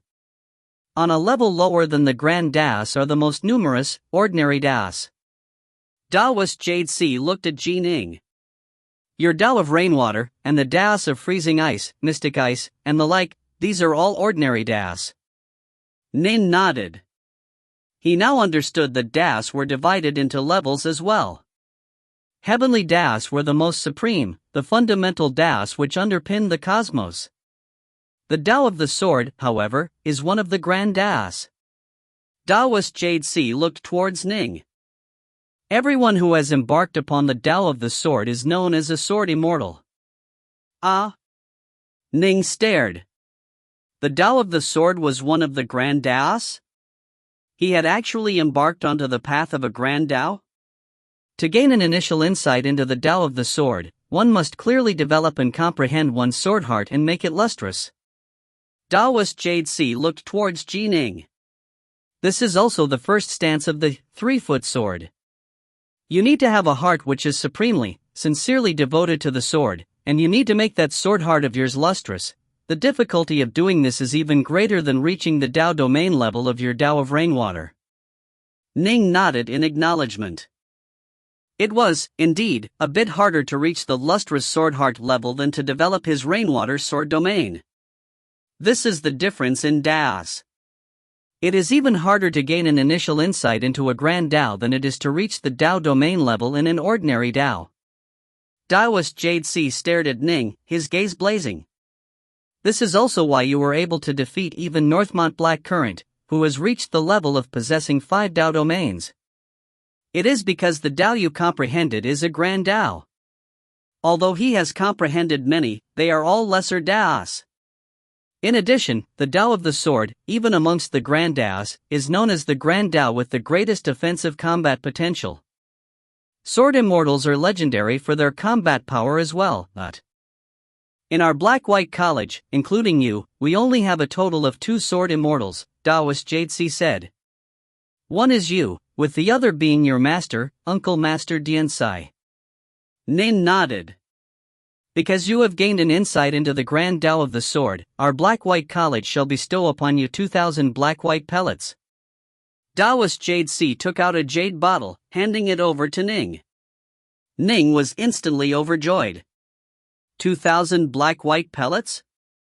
When his master had bestowed him with black-white pellets, he had informed Ning that he would receive 1,000 black-white pellets for reaching the Tao domain level, and just 2,000 black-white pellets for his soul reaching the divine sense level. Generally speaking, only primal Taoists would have a soul at the divine sense level. And yet, just gaining an initial insight into a Grand Tao merited a similar reward of 2,000 black-white pellets. Why are there no records of this within the Black and White Book? Ning hurriedly asked. The Black and White Book has quite a few records regarding various rewards of black-white pellets, such as for joining the Raindragon Guard, becoming a 2-clawed Raindragon Guard, a 3-clawed Raindragon Guard. Why aren't there any records regarding becoming a sword immortal? Heavenly Taos. Grand Taos. Ordinary Taos. The fact that there are these differences is not something which is to be carelessly exposed. Taoist Jade C looked towards Ning. If you hadn't comprehended them for yourself and we told you of them, it would actually harm you by affecting your Tao heart. You would be unwilling to go comprehend an ordinary Tao, and would focus on trying to master a Grand Tao. But do you think a Grand Tao is so easily comprehended? If you aren't already at that level, letting you know about the levels will harm you for no benefit. Ning now understood. Even us. Taoist Jade C looked at the crowd of primal Taoists. Even we only learned about this matter after we finished comprehending a complete Tao path. Now that we have mastered a complete Tao path, the next step for us is to comprehend a Grand Tao. Ning now understood. Grand Taos are extremely hard to understand. Even in our black-white college, and even for the likes of Senior Northwalker, there has never been anyone who has completely and thoroughly mastered a Grand Tao. Taoist Jade C looked towards Ning. The path of mastering a Grand Tao is incomparably more difficult than the path of mastering an ordinary Tao, thousands of times more difficult. However, the power of a Grand Tao is also countless times greater. You must diligently train and not slacken off in the slightest. Yes. Ning nodded with solemnity. All right. With regards to sword immortals, if you have any questions, go ask your master. In the entire Black-White College, only your master is capable of truly teaching you. Taoist Jade C laughed, then turned and left. Ji Ning, it is quite rare for me to officiate over a recruitment ceremony, and yet when I did, I ended up taking you in, haha. Daoist Wu Xiu and the others all chatted for a bit with Ning as well. Every single one of them spoke with Ning for a bit. Clearly, as they saw it, in a few decades, or perhaps in a century, Ning would be on a completely equal level to them. Shortly afterwards, the primal Daoists all departed. Only now did Ning let out a sigh of relief. Heavenly Daos? Grand Daos? Daos? Ning suddenly thought of something. The creator of the underwater estate even had many immortal-ranked magic treasures and pure yang magic treasures. I also heard that he was a fiend god who was born during the era of primal chaos, before the creation of the universe, and that he was one of the major powers of the three realms. Even the star-seizing hand he developed was so powerful, he most assuredly must have comprehended a grand Dao. Only, I wonder if Daoist Three Lives was able to comprehend a heavenly Dao. Well, enough of that. 2,000 black-white pellets. Ning looked at the jade bottle in his hands. And I earned quite a few black-white pellets during the Dao debates as well. Should I go to the Dao repository vault to exchange them for techniques? Ning began to ponder. For divine abilities? Or for the soul shaker art? Right at this moment, a voice was transmitted towards him. Ji Ning. This voice echoed in his mind. Master. Ning hurriedly looked around. Go back and calm your mind and focus on your training. You must solidify your foundation to fully reap the gains from these Dao debates. I trust you will make even more advancements if you do. 3 days later, come and see me. Immortal Diansai's voice rang out in Ning's mind. As for the four immortals in the corner of the room, Immortal Diansai, the short elder, the juvenile child, and the crowned, bearded elder all gave Ning a final look before disappearing into thin air. Ning stared around within the Dao debate palace, but saw no one else present. Still, he acknowledged respectfully, yes, master. Ning immediately boarded his flying boat. Transforming into a streak of light, he flew out of the Dao debate palace and returned to his dark north peak. He was going to calm his heart and solidify the gains he had recently reaped. If you find any errors, ads pop-up, ads redirect, broken links, non-standard content, etc., please let us know. Report chapter so we can fix it as soon as possible. Book 8, Chapter 2, Northmont Black Tiger's Style. Chapter 2, Northmont Black Tiger's Style. The flying boat soared through the skies, entering the dark North Peaks estate. Senior apprentice brother Ji Ning. Foreguard, Cloudship, and Cloudjade, the three Zifu disciples, all called out with respect. The Whitewater Hound next to them looked towards Ning as well, and Ning grinned towards him. Uncle White, I'm going to go into my private training room to engage in some closed-door training. Only call me if there is something extremely important. The Whitewater Hound nodded. Ning then went directly into his private training room. Cloudjade nibbled on her lips as she stared at Ning. He just glanced at me. He didn't even give me a good look. Poof. Back in the tribe, there were so many people who wanted to become Dao companions with me. But this senior apprentice brother Ji Ning hasn't even engaged in a proper conversation with me. Cloudjade's alluring charm was indeed tremendous. The fox spirits and other beautiful maidservants which Ning had seen in the carefree caverns were all inferior to her. Even Nine Lotus was slightly inferior to her. The only one comparable to her was that reincarnated immortal, the Rainbow Flame Fairy, Yue. No wonder Cloudjade had always been self-confident. She naturally wanted to reel in this disciples of the Black-White College. This Ji Ning, in her mind, truly was the best selection for her to become Dao companions with. But unfortunately, up till now, Ji Ning had never said a word to her. I refused to believe it. Cloudjade mused to herself silently. I wonder how the battles at the Dao debate palace went. Cloudship, by her side, had a look of anticipation in his shining eyes. None of us know, Foreguard said gravely. Cloudship glanced at Foreguard, then pursed his lips. Within the private training room. Ning sat there in the lotus position, streaks of sword energy flying around him, occasionally chopping, occasionally stabbing, occasionally blocking. One stance after another came out. They appeared ordinary, but they contained a truly heart-shaking fierceness to them. Suddenly, all of the sword energies around him vanished. Phew! A hint of a smile appeared on Ning's face. I've spent an entire night training, and I have indeed made further gains, as well as solidified my previous insights. The grand Tao of the sword? Sword immortal? A look of anticipation was in Ning's eyes. Whoosh! Ning rose to his feet, and the stone door opened with a rumble. Soon, he arrived outside the courtyard. There was a hint of light in the skies. Ning stood there in the courtyard, and as he took in a deep breath of air, filled with dense amounts of natural, elemental energy, he felt all the happier. Senior apprentice brother Ji Ning.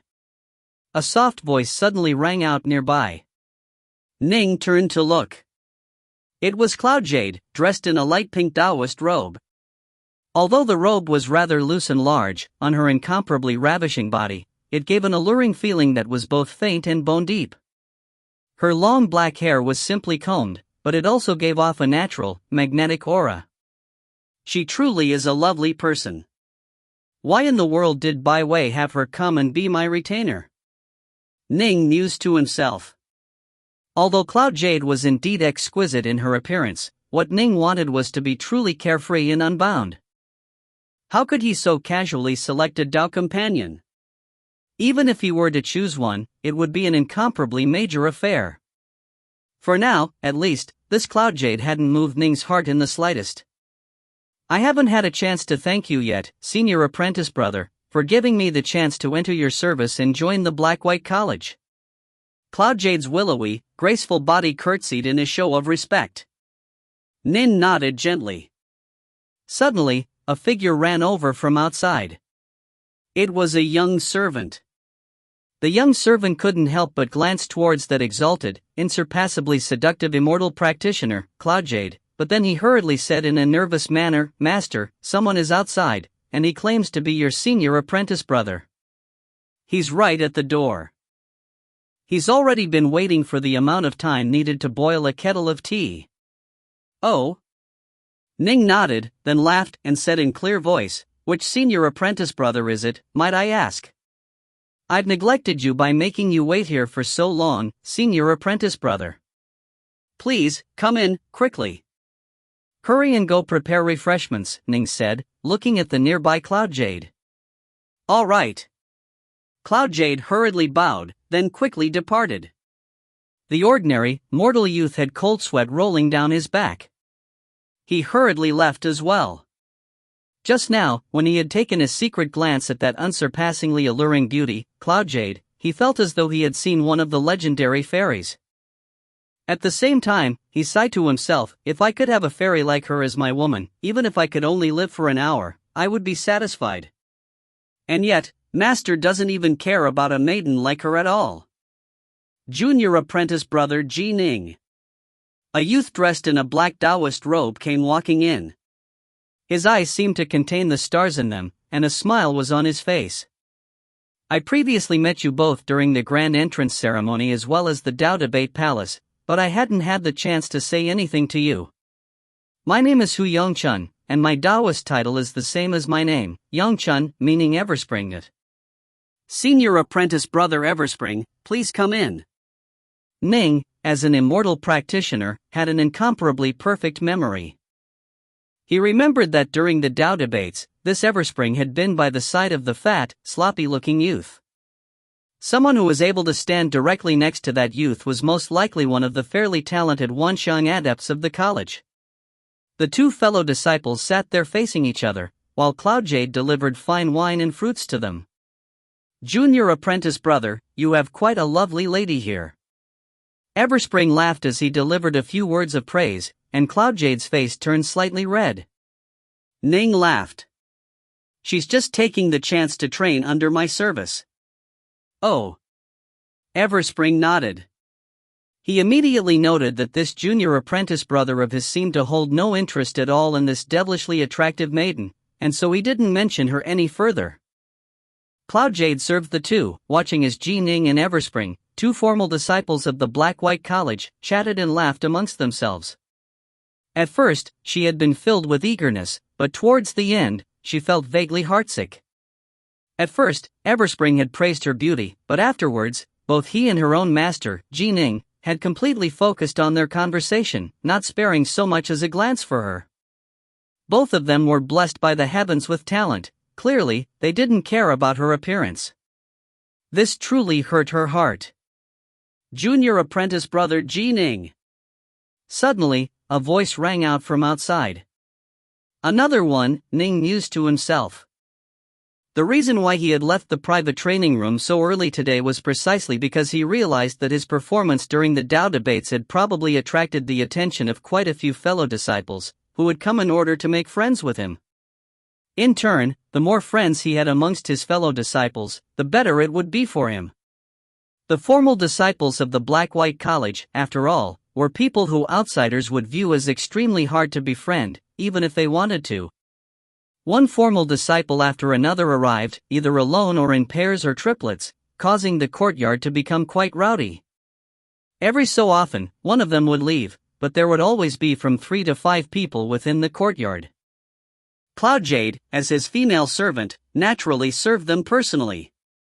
What hurt her the most was, aside from those senior apprentices who offered her a kind word of praise, there was only a single senior apprentice brother out of the 20-plus formal disciples who gave her so much as a close look. That senior apprentice brother's Taoist title was Joybliss. According to what he said, he delighted in tandem training. These disciples of the Black-White College, aside from that one that likes to engage in tandem training, truly all have extraordinary Tao hearts. In the end, Cloudjade could only sigh to herself in amazement. Indeed, everyone capable of joining the Black-White College was a peerless talent. And, from the sounds of it, her own master, Ning, was one of the most outstanding members of this group of peerless talents, someone who could be described as a monster. This was why so many fellow apprentice brothers and apprentice sisters had come to befriend him. Junior apprentice brother Ning, I brought 2 of my junior apprentice sisters over as well. Would you be willing to meet them? A soft voice rang out, and instantly, Ning and the 2 people he was chatting with turned their heads. They soon saw 3 streaks of light moving towards them through the air from afar. Senior apprentice sister Nine Lotus, since you wish to meet with me, how would I dare refuse? Ning raised his head to stare at Nine Lotus, high in the sky. Nine Lotus was accompanied by a lovely woman dressed in red robes as well as a silver-robed maiden with a fierce aura. The 3 women landed from the skies at the same time. Upon seeing these 3 senior apprentice sisters descend, Cloudjade suddenly had a sense of self-contempt in her heart. The bearing and aura of these 3, only they were truly worthy of being referred to as fairies. This is junior apprentice sister Ching, while this is junior apprentice sister Whitewater. Nine Lotus laughed as she looked towards Ning. Greetings to you, senior apprentice brother Ning. Both the willowy, red-robed woman and the silver-robed maiden looked towards Ning. Only with the arrival of nightfall did Ning's dark north peak return to its usual calm. His fellow disciples had all left. Only one more person had arrived. It was Northmont Baiwei. Baiwei, sit. Ning and Baiwei sat down. Baiwei smiled and said, I knew that you would definitely be very busy today, and that quite a few of your colleagues would definitely come visit you. So, I intentionally waited until it was almost dark before coming. Baiwei, you truly are formidable, Ning said in praise. Baiwei laughed loudly. How could I not guess that this would happen? Right, today, I've come at the orders of my father. Ning was startled. Your father? Northmont Black Tiger, the intimidating aura of that man filled Ning with fear. He definitely wasn't inferior to the headmaster of the Black-White College, and he was a man with an exceptionally dominating, overbearing aura. One of the candidates to be the next Marquis of Stillwater. You've come here because... Ning was stunned. Clap, clap. Baiwei clapped his hands twice. Instantly, the two Zifu disciple servants standing behind him immediately moved forward. They each took out multiple black jade platters from their storage-type magic treasures. These black jade platters were all engraved with the exquisite carving of a black tiger, and the platters themselves were crystal clear, incomparably beautiful works of art. Atop each platter, there were multiple items. There were, in total, 6 black jade platters. They had on them a pair of jade bottles, a small boat, a set of black wings, and 2 sets of flying swords that were the size of sewing needles. There are 2 sets of flying swords. One has 72 flying swords, while the other has 18. They are all excellent mortal-ranked flying swords. This set of black wings is a high-grade mortal-ranked wing-type magic treasure. This boat is a top-grade flying magic treasure. This jade bottle holds a miasma gas treasure, which is a type of fleeing treasure. This other jade bottle holds 500 kilograms of liquefied elemental essence. Baiwei said, with composure and assurance, accept all of these things. Ning was poleaxed. He could clearly tell that these were all extraordinary gifts. Aside from the set of black wings, which was slightly poorer, the others were extremely valuable. How can I accept this? Ning hurriedly refused. It's too expensive. My father ordered me to come here, and I've already delivered the items. Everything else has nothing to do with me. Baiwei waved his hands and said, you don't have to be modest. You and my father have had the chance to meet each other, and my father has given these congratulatory gifts with good intentions. Just accept them. Ning hesitated momentarily. Since Baiwei and himself were good friends, there now existed an irreversible relationship between himself and Northmont Black Tiger's estate. Since that was the case, he might as well accept them. All right. Ning nodded. That's more like it. No point in not accepting my father's things, and these aren't that important for someone like him, Baiwei said. Oh, right. You asked me to search for that Meng rock. I've already found him. It's true, he hasn't been able to join any sect at all.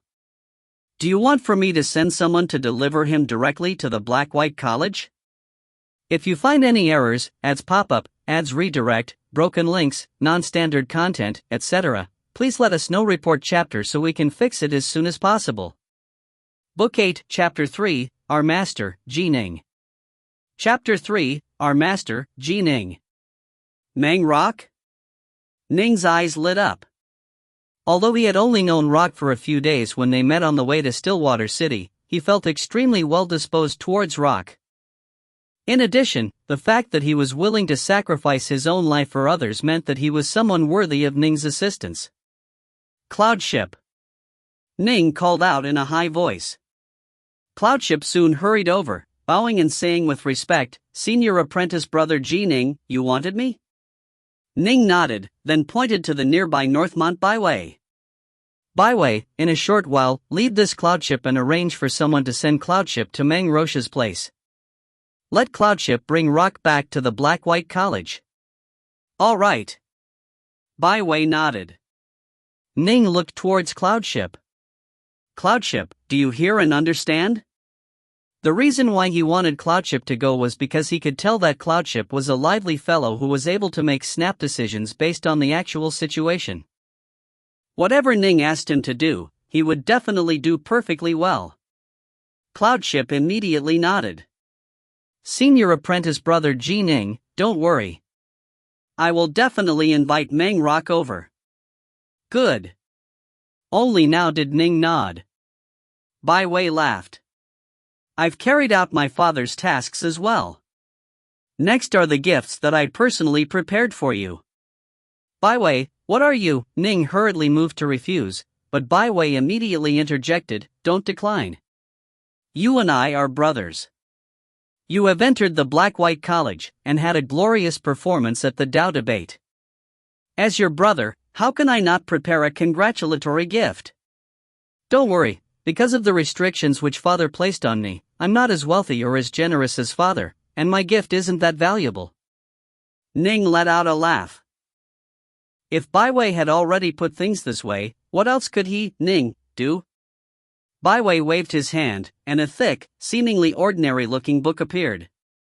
Although this book seemed to be made from excellent materials, Ning couldn't notice anything special about it at first glance. I imagine that quite soon, you'll be going out to do some adventuring. Immortal practitioners all must be tempered by countless life and death experiences. Only then will we be able to walk farther on our immortal paths. Baiwei laughed and continued, thus, I prepared a map for you. This is a map of the entire Xia dynasty. Ning called out in shock, the entire Xia dynasty? The Xia dynasty was unimaginably vast. Don't get too excited. The Xia dynasty is enormous, and this map only goes into detail regarding our Stillwater commandery. It only has some rough information regarding the distant places of the vast Xia dynasty, which is thousands of times larger than our commandery. At least, however, you won't get lost. Baiwei was a bit resigned. A detailed map of the entire Xia dynasty is something which even I don't have access to. Ning sighed inwardly. To immortal practitioners who went out adventuring, the importance of a good map was unquestionable. This was because there were simply far too many mysteries, dangers, and terrifying locations in this vast world. If one moved about blindly and ignorantly, one might accidentally charge into a fatal area. If that happened, one really would die a miserable death. Now that I've done what I need to, it's time for me to leave. Baiwei rose and laughed. I know that for a genius like you, your training time is quite precious. Ning rose to his feet as well and asked, leaving so soon? Your Black-White College is within Stillwater City. I can come any time. Baiwei led his servants and cloudship, then quickly departed. Ning watched as Baiwei and the others transformed into streaks of light and departed. Only now did he lower his head to stare at the 6 jade platters of treasures that were before him. My lesser thousand swords formation just so happened to be lacking in swords, and now I've received 2 sets of them. Ning stared at the 2 sets of flying swords, one a set of 72, the other a set of 18. The set of 18 swords in particular appeared to be all exceptionally fine flying swords. Although I haven't used the lesser thousand swords formation many times, Northmont Black Tiger clearly knew long ago that I need a large number of flying swords. He really lives up to his reputation as being a potential candidate for the next Marquis of Stillwater. His information really is reliable. As a Zifu disciple, it should be too hard for me to cobble together 700 or so mortal-ranked flying swords. But once I reach the Wanshang Adept level, I'll need 700 or so Earth-ranked flying swords. As a primal Taoist, I'll need Heaven-ranked flying swords. Ning sighed to himself. The lesser thousand swords formation was something which caused even immortal Juhua concern. Ning also possessed the Nuwa painting and walked the path of the sword immortal. Indeed, the lesser thousand swords formation was extremely well suited for him. Most likely, the lesser thousand swords formation in his hands would be even more effective than it had been for the thousand swords immortal. Ning continued to view the treasures. Wings? Ning looked at the black wings atop the jade platter. They are much better than the wings I acquired after killing the disciples of Snowdragon Mountain. The wings weren't that useful for Ning, as he primarily used them to cover up the fact that he used the Windwing evasion. This was a divine ability which the ancestor of the Yuchi clan had only acquired after rescuing a celestial immortal, who in his gratitude had bestowed it upon the clan. It was abundantly clear from the fact that even the entire Black-White College only had 5 divine abilities that divine abilities were incomparably precious. No wonder the Yuchi clan insisted on using wing-type magic treasures to disguise themselves. The flying boat. Ning stared at the 4th present, then laughed. A top-grade mortal-ranked magic treasure. In the future, I'll be able to travel much more quickly. Ning stretched his hands out, effortlessly binding both the wings and the boat-type magic treasures. The miasma gas magic treasure. Ning stared at the 5th treasure. He picked up that white jade bottle. After easily binding it, he discovered that within, there was a white pearl, surrounded by an extremely dense foggy white miasma gas. Step back. Go far away. Ning swept the surrounding area with his gaze, and the nearby cloud jade hurriedly retreated all the way out of the courtyard. Activate. Ning willed it. Instantly, a large amount of white miasma gas filled the courtyard. The white miasma gas covered an area of many tens of meters, and the density of it was such that even Ning's fiend-god-enhanced eyes were only just barely able to view his own fingers. In fact, it even influenced the surrounding elemental ki flow, causing Ning to be unable to sense what was around him. According to what I hear, miasma gas magic treasures are extremely suited for fleeing, precisely because they prevent both vision with the naked eye as well as sensing one's surroundings. Nin nodded lightly. So it really is the case. Even I, the person who released the miasma gas, am unable to see the surrounding area. Once I release this miasma gas, for a short period of time, my foe will be unable to find me. I can choose a direction and immediately flee. Miasma gases were unable to distinguish from friend or foe. What Ning bound was the jade bottle and the pearl within it, that miasma gas simply existed within the pearl itself. I wonder if my divine sense can see through it. Ning willed it, and suddenly, whoosh! His divine sense spread out, instantly encompassing the entire courtyard. Ning revealed a hint of delight. Although the miasma gas was so powerful as to be able to disturb the flow of natural elemental energy, under Ning's divine sense, everything still appeared. Excellent! Ning was overjoyed. To others, miasma gas magic treasures are only for fleeing, but for me, I can release the miasma gas to befuddle my foes, then engage them and kill them in close quarters. This combat tactic instantly flashed through Ning's mind. Given that his own divine sense was not affected by the gas, in the future, it would be much easier for him to deal with Wanxiang adepts. Yet another killer move, Ning laughed. Ning then looked towards the sixth jade platter. 500 kilograms of liquefied elemental essence. This was an astonishing fortune. Ordinary earth-ranked magic treasures were worth nearly 5 kilograms, which was to say that this gift was the equivalent of 100 earth-ranked magic treasures. Even if he wanted powerful earth-ranked magic treasures, he would still be able to trade for 8 or 10 of them. Even when Baiwei and Fox had been betting frantically against each other, the stakes had only gone up to 40 or 50 kilograms of liquefied elemental essence. Northmont Black Tiger really is quite generous. Ning no longer hesitated, he collected the treasures, picked up the jade bottles, and headed for his private training room. Within the private room, the jade flask was placed in front of him, and the stopper had been pulled open. Ning sat in the lotus position atop the jade bed, calming himself down. He opened his mouth, and the liquefied elemental essence within the jade bottle instantly began to fly out and be absorbed by Ning's body. Rumble! The enormous Zifu lake within the illusory space of the Zifu Violet Palace. The water source suddenly began to surge with large amounts of pure elemental energy. The entire Zifu lake began to swirl about, expand in an incomparably rapid pace. The outer regions of the Zifu lake were constantly expanding towards every direction. The lake was growing to take up a larger and larger amount of the illusory space, and began to surge towards the deepest recesses of it. Expanding. It was still expanding. 50 kilograms of liquefied elemental essence. 100. 150, Ning didn't hesitate at all, constantly refining and absorbing it all. His base was solid, and his comprehension of the Tao was quite high. His divine soul was very strong, and his sword heart was lustrous. He absolutely could surge all the way to the early Wanxiang adept stage if he so chose. The Zifu lake continued to expand. It now covered a truly shocking amount of space, and could even be said to have expanded from a lake to a sea. A Zifu Sea. 300 kilograms. 350 kilograms. Last time, I used 40 or so kilograms of liquefied elemental essence. This time, if I use another 360 kilograms, it'll be about enough, Ning mused to himself.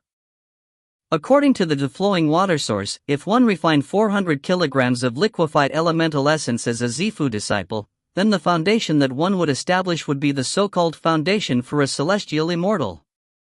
The manifestation one would later have would also be the best of manifestations. Rumble, 355 kilograms. 360 kilograms. 365 kilograms.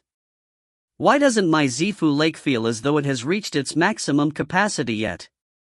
Ning was feeling rather puzzled, and he slowed down the rate at which he was refining liquefied elemental essence as well. Some of the weaker key refining techniques made it so that the practitioner's Zifu lake would at best be able to withstand 50 kilograms of liquefied elemental essence. But Ning had already been able to withstand more than 400 kilograms. 370 kilograms, 390 kilograms, 400 kilograms. Ning opened his eyes, halting his training. Last time, I used 40 kilograms, and this time, I used 400. And yet, my violet palace is able to continue to accumulate more? Ning frowned. Although the water stream source hadn't described an upper limit in detail, and there were small differences in each person's capacity, generally speaking, 400 kilograms should be quite close to the limit. I'll halt for now. In 2 days, when I meet Master, I'll ask him. Ning halted his training. As Ning was training in a quiet, secluded courtyard within East Stillwater City, Rock was seated in the lotus position on his bed, quietly nourishing his own Zifu Violet Palace. His Violet Palace had been damaged. Naturally, he had to carefully cultivate it and heal it. Rocky, come out, quick! A frantic voice rang out. Uncle Ming? Rock came to an immediate halt, leaving the bed and walking out. Uncle Ming, what is it? Rock pushed the door open, then saw the bald, middle-aged man, his entire face covered with urgency. Rock felt extremely grateful towards Uncle Ming. At least Uncle Ming had let him stay here this entire time. Did you cause trouble or offend someone? A guard of Stillwater Commandery has come in search of you. The bald-headed, middle-aged Uncle Ming was utterly frantic right now. Ah? Rock shook his head. I haven't. Uncle Ming hurriedly said, enough talk. Hurry, go see him. Although he had safely secured this quiet, secluded little residence for himself in Stillwater City, compared to the exalted Marquisate of Stillwater, he was like an ant in front of a divine dragon. No, he wasn't even an ant. He was nothing more than a speck of sand. Rock, his face covered with puzzlement and unease, quickly appeared before the gates of the estate. In front of the gates, there were 2 armored Zifu disciple guards, and next to them was a white-robed youth. The 2 guards were standing behind this white-robed youth. Upon seeing this, although he felt terror in his heart, Rock also felt a hint of bitterness. To be able to have guards of the Marquis of Stillwater stand behind me, how long will it be before I can be at this level? Rock felt sourness in his heart. I'm not even able to join a school right now. Not a single school wants me. How long will it be before I am able to continue walking down my immortal path? The tall, skinny, white-robed man, upon seeing Rock, immediately revealed a smile. Are you Brother Meng Rock? Brother Meng Rock? Rock stared. The bald Uncle Ming, by his side, was astonished as well. He hurriedly said, yes, he's Meng Rock. The tall, skinny, white-robed man laughed. My name is Cloudship. I have come on the orders of my master, Ning, to invite you, Brother Meng Rock, to the Black-White College. If you find any errors, ads pop-up, ads redirect, broken links, non-standard content, etc., please let us know. Report chapter so we can fix it as soon as possible. Book 8, Chapter 4, A Sturdy Base. Chapter 4, A Sturdy Base. Meng Rock was completely stunned. Ning? Of course he knew Ning. This was the man who had saved his life. In the carefree caverns, he had watched as Ning and another youth were welcomed with great splendor. Might I ask who your master, Ning, is? Rock was somewhat hesitant. Was this the same Ning he knew? My master is a formal disciple of the Black-White College. The tall, skinny, white-robed cloudship laughed. When he entered the Black-White College, he consecutively defeated multiple senior fellow disciples, and even several Wanxiang adepts were defeated by him. Brother Mang Rock, my master has invited you to go, will you go? Go? Of course he'll go. The bald Uncle Ning, standing nearby, immediately urged Rock to go. At the same time, he sent Rock mentally, Rocky, your stroke of good fortune has arrived. That Ning is a monstrous talent and has successfully entered the Black-White College as a formal disciple. The formal disciples of the Black-White College are permitted 10 retainer positions, and by the look of things, this youth is one of them. If Ning is inviting you to go, it's very possible that you've received one of those 10 positions. Rock, hearing this mental transmission, was shocked. One of the 10 formal retainerships for a formal disciple? The Black-White College was an incomparably exalted place. It was the most powerful school of the entire Stillwater Commandery, and a place where peerless geniuses gathered. Even the retainers of the peerless geniuses, as long as they worked hard and rendered merits unto the school, would have the chance to learn some truly top-tier key refining techniques. This was far better than being a formal disciple of the Thousand Rivers School. It must be understood that those extremely large schools were divided into outer court disciples, inner court disciples, main disciples, and the most supreme, core disciples. There were multiple layers of status. In the Black-White College, however, there were only formal disciples and retainers, 2 layers. Thus, even retainerships were positions that were deeply coveted. I'll have a chance to enter the Black-White College?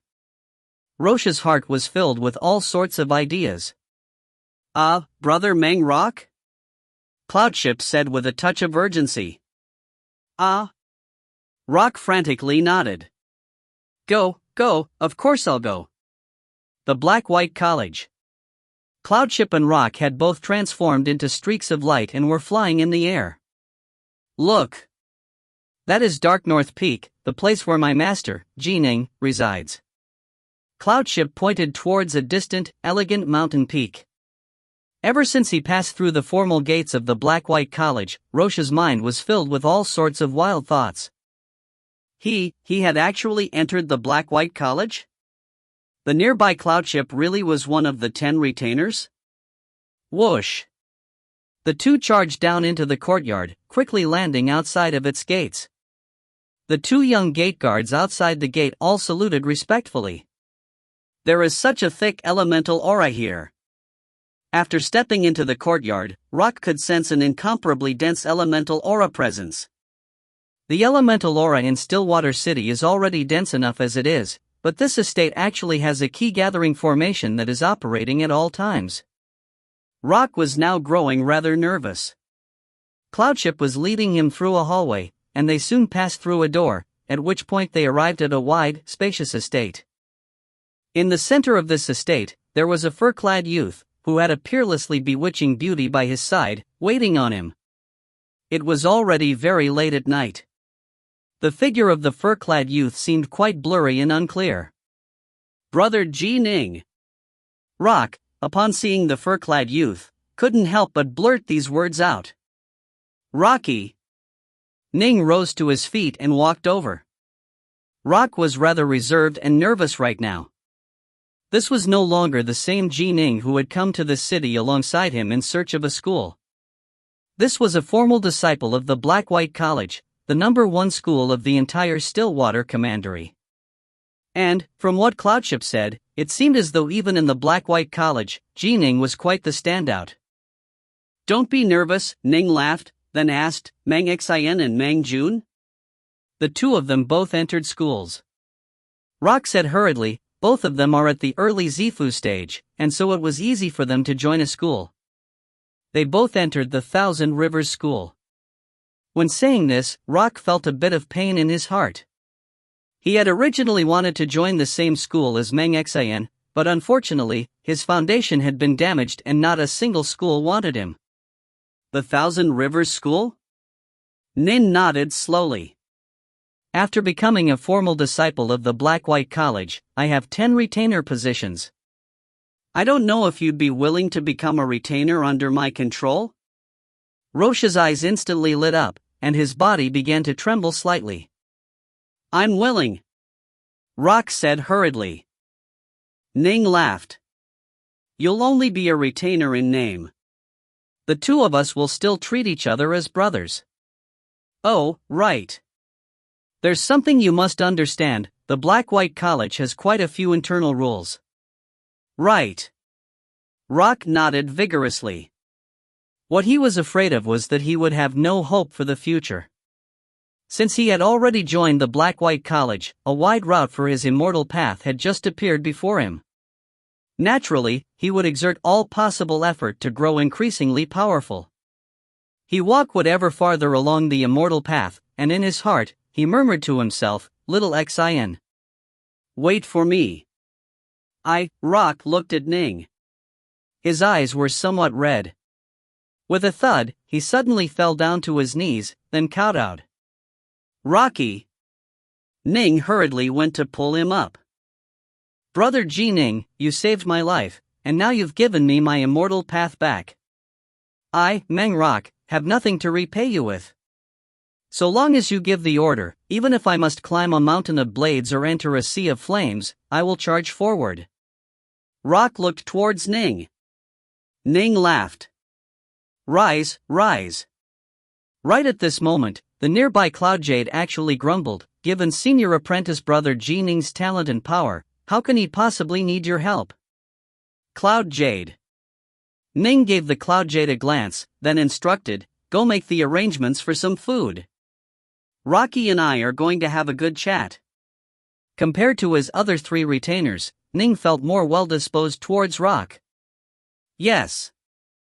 Cloud Jade turned and immediately departed, but while doing so, she was secretly grumbling to herself. Yet another hunk of wood. That Meng Rock fellow, upon entering, had given her just a single glance. She was beginning to question her own seductiveness. The morning sun rose, spreading its dim light throughout the entire Black-White College. Everything appeared so dreamlike and illusory. Ning was atop a flying boat. Transforming into a streak of light, he flew out of Dark North Peak. Soon afterwards, he arrived in the air above the mountain of his master, Immortal Diensai. Master. Ning landed in the courtyard, then called out respectfully. Come in. Immortal Diensai's voice transmitted to him from outside. Ning immediately entered, and the servants at the gate naturally did not bar his path. Within the hall, the black-robed, black-haired Immortal Diensai was seated in the lotus position atop a bed of clouds. He looked at Ning, and he felt as though the more he saw him, the more satisfied he was with him. Being able to teach an extremely talented disciple made him feel quite successful as well. Immortal Diensai said in a calm voice, Ning, how did your 3 days of meditation go? Your disciple has made considerable gains. Ning said respectfully. Immortal Diensai nodded slowly, then narrowed his eyes. Previously, Headmaster Jade C has already informed you regarding the Great Tao of the Sword, yes?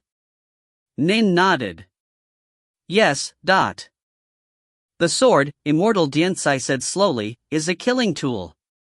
It is also the tool which we immortal cultivators will use in our ascent to the peak, in slaughtering all who would impede our path.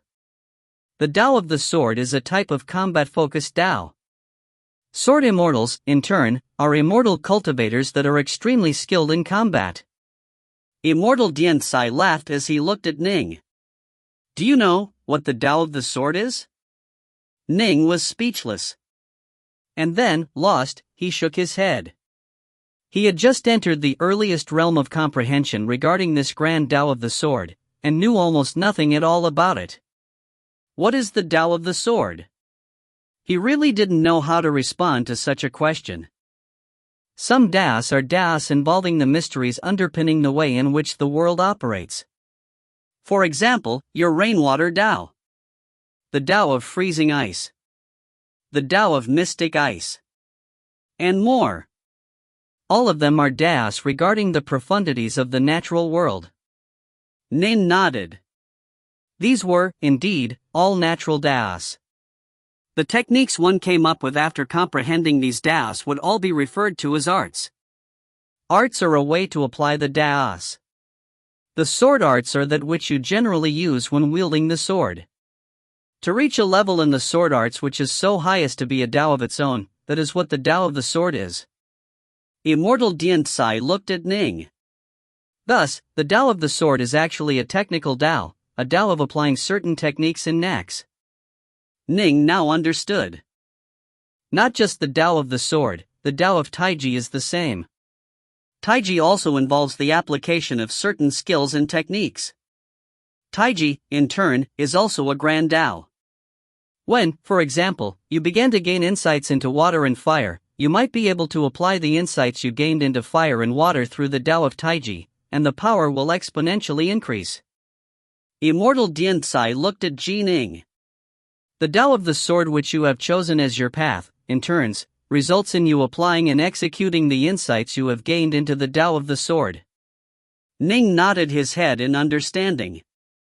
Taiji? Dao of the sword? The application of a Dao? Regardless of whether it is Taiji or the Dao of the sword, these are all extremely, unfathomably profound grand Daos. They are extremely hard to comprehend. Immortal Diantsai sighed. For example, the Dao of the sword requires one to comprehend and develop one's sword heart.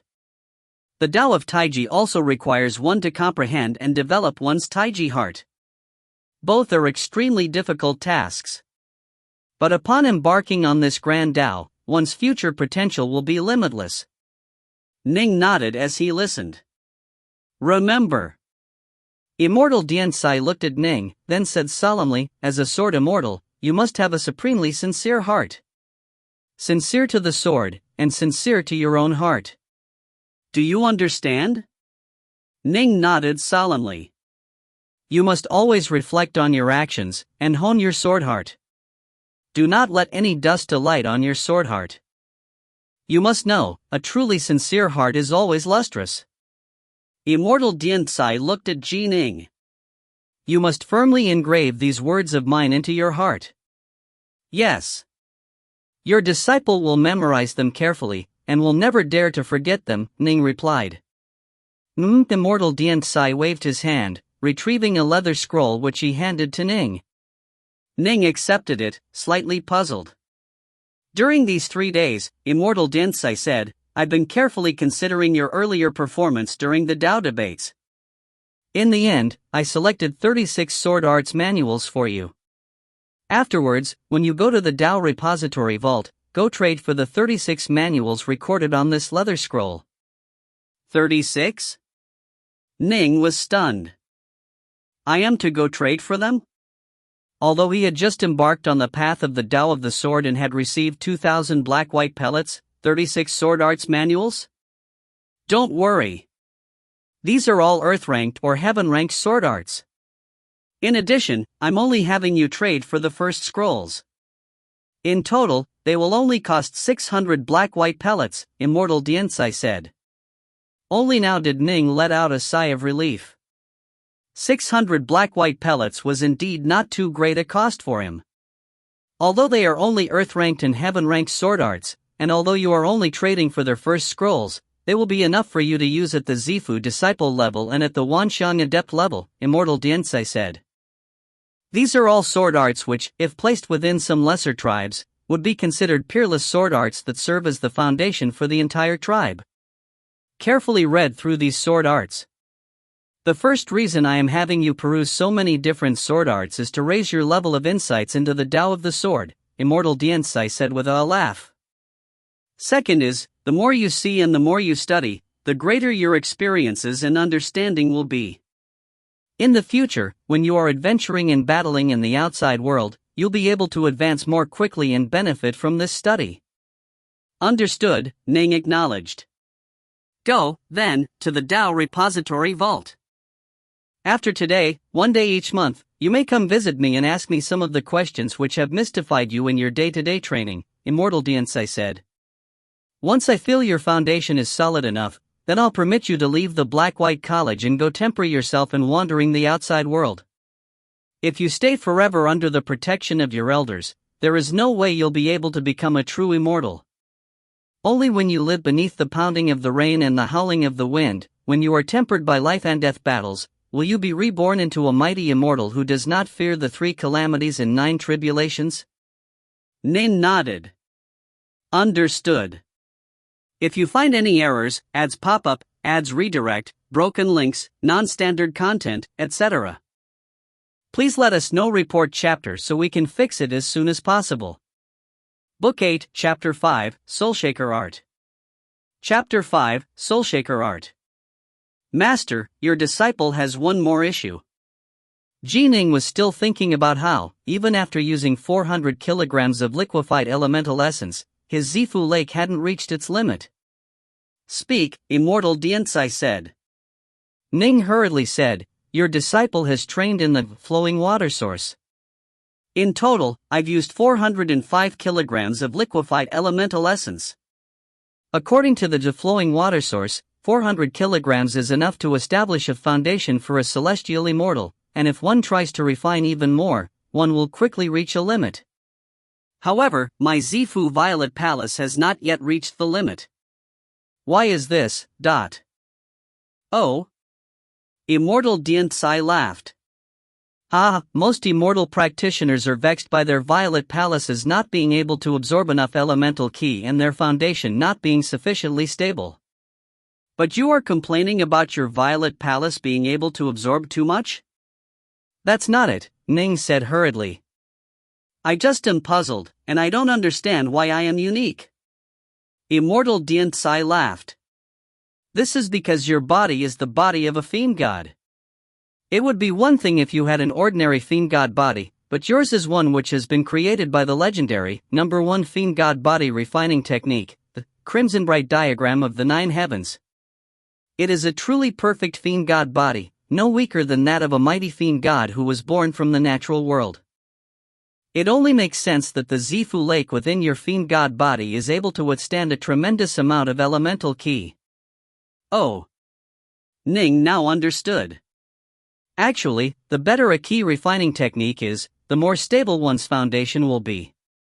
Perhaps you'll spend a bit more time at the Zifu or the Wanshine levels, but the further you go, the easier your life will be, Immortal Diensai said. Also, there are some other techniques that are also immortal ranked, but are even better than even the Ju flowing water source, which allows one to use 500 kilograms of liquefied elemental essence at the Zifu disciple stage. The more powerful a technique, the more elemental ki it is able to control. Immortal Diensai looked at Ning. You should be happy. Your disciple understands, Ning said. However, how much liquefied elemental essence does your disciple need to use before advancing to the Wanshan level? Immortal Diensai pondered for a moment, then said, disciples who train in the Crimson Bright diagram of the 9 heavens, who also train in the flowing water source, are indeed quite rare. Let me think about it. Yes, I imagine you will need around 800 to 1,000 kilograms or so. Ning sucked in a cold breath upon hearing this. Immortal Diensai looked at Ning. The Crimson Bright diagram of the 9 heavens is the number 1 fiend god body refining technique in the world. You must practice it with diligence as well. All right. Ning nodded, then added, then I'll go to the Tao repository vault now. Immortal Diensai nodded. Go, he said, then closed his eyes. Ning depart. As he left the room, he boarded his flying boat and soared into the skies, heading to the Tao repository vault. The Tao repository vault. Ning headed straight for the 2nd floor, that of the arts. Originally, I had 200 black-white pellets left over. From the Tao debates, I gained 600 black-white pellets. After embarking on the path of the Sword Immortal, the college bestowed me with 2,000 black-white pellets. I have a total of 2,800 black-white pellets. Ning carefully searched through the countless books placed on the bookstacks. He was searching for the 36 sword arts manuals which his master had instructed him to find on that leather scroll. Quite cheap. This one is only 30 black-white pellets. This one is just 10. Ouch, this one is actually 100. Ning moved as fast as the wind, and his eyes scanned the books as fast as lightning. He moved past large stacks of sword arts manuals, quickly picking out all 36 books. The cheapest of these 36 books was just 10 black-white pellets, while the most expensive was 100. However, these were all seemingly random, disjointed manuals. There were strange sword arts, tyrannical sword arts, fast sword arts. Out of a sea of sword arts manuals, Master actually chose these 36 after considering things for me. From this, one can imagine how many sword arts manuals Master has read. Ning sighed to himself in amazement. Clearly, to become a truly mighty sword immortal, it was also important to read many sword arts manuals. Not bad. This sword art is even more suited to me than the duality azure flame sword. As Ning flipped through the books, his eyes instantly began to light up. After choosing the 36 books, Ning came to another table. Atop the table, there were 5 abridged books. They were Heavenly Transformation, Divine Thunderbolt Eye, Myriad Hibernating Venoms, 3 Heads, 6 Arms, and Eye of the Luminous Heart. Divine Abilities. Ning pondered to himself. I only have 2,200 black-white pellets left.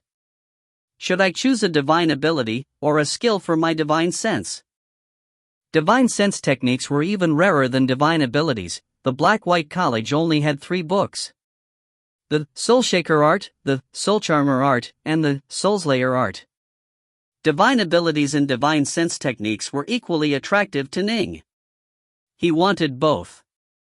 If only I could choose whatever I wanted, Ning gritted his teeth. He gave one last, regretful glance to those 5 abridged books, then turned and left, moving directly towards the other table filled with divine sense techniques. Atop the table, there were a total of 3 golden books. Not hesitating at all, Ning picked up one of the golden books, then straightforwardly departed the Dao repository vault. Upon Ning leaving the vault, the tall, muscular, armored Dao protector looked at him. You've made your choice? Yes. Take it. Ning handed it over, and when he did, he couldn't help but turn to look back at the Dao repository vault. His divine abilities. He really wanted to acquire a few divine abilities. For example, that Eye of the Luminous Heart also had a side effect pertaining to divine sense, and was extremely mysterious and profound. But the cost of the first scroll alone was 5,000 black-white pellets. For the Divine Thunderbolt Eye, one could immediately open a third divine eye which was able to draw in and store the lightning and thunder of the world. With but a thought, one could release thunderbolts from that divine eye. Its power was truly terrifying.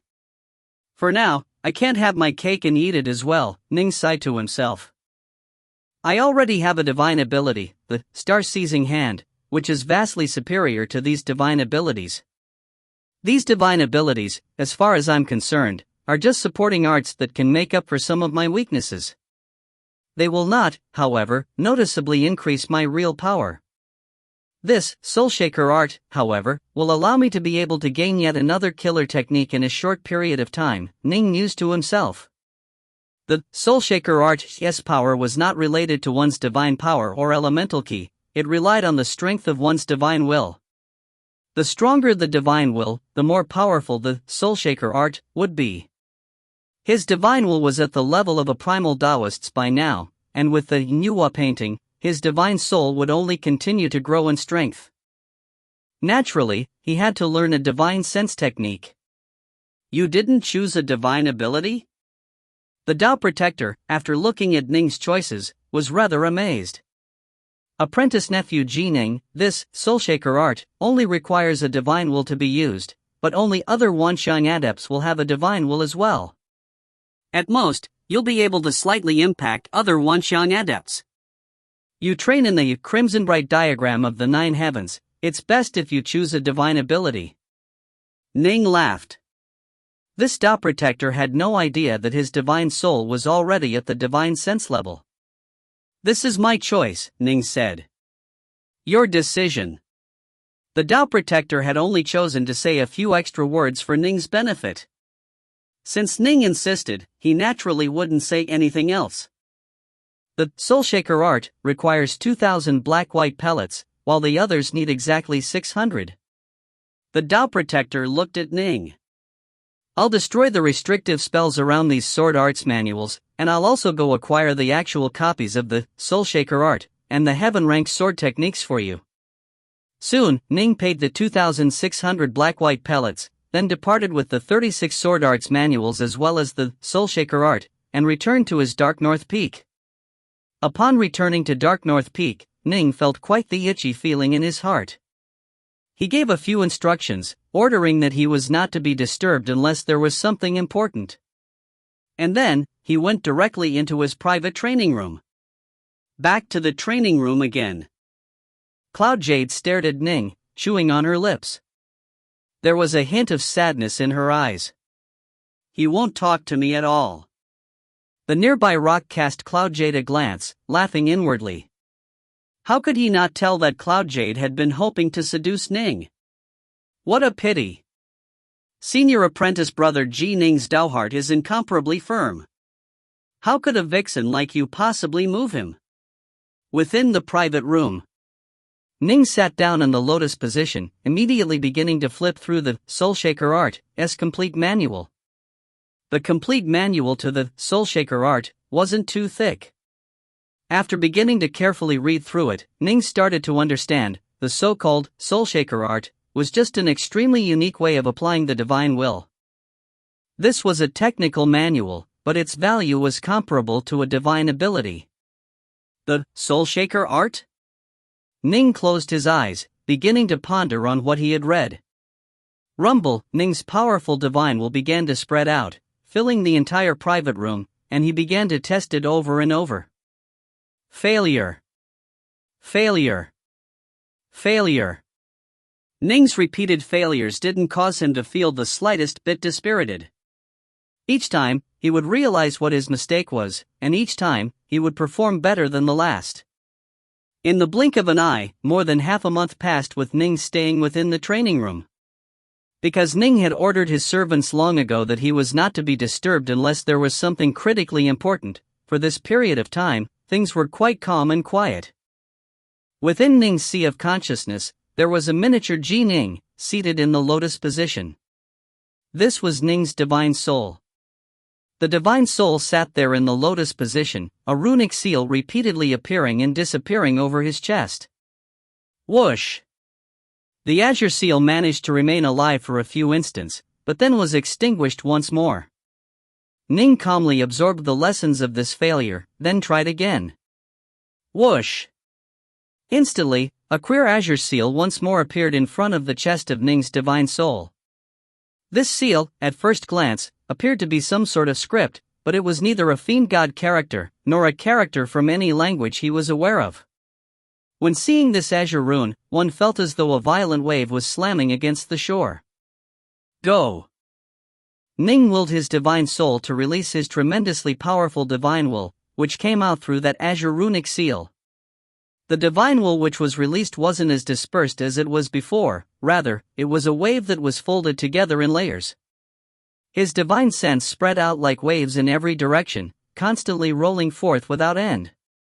One could imagine how, if Ning encountered a living creature with a soul, these turbid waves of divine will would instantly smash down against the enemy's soul, just like a wave smashing down upon a shore. At last, I've finally managed to just barely manifest the Soul Shaker rune. Ning opened his eyes, revealing a hint of a smile. However, I'm still quite far off from the true, perfect Soul Shaker rune as mentioned in the book. Relaxed, Ning left the private room. By the time he arrived in the outer courtyard, he saw that it was late at night. Outside was a sea of sparkling stars in the night sky. Ning raised his head, staring at the sea of stars, then laughed. In the upcoming period of time, what I'll need to do is spend quite some time meditating on the Tao and on sword arts here at the Black-White College. Only when Master nods in approval shall I go out and temper myself through adventuring. Time flowed on like water. Ning and Mu Northsun, the two new disciples of the Black-White College, lived lives that were peaceful and yet meaningful. They focused on comprehending the Tao, on analyzing sword arts and the Tao of constructs, and unconsciously, their power grew greater and greater. The two of them had been like two pieces of unpolished jade, but the Black-White College slowly carved and shaped them, letting them reveal their true luster. In the blink of an eye, more than 3 years passed. It was the height of summer now. This year, Ning turned 20 years old. If you find any errors, ads pop up, ads redirect, broken links, non-standard content, etc., please let us know. Report chapter so we can fix it as soon as possible. Book 8, Chapter 6, 3 years later. Chapter 6, 3 years later. This midsummer dawn was uncommonly cool. Ning, still clad in his black furs, walked out from the estate atop Dark North Peak. Senior apprentice brother Ning. Meng Rock, who had grown only more muscular and tanned, immediately greeted him with respect. Rocky, prepare some food for me. Same as what we've done in the past.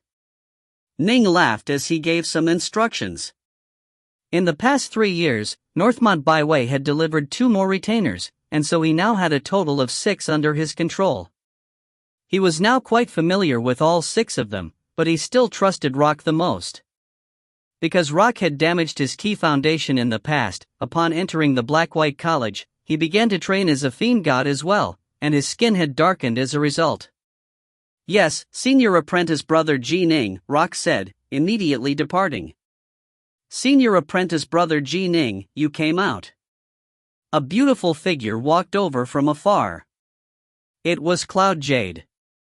Behind her was a black-robed youth. This was one of the 6 retainers under Ning's command, Weifeng.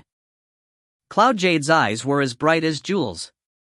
After having been in the Black-White College for so long, her aura had improved as well, and she now had an additional hint of otherworldliness about her.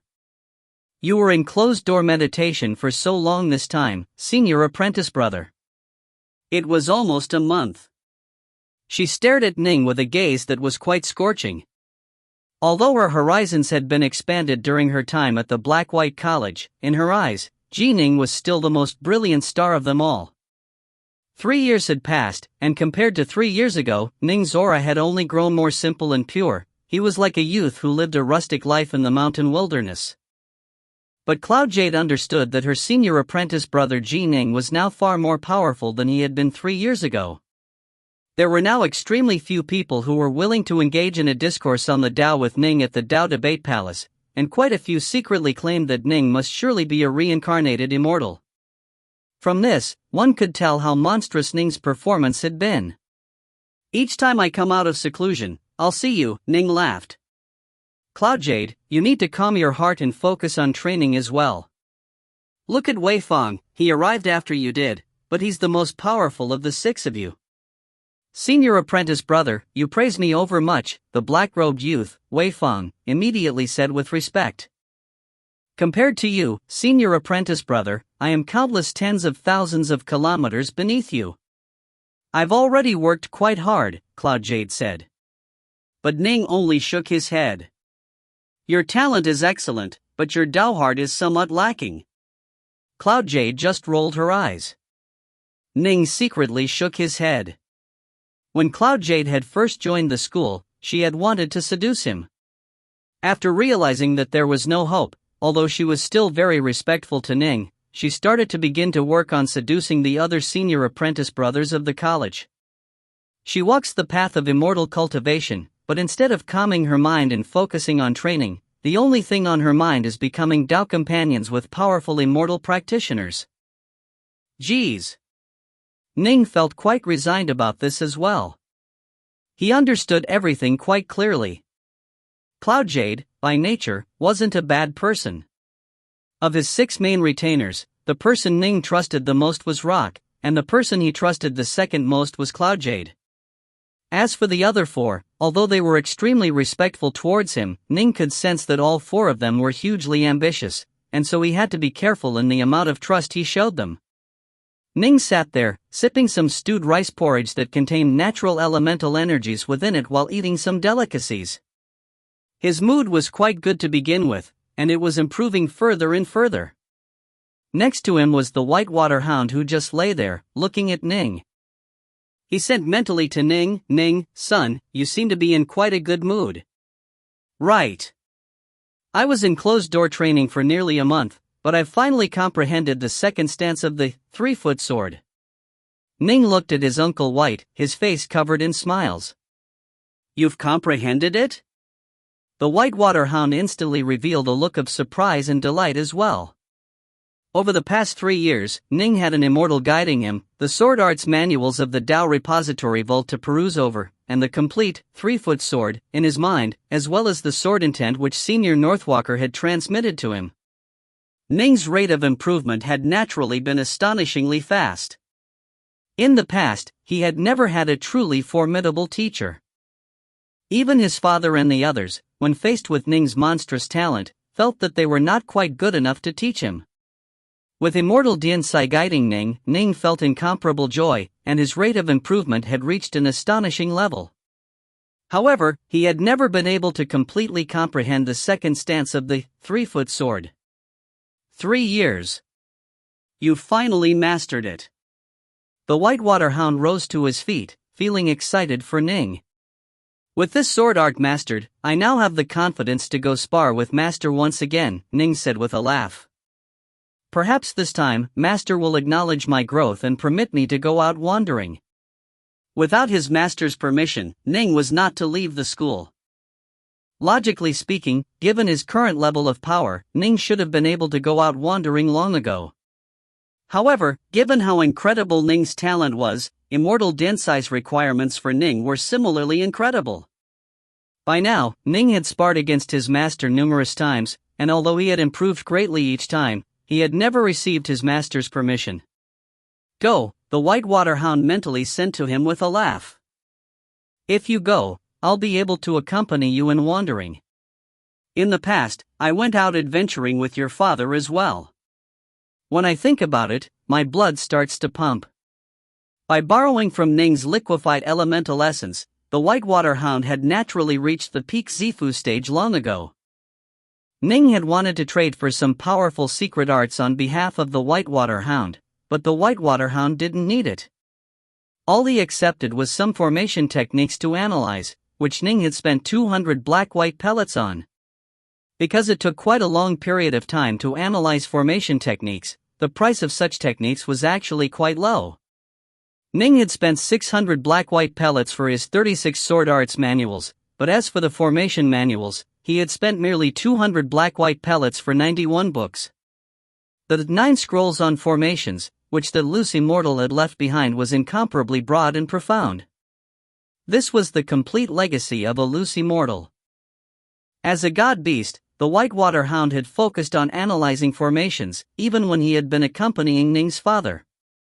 Acquiring the 9 scrolls was already a case of him being akin to a tiger who had gained wings. Now that he also gained so many formations manuals from the Black-White College, he naturally had made enormous improvements. And, every so often, the whitewater hound would even go to the Black-White College to listen to some primal Taoists or even to some of the Immortals expound on the Tao. "I'll go, then." Ning rose to his feet. "Go." The whitewater hound watched as Ning left. Ning boarded his flying boat, then quickly disappeared into the distant horizons. Ning stood there atop his boat in midair, staring downwards. Soon, he arrived at the residence of his master, Immortal Diansai. Whoosh! Ning landed in front of the estate, and the gate guards smiled towards Ning. Ning strode directly inwards without waiting. Immortal Diansai had given the order long ago that Ning was to be permitted to enter directly, without any need to report his arrival. Within the hall, the black-haired, black-robed Immortal Diansai was seated in the lotus position on his jade bed. It seemed as though the passage of 3 years had not affected Ning's master at all. "Today is not the 1st of the month. Have you come here to spar with me once more?" Immortal Diansai looked at his beloved disciple. Over the course of the past 3 years, he had come to love his soul disciple even more, to the point where his affection for Ning was even greater than his affection for the descendants of his clan. Yes. Ning looked at his master. A sword light that seemed almost physical had appeared within Ning's eyes, and his entire person slowly began to radiate a terrifying sword intent. His sword intent surged through the heavens. It does seem that you've improved a bit. Immortal Diantsai nodded. Come, then. Attack me. Be careful, master. A dark north sword appeared out of nowhere, and he gripped it with two hands. Swish! Ning transformed into a blurry, rapidly moving figure, and the sharp sword in his hand seemed to have turned into a ghostly image. His speed had reached an extremely high level, and he instantly pierced the sword towards Immortal Diantsai, seated on the jade bed. Immortal Diantsai, seated on the jade bed, leisurely stretched out his fingers, forming a sword finger. With a light tap, a streak of swordlight instantly arced out. Clash! This solitary streak of swordlight repeatedly clashed in mid-air multiple times with Ning's sword shadow.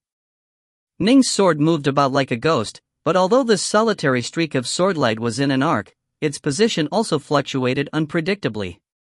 Ning's swordlight changed, becoming domineering and tyrannical. Bang! Instantly, the surrounding area was submerged into a sea of fire, and Ning's sword became one of the flames within it, incomparably valiant as it chopped directly towards Immortal Diantsai. This sword attack of Ning's had already vastly surpassed the Thunderflame sword, S-level, and most likely even the person who had originally developed the Thunderflame sword was no match for the current Ning in terms of the Tao of the sword. Extinguish! Immortal Diantsai revealed a hint of a smile as well.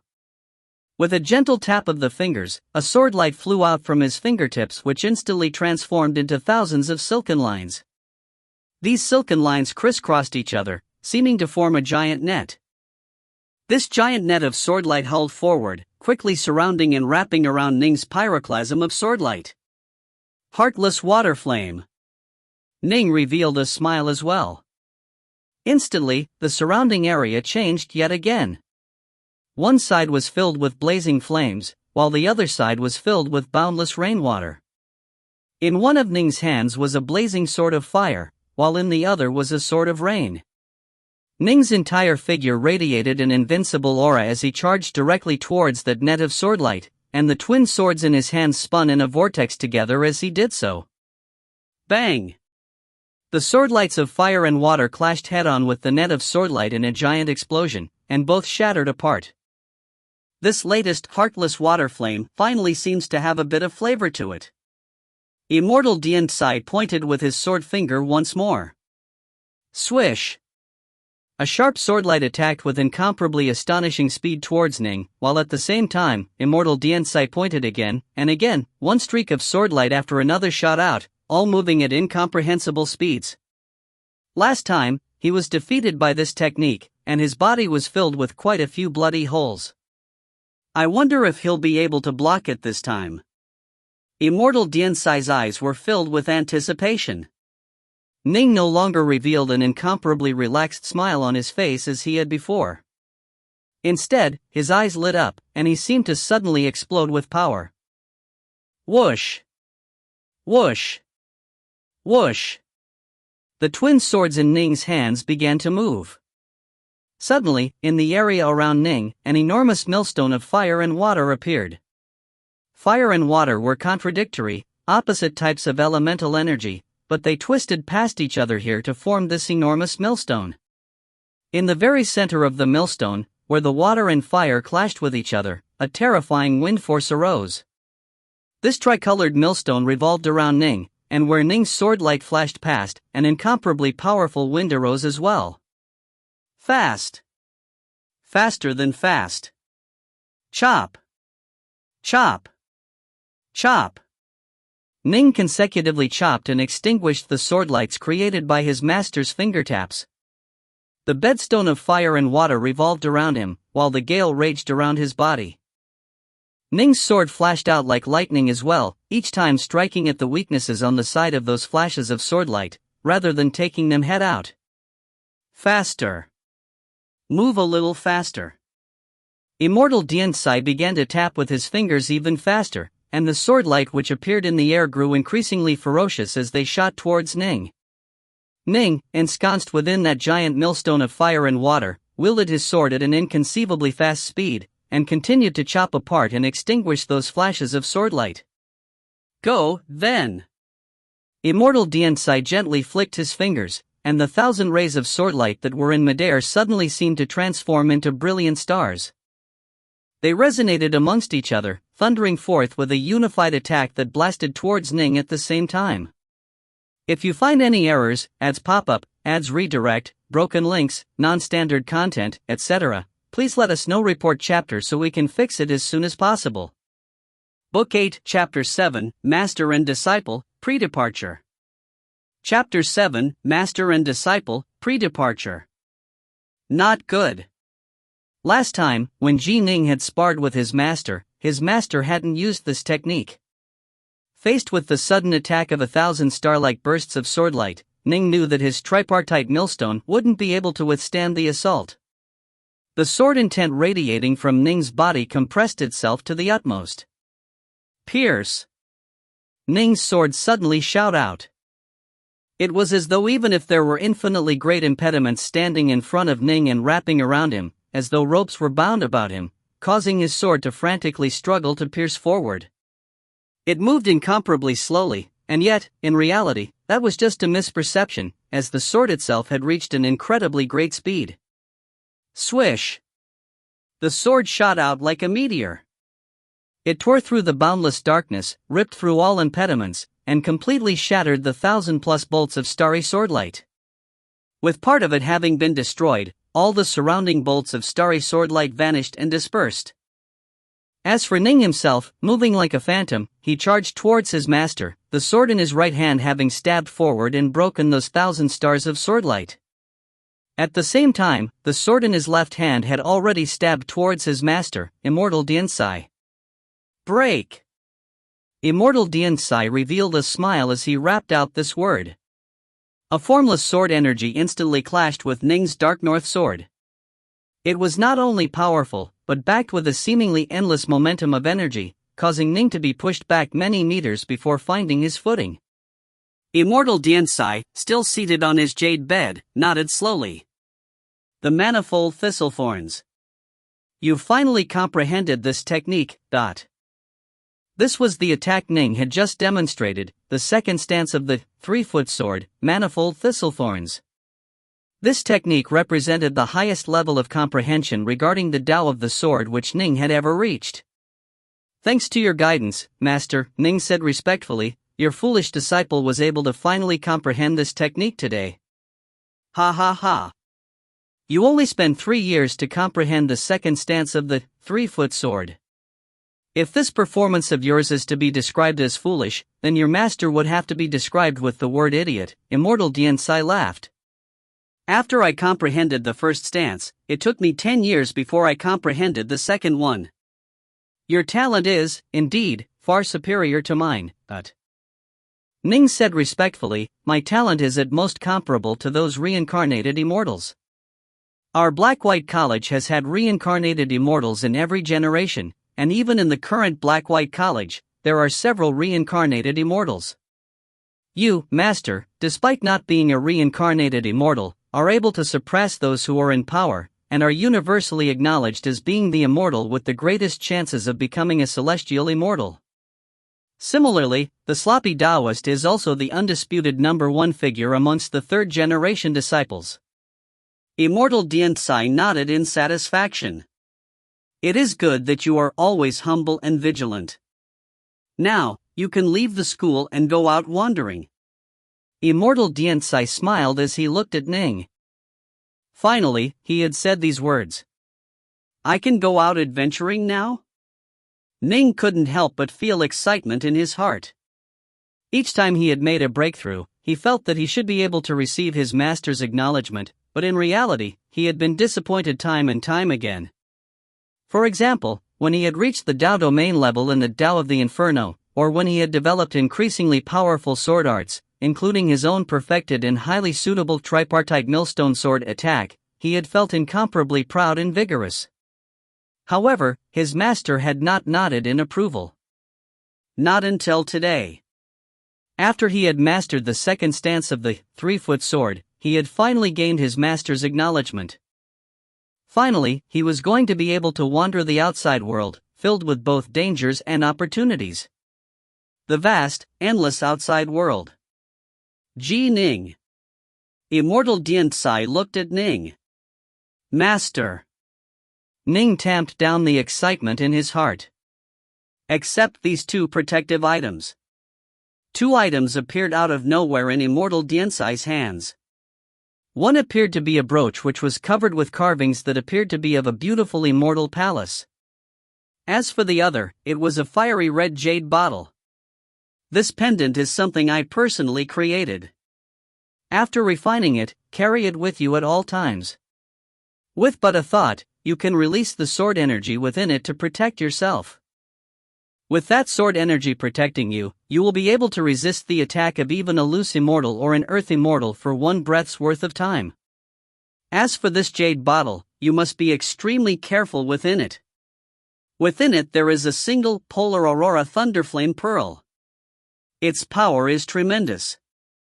Once you throw it out, it does not distinguish between friend or foe. Everything within a radius of 30 meters will be reduced into powder. Even loose immortals or earth immortals will most likely be heavily wounded, while almost all primal Taoists will perish. Of these two items, one is meant for offense, while the other is meant for defense.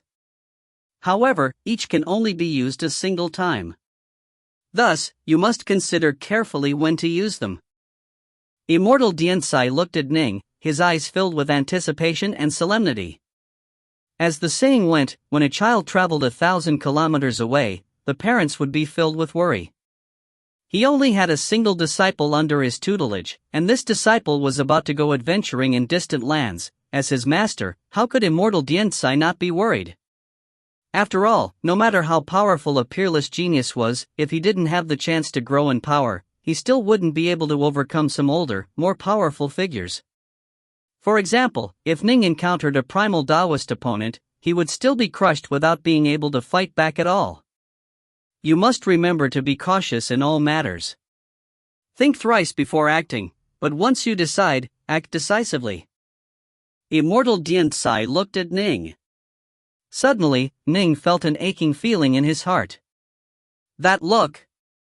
In the past, when he had left West Prefecture City to go adventuring, his father and his mother had looked at him with those exact same eyes. Eyes filled with worry, but also anticipation. Although his master was powerful, he couldn't take on all the risks of life for his disciple. Every disciple needed to truly test themselves, only then would they be successful. Don't worry, master. Your disciple will definitely be careful, Ning said hurriedly. The only things which master can give you are these two items. Immortal Diantsai looked towards Ning. Remember. Everything else will be up to your own efforts. All right. Ning accepted the items respectfully. These two items were both truly priceless items. In fact, they vastly outstripped the value of the presents which Northmont Black Tiger had given. The defensive pendant was able to defend against the attack of an earth immortal or loose immortal for a full breath's worth of time. In a life and death attack, death would sometimes come in an instant. To immortal practitioners, the amount of time one needed to take a breath was enough for them to fly countless kilometers away. As for the Polaris Aurora Thunderflame Pearl, it could badly injure immortals and kill almost all primal Taoists. It could be described as a true killer item. When next you return to the college, come seek me out. You can go now. Immortal Diantsai waved his hand as he spoke, then closed his eyes. All right. Ning bowed, then immediately departed. After leaving his master, Ning boarded his flying boat and flew into the skies. He felt an aching feeling in his heart. He could sense that his master's heart was filled with concern for him, and that concern was not unreasonable. The path of an immortal practitioner was a path which was against the heavens, a path that was filled with pitfalls. Even the heavens themselves would, intentionally or unintentionally, create numerous traps and barriers for immortal practitioners. Far too many disciples of the Black-White College had died in the outside world. It must be understood, so long as the disciples of the Black-White College did not perish, the vast majority would become primal Taoists. But there were hundreds of third-generation disciples, while only 30 or so second-generation primal Taoists. Why? The reason was, the rest died. They died while testing themselves, while roaming the outside world. As the saying goes, if jade isn't polished, it cannot be carved, but during the carving process, how many pieces of unpolished jade would end up being destroyed? The jade carving knife of the tempering process was truly a vicious one. To embark on the path of immortals, this was embarking on a path that was filled with countless pitfalls and snares. Master, I will definitely return to you alive, Ning murmured in his heart. And then, his flying boat went directly to the residence of his junior apprentice brother, the mountain peak of Moon North Sun. Twinwood Peak. Ning flew into the air above it, then called out directly, "Junior apprentice brother North Sun." His voice echoed out in waves, reaching the estate below. Soon, a figure appeared in the courtyard below, who quickly called back, "Senior apprentice brother Ning, quick, come in." Ning descended to the ground. Compared to 3 years ago, although North Sun still had the appearance of an immature youth, in terms of both power and Taoheart, he had grown considerably. After all, he had been able to join the Black-White College at the age of 14, and had been able to spend so much time in meditation in front of the Black-White diagram. His talent was, without question, extremely high. The reason why he had lost at the Tao debates was because he was simply too young, and because he hadn't had as great a stroke of karmic luck as Ning had, who had acquired the underwater estate. "Senior apprentice brother Ning, why did you decide to come here to my place?" North Sun laughed. "Normally, it's quite rare to see you come out. I was just approved by Master to go out adventuring in the outside world." Ning revealed a smile. "Really? Wonderful." North Sun instantly began to celebrate. "I've waited for this day for over a year now. 2 years after I joined, my master gave me permission to go out adventuring." "You are so strong, senior apprentice brother Ning, but you spent 3 years in training. Immortal Diantsai really is extremely exacting towards you." Ning laughed. After receiving the nod from his master, Taoist Jade Fine, North Sun had immediately come to find Ning. But Ning hadn't been able to leave, and so North Sun had tamped down his impatience. He didn't want to go out wandering all by his lonely self, he wanted a companion. If two brothers went out adventuring together, at least they wouldn't be too lonely. And so, he had waited, all the way until today. Oh, I need to go to my master and bid her farewell," North Sun said hurriedly. Go, Ning said. "Your master dotes on you so much, you really should have a good chat with her before leaving." The master of North Sun, Taoist Jade Fine, did indeed dote on him. First of all, the entire Black-White College had very, very few people who focused on the Tao of constructs. It was rare for her to find such a wonderful disciple. And secondly, Taoist Jade Fine had been stuck at the primal Taoist level for many years. The assaults of the 3 calamities and 9 tribulations had grown increasingly difficult for her to withstand, and she was close to her limit. A person close to the end of her years, upon suddenly taking on such a talented disciple who was so young, Taoist Jade Fine naturally doted fiercely on this disciple of hers. After he had entered her tutelage, Taoist Jade Fine had given North Sun 500 kilograms of liquefied elemental essence. Thus, North Sun had, at one go, trained all the way to the middle Wansheng stage. Even in the Black-White College, this was incredibly rare.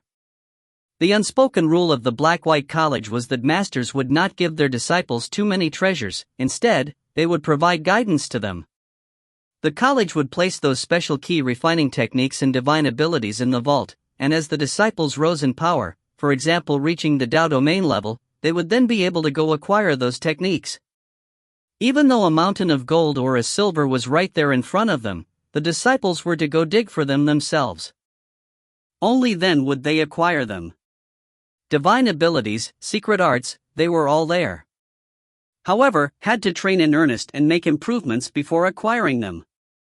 If one didn't have to work hard and didn't make any improvements, and yet still received everything one wanted, this would result in a useless, hedonistic son of rich parents. Thus, the unspoken rule. A master could help, could guide, could lead by the hand. But the disciple had to go out and struggle for himself. It was extremely rare for someone like Taoist Jadefine to give 500 kilograms of liquefied elemental essence to a disciple. However, that was also the limit of Taoist Jadefine's doting on North Sun. In other aspects, such as in handing out black-white pellets, she didn't wantonly give him things. Right.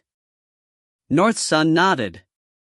Senior apprentice brother, go back to your own place for now. I'll go visit master, then make some preparations. Tomorrow, I'll come seek you out, senior apprentice brother. We'll head out tomorrow morning and leave the black-white college. All right. Ning nodded. North Sun immediately produced the Azure Dragon construct out of nowhere. Boarding it, he rapidly soared into the skies and disappeared.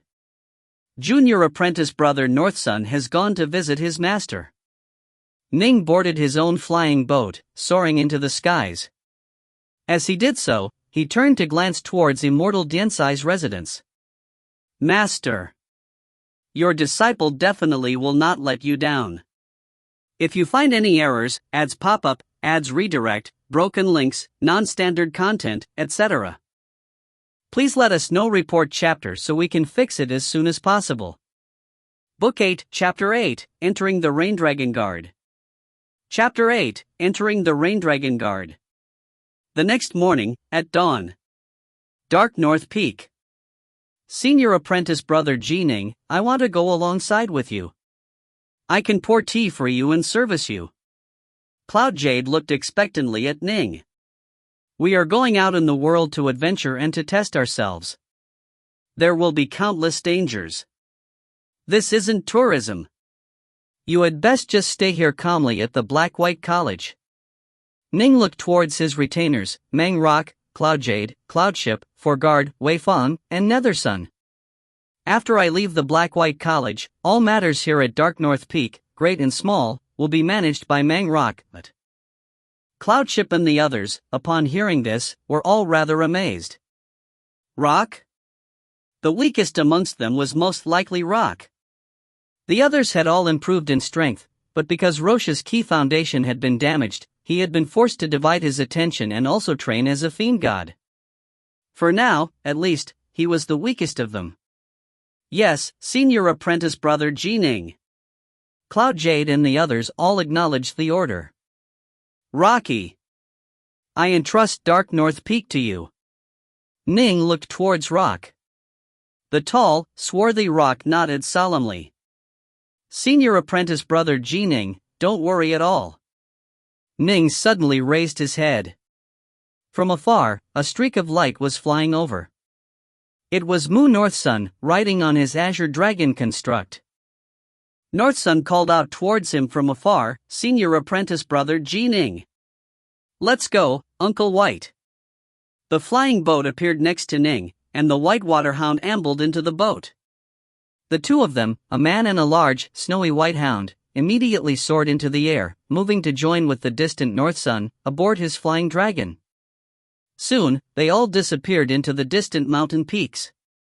Ning, Northsun, and the Whitewater Hound walked out from the main gates of the Black-White College. The next time we return, Northsun said, we will be even more powerful. Northsun turned to look at the gates of the school, his eyes filled with anticipation and desire. He said softly, and I'm going to bring back a pile of techniques and arts which the college doesn't have. I've grown sick of not having enough black-white pellets, and of the pain of not having enough of them to trade for all sorts of golem-related arts. The Black-White College had a sea of techniques and arts. Where did they all come from? Naturally, they had been accumulated over the years by its disciples, who had brought them back after adventuring in the outside world. When the disciples offered new techniques and arts, they would receive corresponding rewards in black-white pellets and liquefied elemental essence. Ning actually had two extremely powerful techniques which he could offer to the college, the first was his divine ability, the Windwing Evasion, while the second was the Lesser Thousand Swords Formation. The entire school only had 5 divine abilities. From this, one could see how rare they were. This divine ability, however, had been passed down from generation to generation by the Yuchi clan, and even his mother had told him that it was not to be given to outsiders. How could he so casually give it up? As for the Lesser Thousand Swords Formation, that was something he could make his own decision on, but he had already left the Lesser Thousand Swords Formation to the G-Clan. In the future, the G-Clan would rely on it to rise to prominence. His father had given his entire life for the G-Clan, and Ning had grown up within the clan ever since he was young. He felt a powerful sense of loyalty to the clan.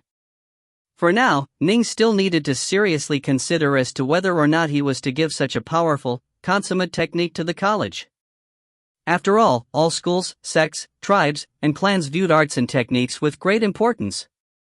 It was entirely possible that an entire tribe might be exterminated for the sake of a divine ability or a powerful secret art. "Let's go," Ning said. "Where should we go?" North Sun asked. "First, to the Heavenly Treasures Mountain." Ning laughed. The Heavenly Treasures Mountain has countless treasures within it. If we are going to go adventuring, we'll need to prepare ourselves. We can go shopping there. Right. I really do want to go shopping. North Sun nodded. And so, Ning, North Sun, and the Whitewater Hound immediately departed the Black-White College. A white-haired, young-faced old granny was standing within a courtyard. The water-scrying mirror in front of her revealed Ning, North Sun, and the Whitewater Hound departing from the gates of the Black-White College. North Sun, Taoist Jadefine's eyes held a hint of both worry and anticipation. The black-robed, black-haired Immortal Diensai was seated in the lotus position on his bed. Suddenly, he opened his eyes.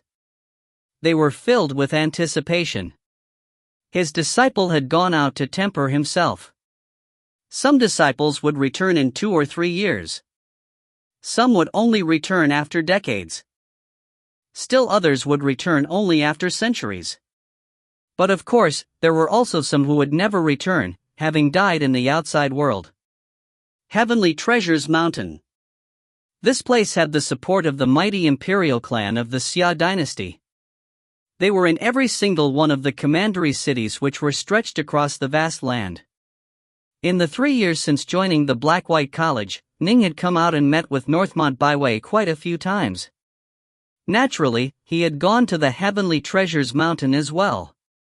"Uncle White, this time when we go adventuring, we shall be beset by dangers. What do you need?" Ning looked towards the Whitewater Hound by his side and spoke to him mentally. "You've already given me that lesser teleportation Dao seal," the Whitewater Hound sent back mentally. "Right now, there is one thing which I wish for the most, the Fushi Staff Formation. Fushi Staff Formation? Ning nodded. Although he couldn't compare with his Uncle White in terms of formations, in his spare time, Ning would also go meditate on them. Naturally, he knew about the renowned Fushi Staff Formation. Fushi, that was a major power from the legends. Even in his previous life on Earth, Ning had heard some of the legends of Fushi. Fushi, Hui, Kwafu, these were all figures out of ancient legends. The Fushi Staff Formation, in turn, was supposedly created by Fushi, formed from 8 arrays of 8 staffs, 464 staffs in total. Fushi was able to use it to execute all sorts of formations. Those 64 staffs, there were boundless ways in which they could be used. In the hands of an ordinary immortal cultivator, they might be useless, but in the hands of a formations expert, they could unleash astonishing levels of power. The higher one's level of insights into formations was, the greater and the more miraculous the power one would be able to unleash from the Fushi Staff Formation.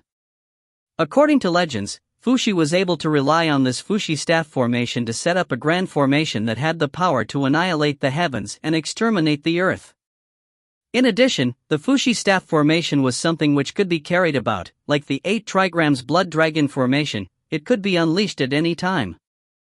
Thus, those who were skilled in formations would generally try to procure a set of the Fushi Staff Formation.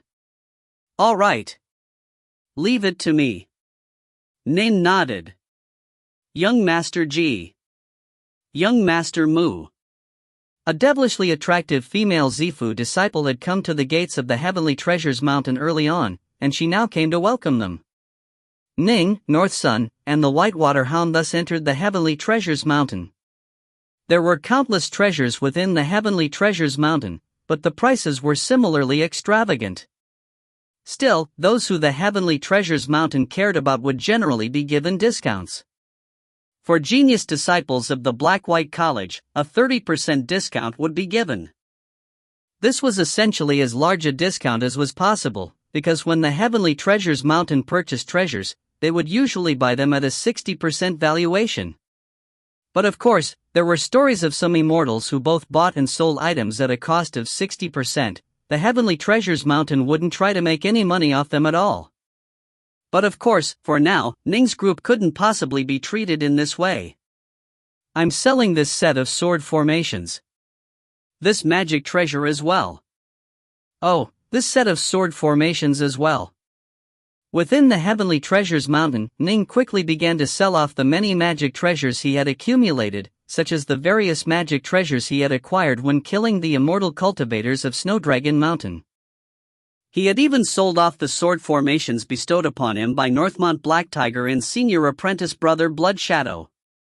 This was because, although these sword formations were of high quality, they came from different sources. Some were ice attribute flying swords, while others were fire attribute flying swords. Having too many swords of different types was not beneficial to the lesser thousand swords formation. Soon, an hour had passed. Ning, North Sun, and the Whitewater Hound all departed from the Heavenly Treasures Mountain. Ning acquired a set of 360 high-grade mortal-ranked water attribute flying swords, then acquired another set of 360 high-grade mortal-ranked fire attribute flying swords. In total, he had 720 high-grade flying swords now. Although these were all produced by the Heavenly Treasures Mountain, and were flying swords of the most common variety, with nothing unique about them, they were still high-grade mortal-ranked weapons. If he had to use liquefied elemental essence to purchase them, he would have spent nearly 500 kilograms. Black Tiger had gifted him 2 sword formations, while Blood Shadow had gifted him with 1. He had managed to sell them off for nearly 450 kilograms of liquefied elemental essence. The magic treasures of Adept Su Li, in turn, were sold off for nearly 50 kilograms. In short, in the end, Ning ended up paying an additional 100 kilograms in exchange for 720 high-grade mortal-ranked flying swords, and a Fushi staff formation. He then spent a bit more to purchase some necessary adventuring items. Ugh! After exiting the Heavenly Treasures Mountain, North Sun let out a sigh. After entering the Heavenly Treasures Mountain, I realized how poor I actually am. All I have left right now is around 5 kilograms of liquefied elemental essence or so. As for you, senior apprentice brother, I imagine you should be a bit better off. In the past 3 years, although I've won a few battles at the Dao Debate Palace, Ning shook his head. After this visit to the Heavenly Treasures Mountain, I'm essentially bankrupt as well. I only have around 50 or so kilograms left. North Sun nodded, but then his eyes lit up. Of course we won't be able to acquire any treasures while staying within the college all the time. We are now going to go out adventuring, and we'll have plenty of opportunities to acquire them. For example, back in the day, senior apprentice brother Blood Shadow managed to effortlessly gift you that precious mortal-ranked sword formation to you, senior apprentice brother Ji Ning. Clearly, to him, it wasn't worth anything at all. Now that we are going out adventuring, I trust that soon, we'll be just like him. Right. Ning's eyes were filled with eagerness as well. In the college, they would often hear about how this senior apprentice brother found a senior's legacy and acquired some precious item, or about how that senior apprentice sister had killed hundreds of other immortal practitioners over 10+ years of wandering and battling, and had acquired countless treasures. Or, well, in short, Ning and North Sun had never been out adventuring, and so they naturally felt itchiness in their hearts. Just now, I traded for some treasures. My power has improved a bit, compared to the past. This time, I'm definitely going to go on a rampage around the world. North Sun was filled with a boundless heroic aura. Ha ha ha. Ning just laughed. His Lesser Thousand Swords formation still had, as its core, the 9 Young Swords formation which he had acquired in the underwater estate.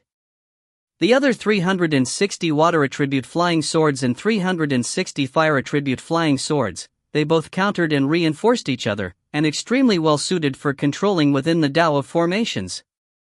Ning trusted that his Lesser Thousand Swords formation would also have incomparably astonishing combat power. My long-distance attacks are now comparable to my close-quarters attacks, Ning mused to himself. Ning was now extremely powerful in close combat, because he had reached the 9th stage of the Crimson Bright diagram of the 9 heavens, which was comparable to an ordinary early-stage Wanxiang adept fiend god. In addition, after he had reached the Tao domain level in the Tao of the Inferno and gained 1,000 black-white pellets, Ning had purchased both the divine ability, Heavenly Transformation, as well as the second scroll of the Crimson Bright diagram of the 9 heavens. Thus, even if he didn't use the utterly monstrous Star-Seizing Hand ability, just by relying on his Windwing Evasion and Heavenly Transformation divine abilities, Ning could unleash a truly astonishing amount of power in close combat.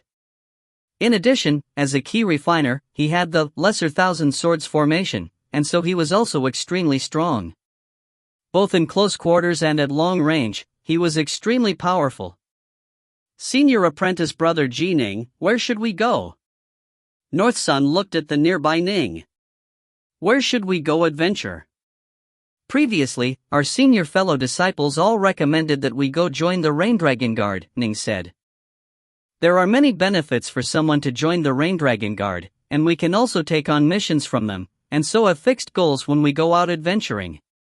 In addition, as Rain Dragon Guards who are out on official missions, we can also overawe and frighten off some people, and also avoid some difficulties. Right. North Sun nodded. I was thinking the same thing. The two finished their discussion, and their decision was to first join the Rain Dragon Guard. If you find any errors, ads pop up, ads redirect, broken links, non-standard content, etc., please let us know. Report chapter so we can fix it as soon as possible. Book 8, Chapter 9, Rain Dragon Guard, Stillwater Division. Chapter 9, Rain Dragon Guard, Stillwater Division. Ning, before leaving, paid a visit to Northmont Black Tiger's estate as well. He bade farewell to his good friend, Northmont Byway, who upon learning that Ning was leaving, gave him quite a few pieces of advice. He knew exactly how dangerous adventuring in the outside world was, but in order to become a truly influential, powerful figure in the greater world, one did have to undergo a brutal, merciless tempering process. Within a desolate, wild region outside Stillwater City. Kaka, crunch. An azure dragon construct, hovering in midair, suddenly transformed, its body beginning to change into the shape of a wide, dragon-headed ship. Ning raised his head, staring at the dragon-headed ship, then gave a surprised sigh and glanced towards the nearby moon North Sun. Junior apprentice brother North Sun, this construct of yours can even transform? How formidable. You are an outsider who knows nothing at all about the art of constructs. Transformations are nothing more than parlor tricks, North Sun said smugly. Let's go. The Stillwater Division of the Rain Dragon Guard is located at the Crimson Dragon Mountains. Although it's a bit far from here, flying on magic treasures isn't quite as comfortable as letting the construct fly for us on its own. Laughing, Ning led the Whitewater Hound in boarding the dragon-headed ship. Standing atop the front of the ship, North Sun had an incomparably bold appearance, and the ship quickly soared into the clouds, moving at high speed. North Sun said, I have an essence-gathering runic formation placed atop this construct, and so when flying at this speed, it won't use up any elemental energy at all. The elemental essence it absorbs while flying will be enough. I often heard Antmaster Jadefine praise you and say that your talents in the Tao of constructs are extremely high. In the college, we would at most engage in Tao debates, and so I've never had the chance to personally witness your power in this regard, junior apprentice brother North Sun. Now that we are joining the Rain Dragon Guard, I'll be able to take a good look, Ning laughed. Make sure you watch with wide eyes. North Sun raised his head proudly, seeming quite delighted with himself. Ning roared with laughter. Although they had gotten to know quite a few senior fellow apprentices during the past 3 years at the Black-White College, and they were on very good terms with some, such as Nine Lotus and Blood Shadow, in Ning's heart, the one he was closest to was still North Sun, who had joined the school alongside him. North Sun, perhaps because of his young age, had completely focused on the Tao of constructs since he was a child, and unlike Ning, didn't have memories from a former life. Thus, his behavior was quite juvenile and immature. In short, North Sun had the temperament of a child. If he liked something, he liked it. If he was mad, he was mad. He wasn't able to hide anything. When he first entered the school, he had been defeated twice in Tao debates, and had been unspeakably angry. If he had been slightly better at hiding his emotions, he wouldn't have exposed his anger so openly. Strictly speaking, he was a bit too earnest and sincere. In turn, however, Ning found it quite easy to get along with a little junior apprentice brother like him. There we are. We reached the Crimson Dragon Mountains. North Sun's eyes were gleaming as he pointed into the distance. Ning stared into the distance.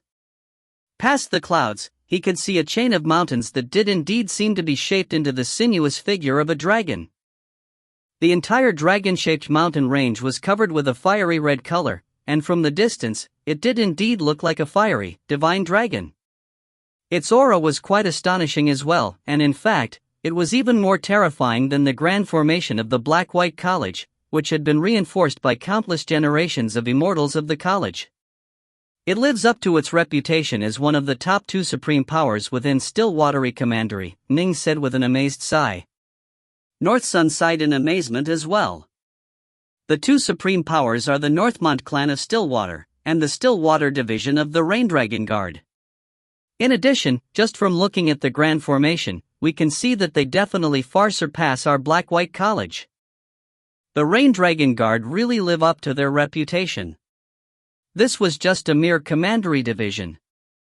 When you think about how there is such a division in every single commandery which has been united under the control of the Xia dynasty, one can't help but shudder. Ning nodded. This is true. The Northmont clan of Stillwater Commandery held, as their enfeoffment, the entire Stillwater Commandery. They had existed from the Fiend God era. Naturally, they had accumulated countless valiant powers. As for the Raindragon Guard, one could see from a superficial look as to how powerful they are. In addition, they could ask for the support of the other divisions at any time, and could even request support from the headquarters of the Raindragon Guard in the imperial capital of the Xia dynasty. To the Raindragon Guard, which oversaw the entire Xia dynasty, sending out a few hundred or even 1,000 Immortals was a minor matter. It's precisely because they are so powerful, being representatives of the Xia dynasty, that even we desire to join the Raindragon Guard, Ning said. Come. Let's move over. Right. North Sun nodded. The dragon-headed boat immediately swooped lower, moving directly towards the Crimson Dragon Mountains. The Crimson Dragon Mountains were shaped like an enormous dragon, with the head of the dragon being the mountain where guests were welcomed. Ning and North Sun directed the construct vessel to swoop downwards, landing directly atop a flat area at the guest-welcoming mountain. After collecting the Azure Dragon construct, Ning, the Whitewater Hound, and North Sun all moved over. Right at this moment, 2 Zifu disciples who wore fiery red armor walked over from afar. A cold look on their faces, they barked, "Why have you come to our Crimson Dragon Mountains?" Ning and North Sun both felt as though they were being rather overbearing, but this was the local division of the Raindragon Guard, after all. The 2 of them couldn't act too inappropriately. "We have come to join the Raindragon Guard," Ning said. "Oh?" The 2 fiery armored Zifu disciples gave them a glance, and the leader, a tall, skinny cultivator, said in a cold voice, "Then follow me."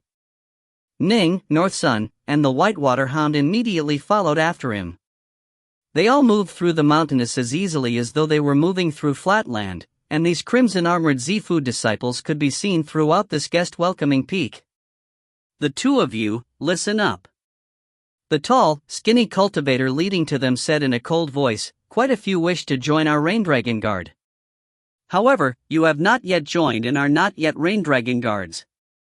And so, you'd best obediently obey the rules here. North Sun, upon hearing this, frowned. Ning, however, was more or less calm.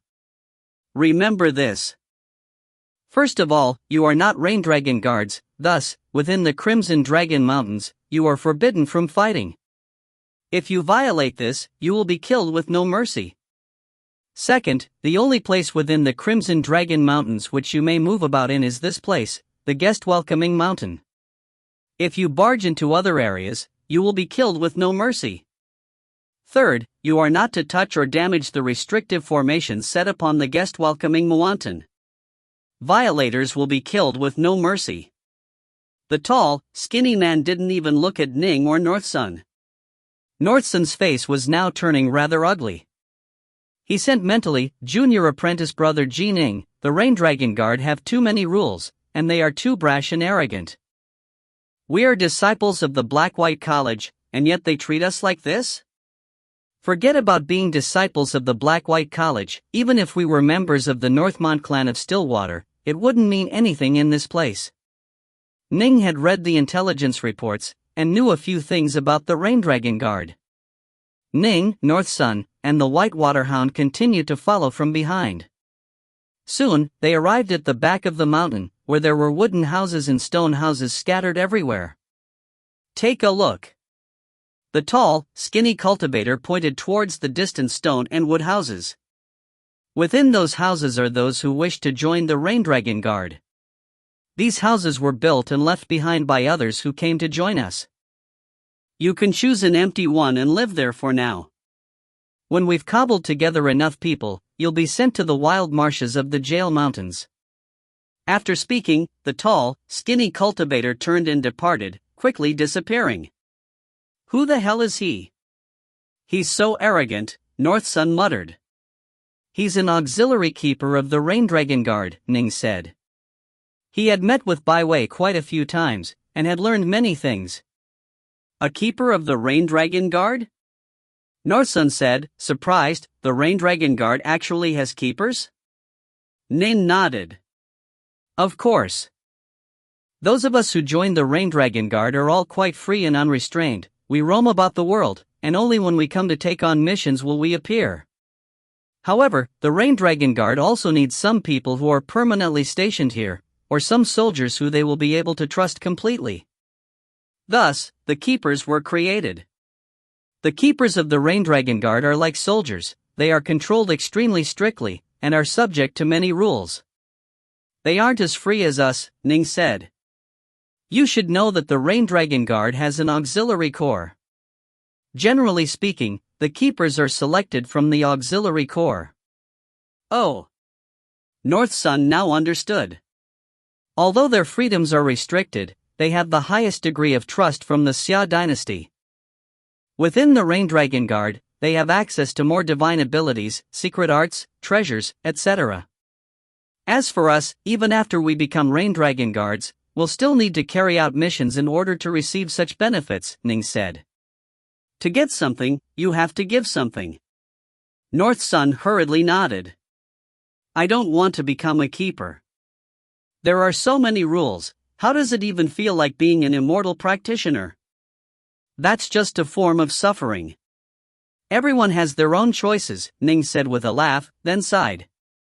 Those who are extremely talented will naturally have the option of choosing to be free and unrestrained. But for those who are less talented, they naturally might give up these things, so as to be able to acquire some top-class techniques, secret arts, and whatnot. That's true as well. North Sun nodded, seeming to have understood something. As the two chatted, they continued to move forward. The stone and wooden residences were all very simply made. Generally speaking, they had just a single house and a yard. A number of them already had immortal cultivators residing in them. This one. North Sun pointed at a grassy area in front of him. As he pointed, instantly, a streak of light flew out, and the streak of light quickly began to transform and expand atop the ground, quickly developing into quite an elegant-looking estate. An estate made from a construct? Ning was startled. The Tao of constructs truly was a remarkable one. Carriages, warships, people, beasts, estates, or even cities, all these things could be produced through the Tao of constructs. Who knows how long this adventure of ours shall last? It's quite unsafe to stay in an empty, desolate area. Thus, I personally created this Moonwood estate, which even a Wanxiang adept would need to spend quite a bit of time to break into, Northsun said smugly. Not bad, Ning laughed as he walked inside. And so, Ning, Northsun, and the Whitewater Hound took up residence within the Moonwood estate.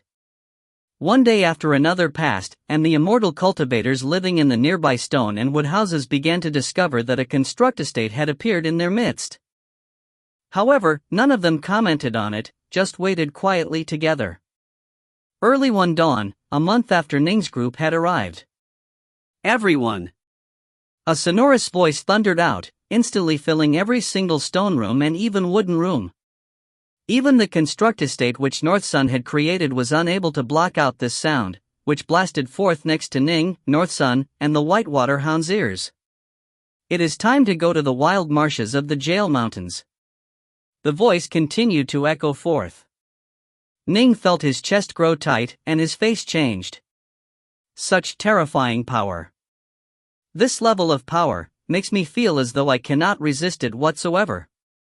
It must be an immortal. Although he didn't feel confident in being able to fight a primal Taoist, he wouldn't feel as completely powerless as he did now. Thus, it should be an immortal. Ning and Northsun both walked out. Northsun waved his hand, and the entire construct estate was tucked away. At this moment in time, figures emerged from the stone and wooden houses as well. These were all people who wished to join the Rain Dragon Guard.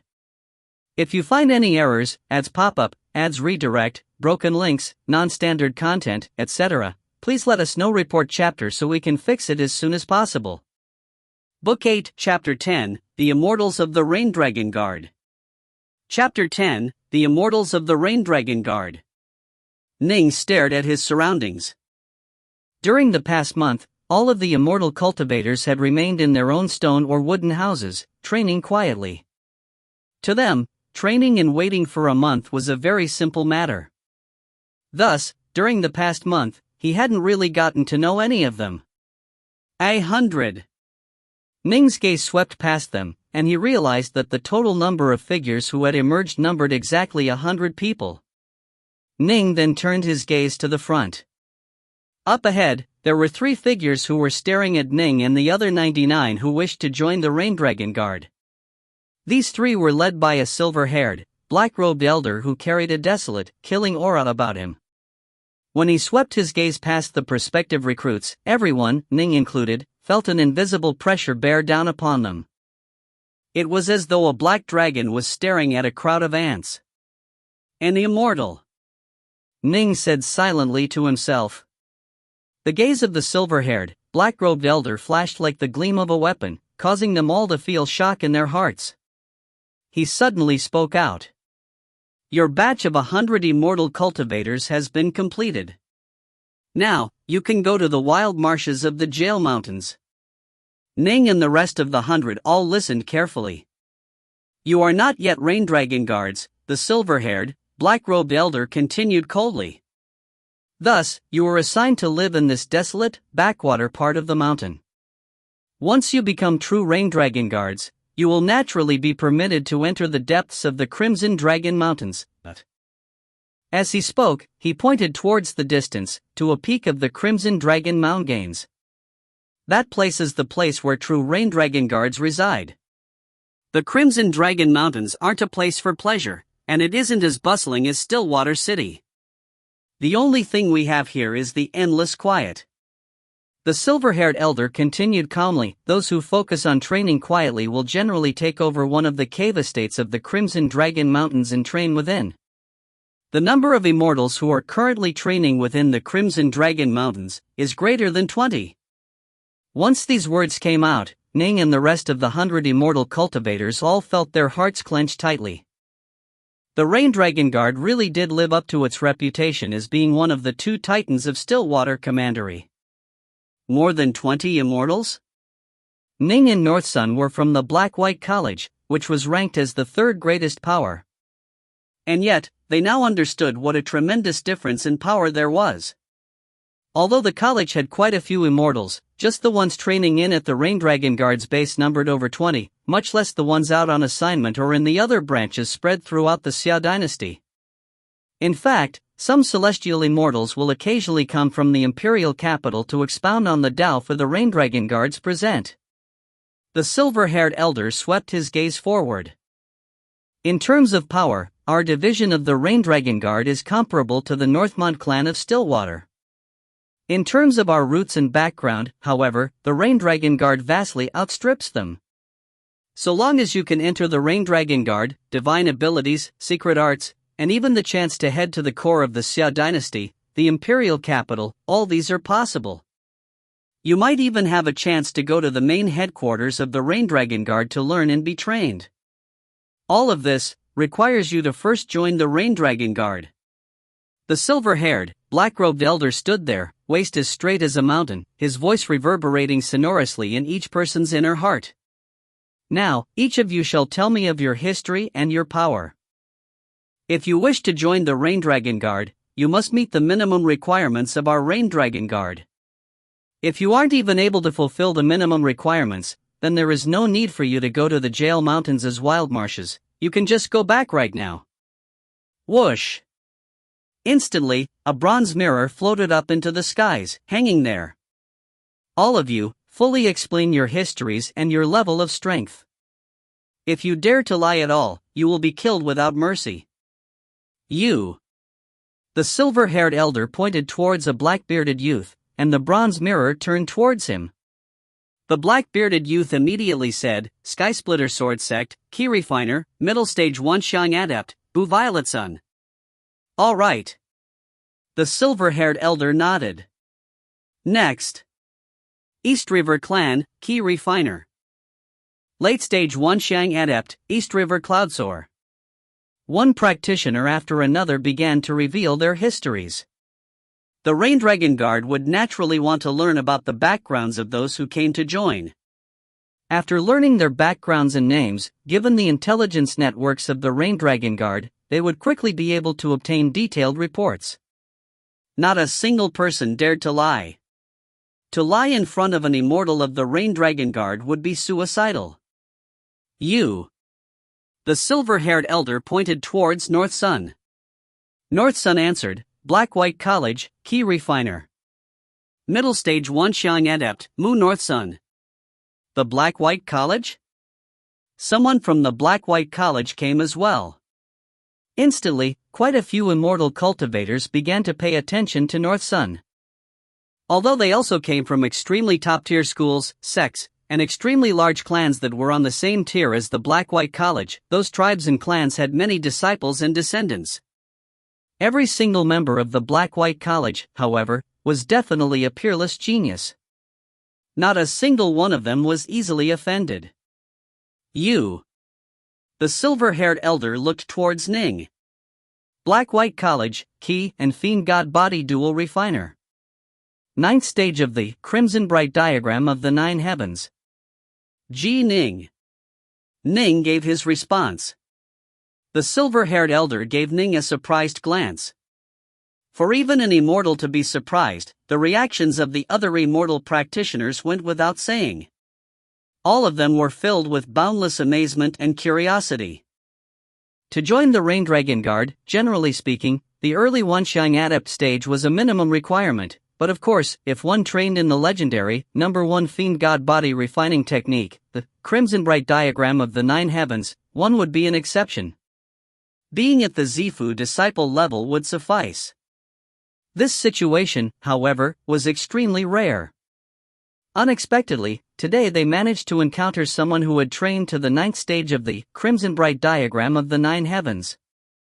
The 9th stage of the Crimson Bright Diagram of the Nine Heavens is comparable to an ordinary early stage Fiend God 1 Xiang Adept. Upon using a divine ability, the power will definitely be significant. After all, he came from the Black-White College. He's too rash. No matter what, he's only an early-stage Wanxiang adept.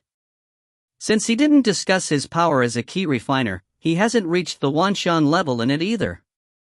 He's a weak key refiner, and just barely qualifies as a fiend god body refiner. Upon encountering a group of enemies, they will trample him to death.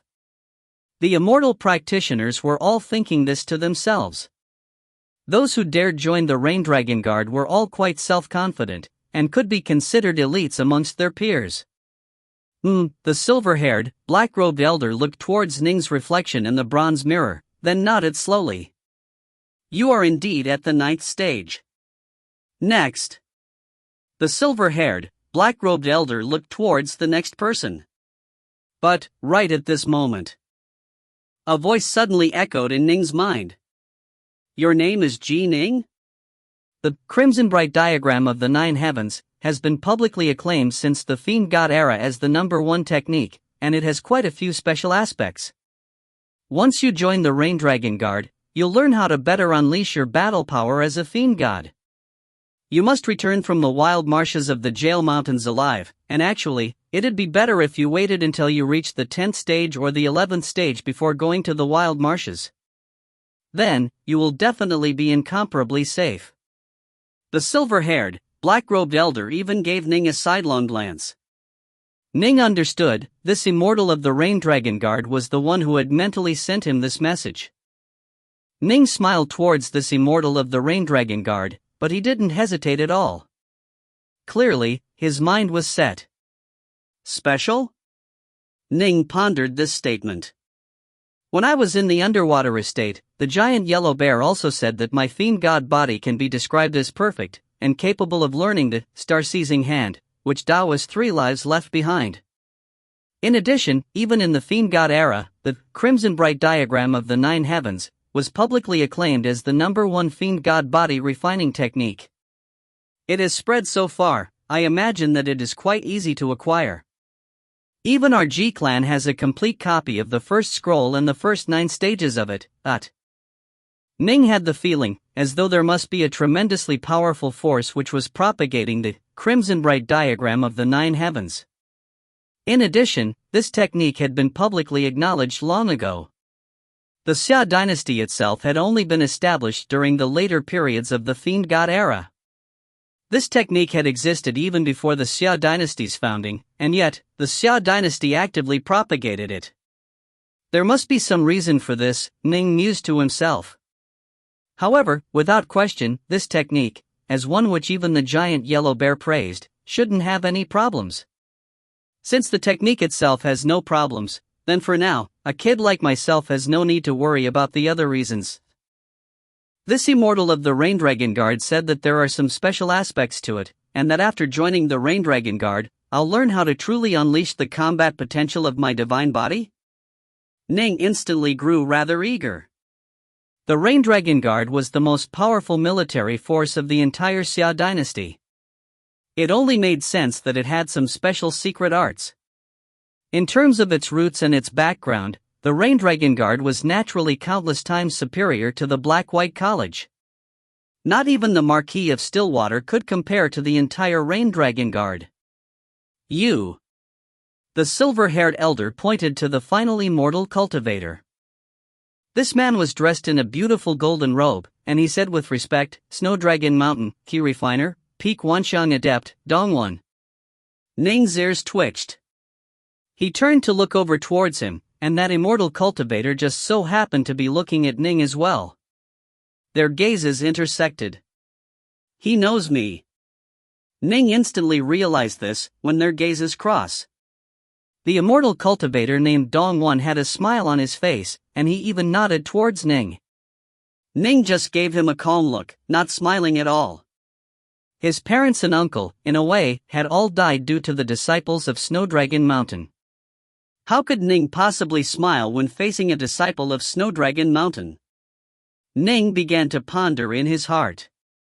Why has this Wanxiang adept of Snow Dragon Mountain come here? Did he accidentally encounter me, or was he chasing after me deliberately? Previously, he had remained in Stillwater City this entire time, and so Snowdragon Mountain didn't have any chance to take revenge on him. Was Snowdragon Mountain pursuing him as soon as he had emerged? Their intelligence networks shouldn't be this good, Ning mused. In addition, I'm a disciple of the Black-White College, and the personal disciple of an immortal. Snowdragon Mountain shouldn't be so bold as to act in this way. It's possible that this is all just a chance meeting. Each person had finished describing their histories and strengths. The silver-haired, black-robed elder waved his hand. Instantly, streaks of light flew out towards each person. Ning stretched out his hand, clasping it. It was a talisman. This is a talisman, the silver-haired, black-robed elder said. Bind it. Only then will you be able to enter the inner regions of the Crimson Dragon Mountains. The teleportation array within the inner region leads to the wild marshes of the Jail Mountains. If you haven't bound any talismans, the protective formation around the Crimson Dragon Mountains will not permit you to enter. Ning and the others didn't hesitate at all, as they all immediately bound the talismans. Go! The silver-haired, black-robed elder's body suddenly became shrouded by clouds which appeared out of nowhere, and the clouds lifted up and dragged Ning and the others away. However, the spirit beasts which some immortal cultivators had brought were all left behind. The test for entering the Rain Dragon Guard is a personal test. These spirit beasts are not to enter the wild marshes of the Jail Mountains, the silver-haired, black-robed elder said. Have them stay here for now. If you come back alive, you can seek them out. Ning stood there atop the clouds. He turned to look downwards towards the Whitewater Hound. Uncle White, wait for me, Ning sent mentally. Be careful, the Whitewater Hound sent back, looking towards Ning. And then, the silver-haired, black-robed elder led the group of immortal cultivators atop his clouds. They quickly flew away, moving deeper into the distant inner regions of the Crimson Dragon Mountains. If you find any errors, ads pop up, ads redirect, broken links, non-standard content, etc., please let us know. Report chapter so we can fix it as soon as possible. Book 8, Chapter 11, The Wild Marshes of the Jail Mountains. Chapter 11, The Wild Marshes of the Jail Mountains. When standing atop the clouds and staring downwards, one would vaguely make out the immortal residences that lay scattered throughout the winding mountains. Occasionally, one would also see some figures flying about on magic treasures. Most likely, those were Rain Dragon guards. Just as Ji Ning and Mu Northsun were staring with curiosity towards those immortal cultivators, suddenly, the cloud began to sink downwards. That's, Ning saw, in the distance, a towering mountain peak, atop which a massive, complicated, tower-shaped formation had been built. Boom! The cloud landed, and Ning's group of immortal cultivators stared towards the tower-shaped formation. This tower-shaped formation up ahead faintly glimmered with gray light, and it was 2,400 meters high. The base had a diameter of 300 meters, and was divided into what appeared to be 9 halls. The entire tower-shaped formation structure appeared to be made from rare metals, and it was covered with the carvings of many runes. The densely clustered runes covered the entire, 2,400-meter-high tower-shaped formation. The entire tower-shaped formation emanated a hazy gray light. Only the tip of the tower shone with a white light. Next to the formation, there were 10 old men dressed in plain clothes who were on guard. This is the teleportation array? Northsun's eyes were shining. Should be, Ning said, also incredibly curious. They had heard long ago about the legendary teleportation arrays, but had never used them. In Stillwater Commandery, only the Rain Dragon Guards, along with a very few number of others, had the right to use the teleportation array. But of course, one could bring one's retainers and spirit beasts along. It was only because Ning's group was here to join the Rain Dragon Guard that an exception was made and they were permitted to use it once. Teleportation array, A teleportation array that is 2,400 meters high? The division stationed in my homeland has a teleportation array as well, but it is only 300 meters high, much smaller than this one. I've never even seen one. Although these immortal practitioners all had seen many things, upon seeing this massive teleportation array, they all sighed in amazement. As for those 10 plainly dressed elders, upon they all bowed towards that silver-haired, black-robed elder. "Make your preparations," the silver-haired, black-robed elder instructed. "These 100 immortal cultivators are to be sent directly to the wild marshes of the Jail Mountains." "Yes."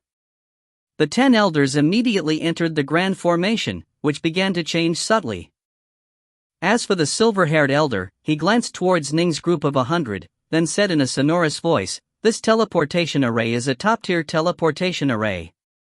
It can even teleport you directly to the imperial capital of the Grand Xia dynasty. You can reach any region of this vast world through this teleportation array and arrive in an instant. Although the wild marshes of the Jail Mountains are 2 million kilometers away, you will arrive in an instant," the silver-haired, black-robed elder said. "Eh?" Suddenly, the silver-haired elder's face changed slightly. Swoosh! He suddenly disappeared from the spot. This completely astonished Ning and the others, who were still listening to him speak. Why did he vanish?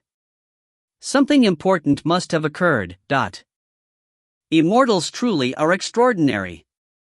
He vanished in an instant, and it wasn't some sort of movement technique. The immortal cultivators all began to chat amongst themselves. The 10 plainly dressed elders who were guarding the teleportation array were all puzzled as well. Why'd he leave? To change the destination and to verify the teleportation was a simple, fast matter. Senior apprentice brother Ji Ning, North Sun whispered. Although I've heard of the wild marshes of the Jail Mountains long ago, I don't know how dangerous it is, exactly. It is quite famous. It is ranked as one of the most dangerous locations within the borders of our Stillwater Commandery.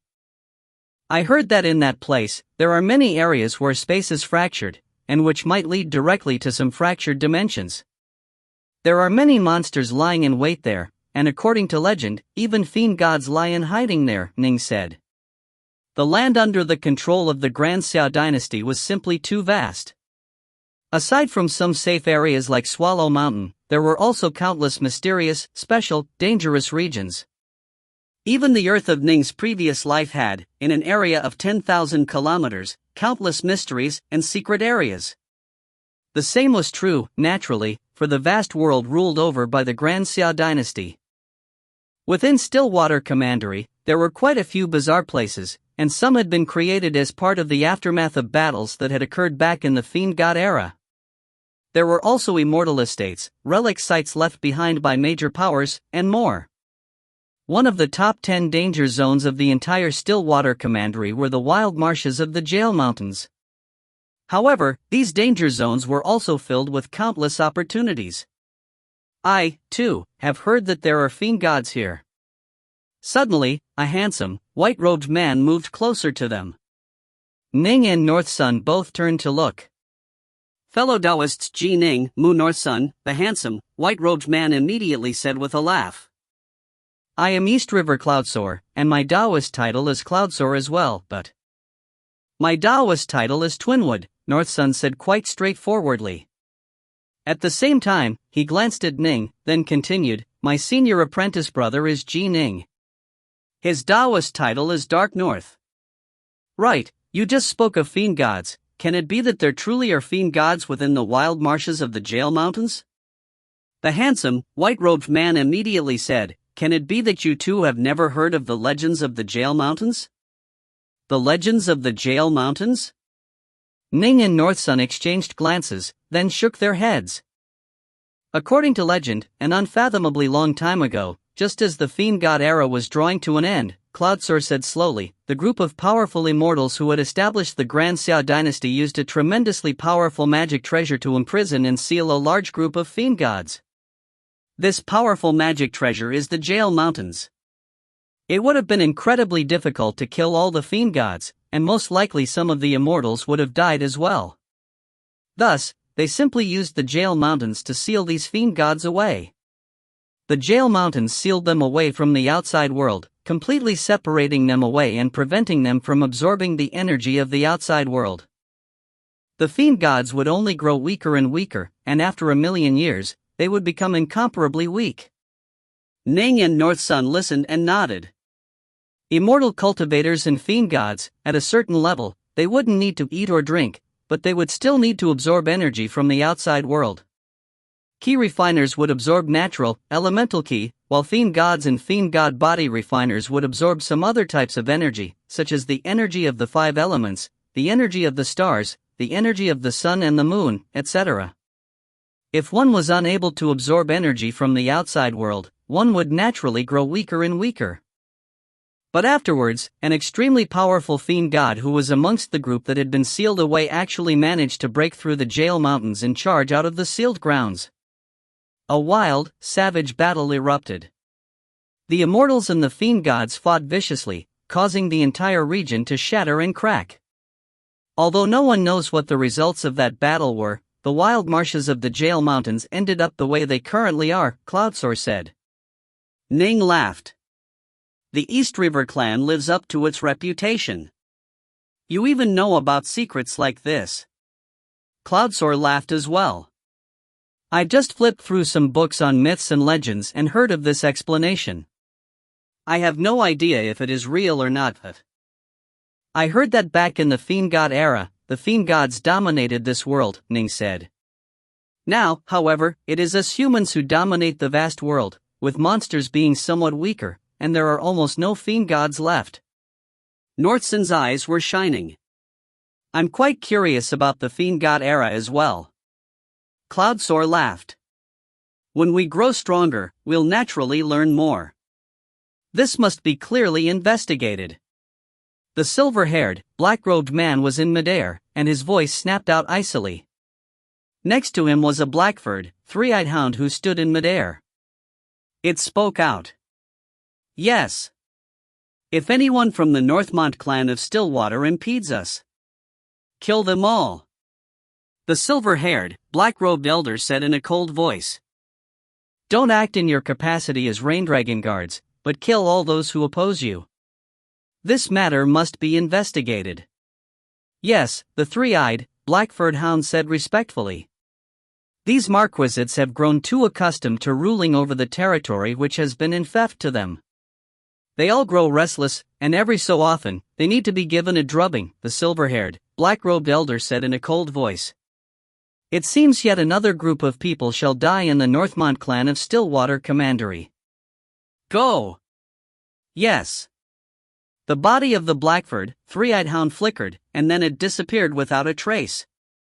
Only now did the silver-haired, black-robed elder ride his flying cloud downwards at a leisurely pace. Soon, he arrived at the mountain peak which contained the teleportation array. Atop the peak was Ning, North Sun, and the rest of the immortal practitioners, all of whom had been waiting for quite some time. Whoosh! The silver-haired, black-robed elder landed. Instantly, the surrounding area fell silent. Those 10 plainly dressed elders all looked towards him respectfully as well. All of you, listen clearly, the silver-haired, black-robed elder said. Those of you who wish to join the Raindragon Guard, your testing grounds shall be the wild marshes of the Jail Mountains. This place is one of the most famous, most dangerous locations of Stillwater Commandery. What you need to do is to survive in the wild marshes of the Jail Mountains for 3 months, and bring back the head of a Wanshan-level monster. If you survive 3 months and bring back the head of a Wanshan-level monster, you will join our Raindragon Guard. If you die in the wild marshes or come back without the corpse or head of a Wanshan-level monster, then you will have failed. Understood? The silver-robed elder swept them with a gaze. The 100 immortal cultivators all nodded, not hesitating in the slightest. There were many who participated in the Raindragon Guard trials, and this mission they had been assigned could be considered an ordinary one. Since they dared to come, they naturally had some degree of self-confidence. Excellent. The silver-haired, black-robed elder nodded.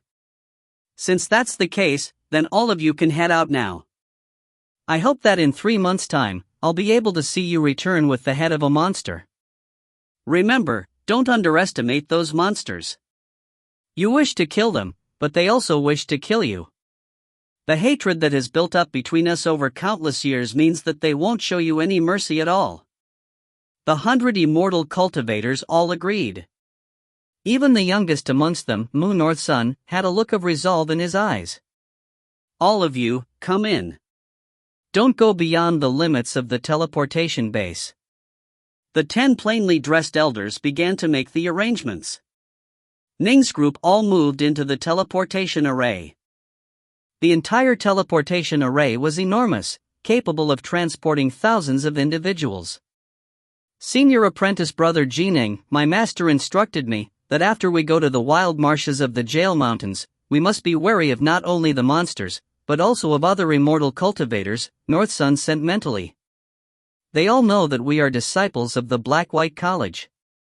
The disciples of the Black-White College are incomparably few in number, and each of us carry priceless treasures on us. Thus, sometimes there will be group attacks launched against us disciples of the Black-White College. We are not yet Rain Dragon guards, there are no laws against fighting amongst potential recruits. Laughing, Ning glanced at North Sun. Indeed, human hearts were hard to fathom. In his previous life, he had lived during the era of the information explosion. Ning had definitely learned far more things than most of the people who lived in this comparatively closed, barbarian world. Despite that, Ning still said, I know. Junior apprentice brother, you must be careful as well. Right. If we 2 disciples join forces, if 1 comes, we'll kill 1. If 10 come, we'll kill 10. North Sun sent back. Suddenly, the entire surrounding teleportation formation lit up. The blurry gray light on the surface of the tower began to brighten, covering the entire teleportation formation. Someone looking in from the outside would no longer be able to see Ning and the other 100 immortal cultivators within. Swish, dot. The white light emanating from the peak of the tower suddenly increased in luminosity 1,000-fold. Its brilliance made it appear to be a second golden crow within the skies. After the bright light turned dim, the blurry gray light returned to normal as well. Ning and the 100 immortal cultivators within the formation had already disappeared. By now, they had already arrived at the wild marshes of the Jail Mountains. If you find any errors, ads pop up, ads redirect, broken links, non-standard content, etc., please let us know. Report chapter so we can fix it as soon as possible. Book 8, Chapter 12, Entrance. Chapter 12, Entrance. Ning felt a ripple pass through the area around him. When he had been teleported from Serpent Wing Lake to the underwater estate, it had been a similar feeling. Everything before him suddenly grew clear. Mu North Sun was standing next to him, and other immortal cultivators were around them as well. We made it? North Sun stared, wide-eyed, at the surrounding area. That really was fast. Ning carefully weighed the surroundings as well. They were currently in a teleportation array that was 300 meters tall. Clearly, it was a size smaller than the one by the Crimson Dragon Mountains. Off in the distance, there were wild marshes, mountains, lakes, and wilderness all about them, as far as the eye could see.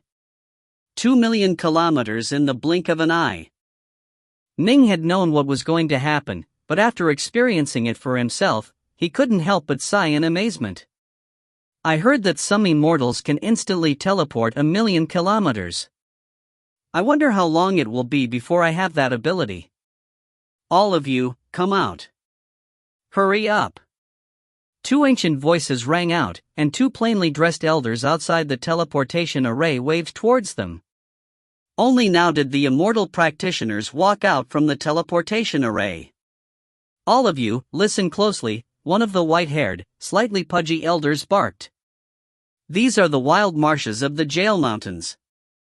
As far as you should be concerned, the only safe spot in the entirety of the wild marshes is this spot, right here. There are always rain dragon guards stationed here, and a grand formation has been laid down which no one dares to trespass through. Ning and North Sun all looked over carefully. They, too, had discovered that this teleportation formation was built atop a mountain peak, which was ringed with immortal cavern estates. Most likely, quite a few people were stationed here. There are a few other things to remind you of, the fat elder said. The first is that for 3 months, you are not permitted to come here. If you come here to avoid danger, you will have failed. The second is that while you are adventuring in the wild marshes of the Jail Mountains, you must be extremely careful. Do not stay in any single place for too long, such as for a month or longer. You must know that there are far more monsters here in the wild marshes than there are humans, and they are far more familiar with the Jail Mountains than you are. If you stay in one place for too long, you will make it easy for the monsters to join forces against you and attack you en masse. However, staying in one place to rest for a day or two every so often is fine. Ning and the others were listening carefully. This was all potentially life-saving advice. The third is that although the monsters of the wild marshes are dangerous, the natural environment of the Jail Mountains is even more dangerous. Some places might be filled with shattered space. If you aren't careful, you might exit our world, at which point, given your current level of power, you will all die. The fourth is that due to environmental issues, getting one's bearings is quite difficult in the Jail Mountains region. Don't just rely on your senses to judge directions. You need to judge the directions in accordance with the movement of the sun, the moon, and the stars in the skies. Otherwise, if you simply rely on your own senses, you will never be able to return, and will forever be spinning in circles within the wild marshes of the Jail Mountains. All right. The 4 most important points have already been provided to you. Go. I hope that in 3 months' time, I'll be able to see you all return, the fat elder said. Finally, the skinny elder spoke out as well. If you discover that it is too dangerous and that you are unable to handle it, you'd best head back in a hurry. Although you will have failed, you will have at least preserved your life. Go, go. The fat elder waved his hand. Go, the skinny elder said as well. Ning and the rest of the Immortal disciples all stared towards those hazy outlines of Immortal cavern estates ringing the mountain. They could all sense the surge of powerful energy surrounding this entire mountain peak. This was the power of that formation. And then, swish. Swish. One streak of light after another flew out from the peak at high speed, flying towards the outside. Some moved alone, while others moved in pairs or triplets. Senior apprentice brother Ning, where shall we go? North's son asked. Every direction is the same, Ning said.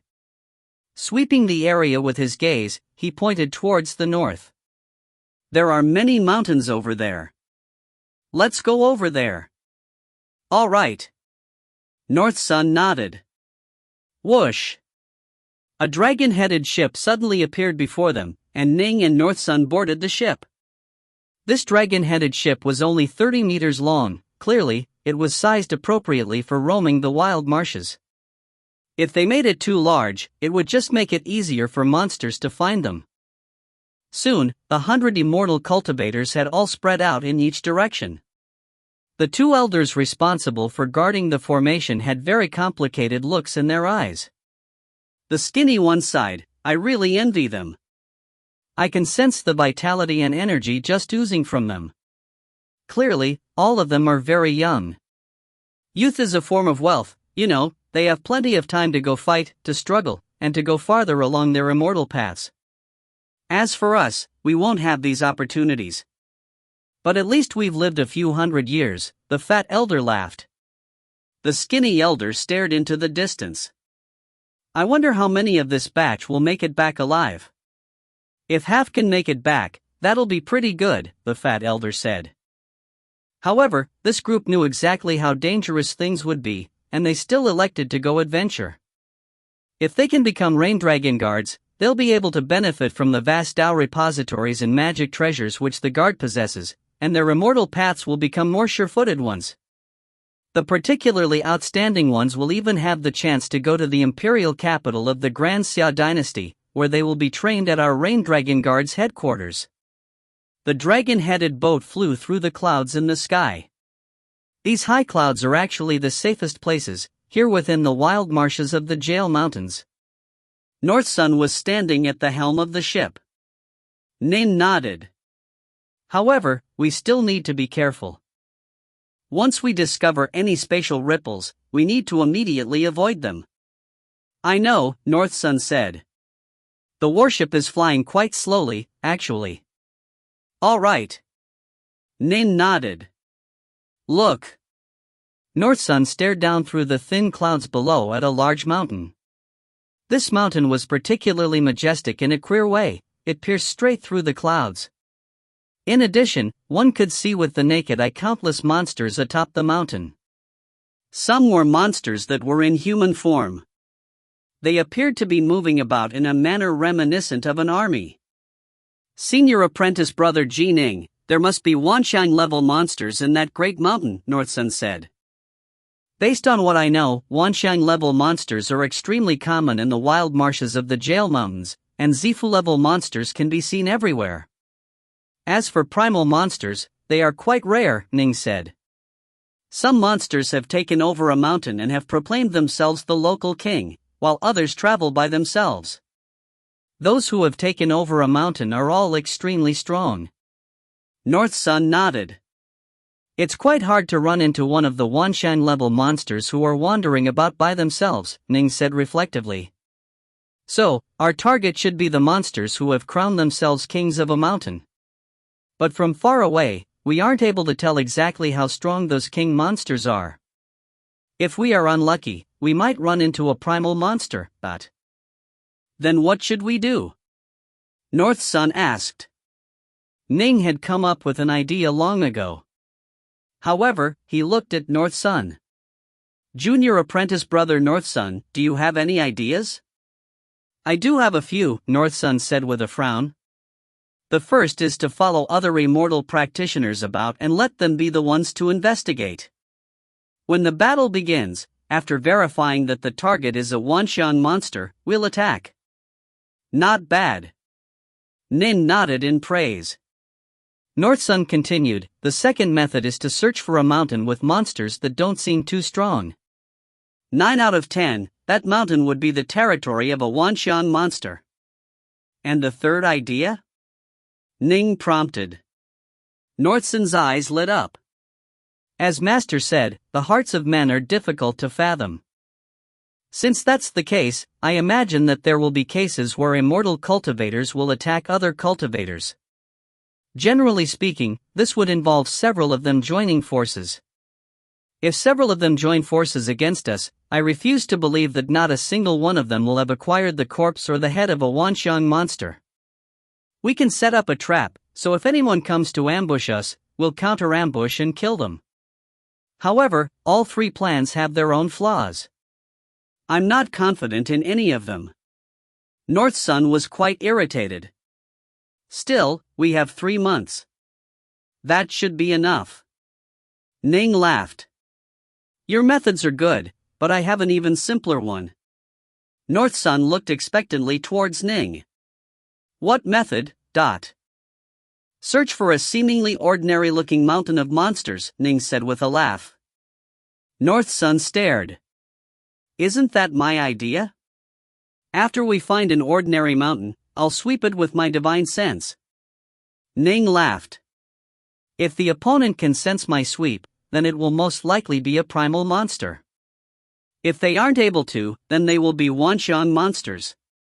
Even if we are so unlucky as to run into one of the incomparably rare primal monsters, we can immediately use our evasive techniques to instantly flee. North Sun said, startled, divine sense? Senior apprentice brother, your soul has truly reached the divine sense level? Ning nodded. You really? North Sun was shocked. When you joined and defeated senior apprentice brother Bloodshadow and the others, you demonstrated the ability to use multiple sword arts. Many of our senior fellow disciples suspected that your soul must be extremely powerful, perhaps at the divine sense level. Even more of them suspected that you were actually a reincarnated immortal. So you actually have reached the divine sense level? In the past 3 years, you've never mentioned it. You never asked, Ning grinned. Then are you a reincarnated immortal as well? North Sun's eyes were shining. I heard that as reincarnated immortals grow older, they will gradually reawaken their memories. Ning shook his head. No clue. I haven't awakened any immortal memories, at least. What a joke. Ning's memories of his past life were perfectly clear. He wasn't an immortal at all. Oh. Northsun nodded, then said excitedly, "This is wonderful. Joining the Rain Dragon Guards poses a great test to others, but for you, senior apprentice brother, it's far too simple. We can use your divine sense to run a test from far away, and after verifying things, can immediately act. If we are so unlucky as to run into a primal monster, we can immediately flee with evasion techniques. This really is simple." Ning laughed. If even someone with a divine sense is unable to join the Rain Dragon Guard, that'd be quite bizarre, wouldn't it? Badass, Northsun grinned widely. Then I, your junior apprentice brother, shall benefit from your strength, senior apprentice brother. But junior apprentice brother, no need to be so polite. Ning turned his gaze downwards, beginning to search for mountains with monsters. Just 1 hour later, Ning and Northston were standing within a desolate area, staring towards a towering mountain before them. Given Ning's visual acuity, he was able to see that there were some monstrous figures within this mountain. This one. Let me search it, Ning said. All right. Northsun had already taken out a Dao seal. Although the two of them were both capable of simple evasion techniques, and were able to move multiple kilometers away with a single movement, with the aid of a Dao seal, they would be able to move 1,000 kilometers away. Ning knew that even a primal monster would find it hard to search 1,000 kilometers with divine sense. Whoosh! With but a thought, Ning instantly sent a surge of power divine sense forward, enveloping this entire mountain. If you find any errors, ads pop up, ads redirect, broken links, non-standard content, etc., please let us know. Report chapter so we can fix it as soon as possible. Book 8, Chapter 13, 2 Humans Battle 3 Monsters. Chapter 13, 2 Humans Battle 3 Monsters. Ning's powerful divine sense thoroughly investigated the entirety of the mountain, inside and out. Senior apprentice brother Ning, what's the situation? Mu Northsun asked. Ning cracked a smile, then looked at Northsun. Junior apprentice brother Northsun, need you ask? This mountain really does have quite a few monsters within it. Based on the aura of these monsters, there should be a single Wanxiang monster and around 10 or so Zifu monsters.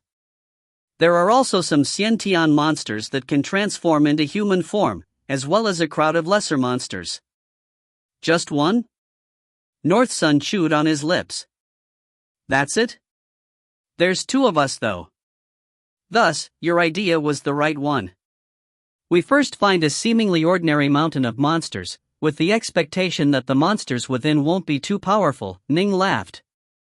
A mountain like this, the 2 of us can flatten when we charge in. However, this is the wild marshes of the Jail Mountains. Let's be a bit cautious, I'll listen to you in all things, senior apprentice brother, Northsun nodded. Let's go. Let's sneak up the mountain. Ning pointed upwards. Northsun said, worried, there should be formations, right? Although there are formations on these monster mountains, with my divine sense spread out, I can see everything. Ning had quite some experience in analyzing formations, after all, while his Uncle White was a god-beast whitewater hound which was legendary for its intelligence and which was a master of formations. Ning would often chat with Uncle White, naturally, he would gain some pointers from him. Occasionally, Ning's own thoughts would cause Uncle White to gain certain insights as well. Let's go. Swoosh. Swoosh.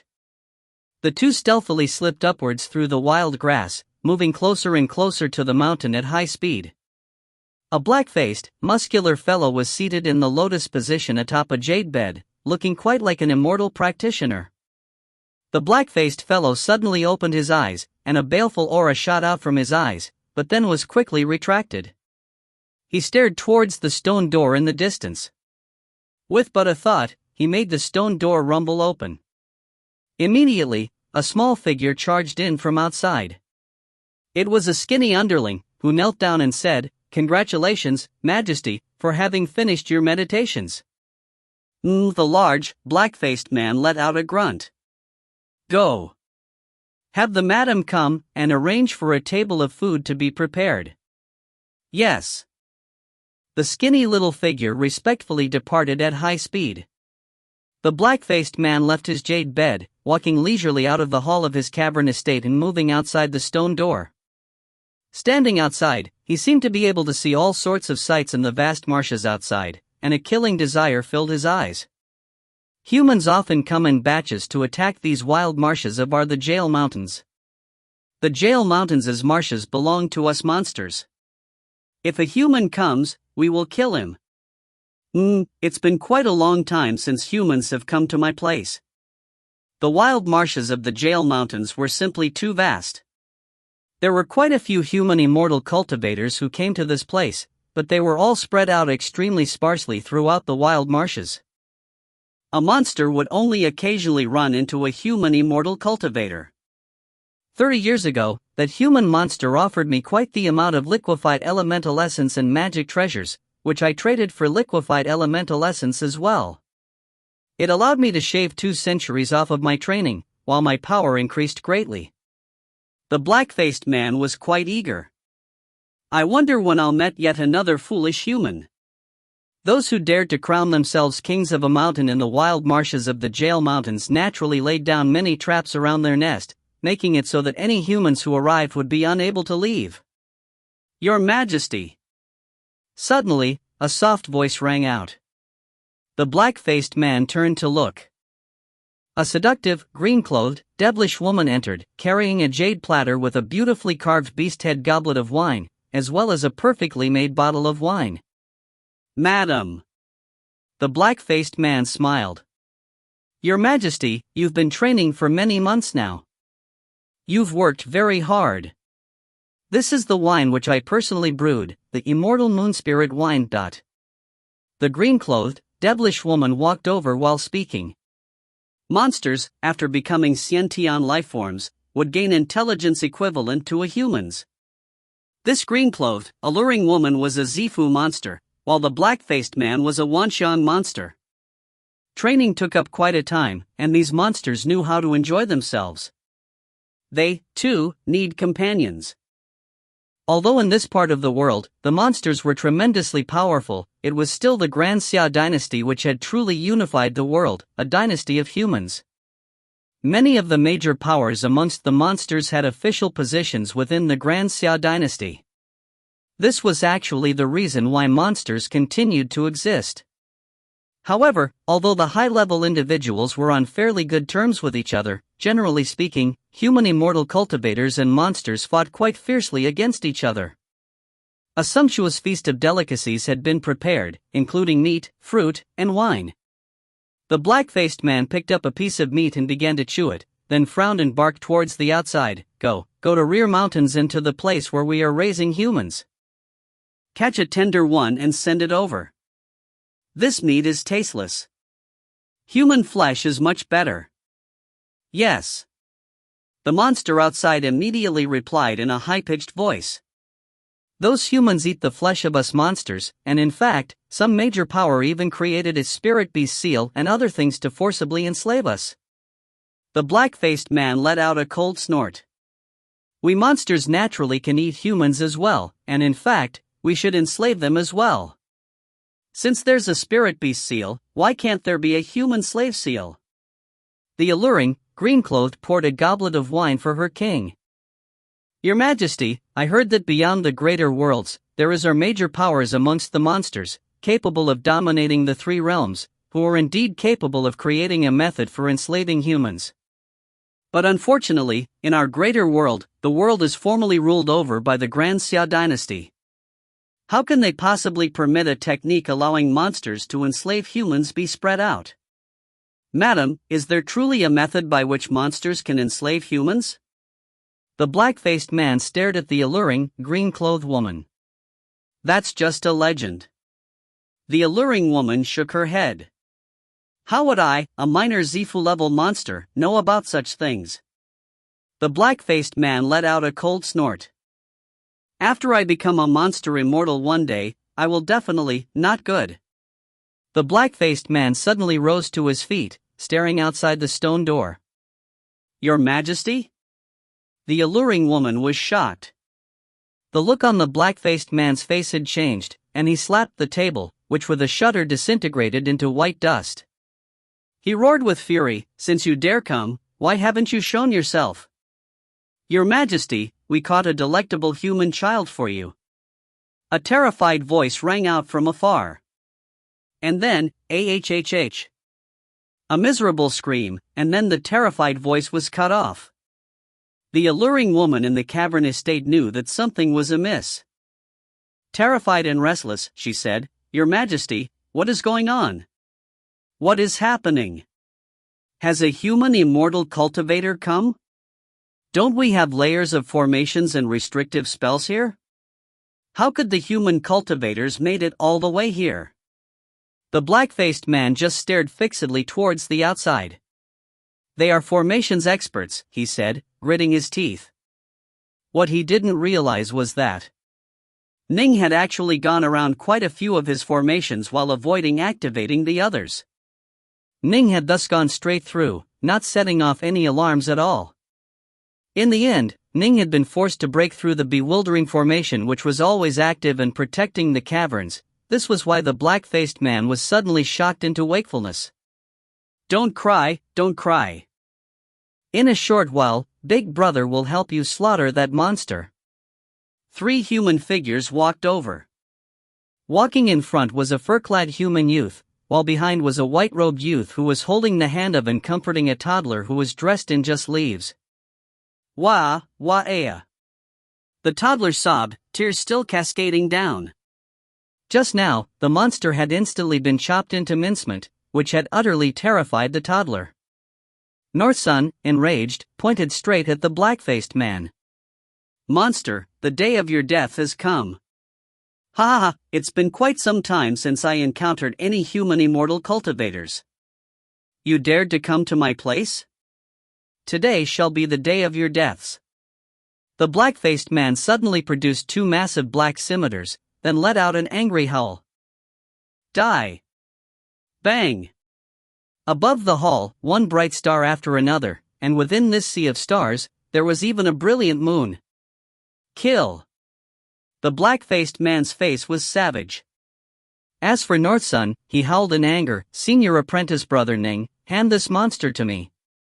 Northsun was comparatively immature in terms of personality. Upon learning that this child was about to be eaten by this old monster, his belly had instantly become filled with rage. All right. Ning nodded, standing to one side, but prepared to attack at any moment. While Northsun howled in rage, the skies above him also became filled with stars. Amidst the sea of stars, both a brilliant moon and a blazing sun appeared. The sun and the moon hung in the skies. This caused the face of the Wanxiang monster to change. Only extremely talented humans with significant backgrounds were capable of manifesting such a manifestation. Die! Northsun gnashed his teeth. Swish! Swoosh! 2 black lights began to gather in Northsun's hands. He opened them, and the 2 rays of black light shot out, forming 2 massive water snakes within the air. The 2 manifestations struggled against each other, but the Wanxiang monsters was clearly struggling. Bang! Bang! The 2 giant water snakes directly clashed in the air with the 2 giant black scimitars which the black-faced man had unleashed. The power of the collision was so great that even the nearby woman's face changed dramatically. Instantly, she transformed into a white-furred fox, wanting to flee. However, a cold light flashed through Northsun's eyes, and one of the water snakes swept out with its tail, smashing directly against the fleeing white-furred fox's body. Crunch! The white-furred fox spirit was crushed into meat paste. Ning stood there watching.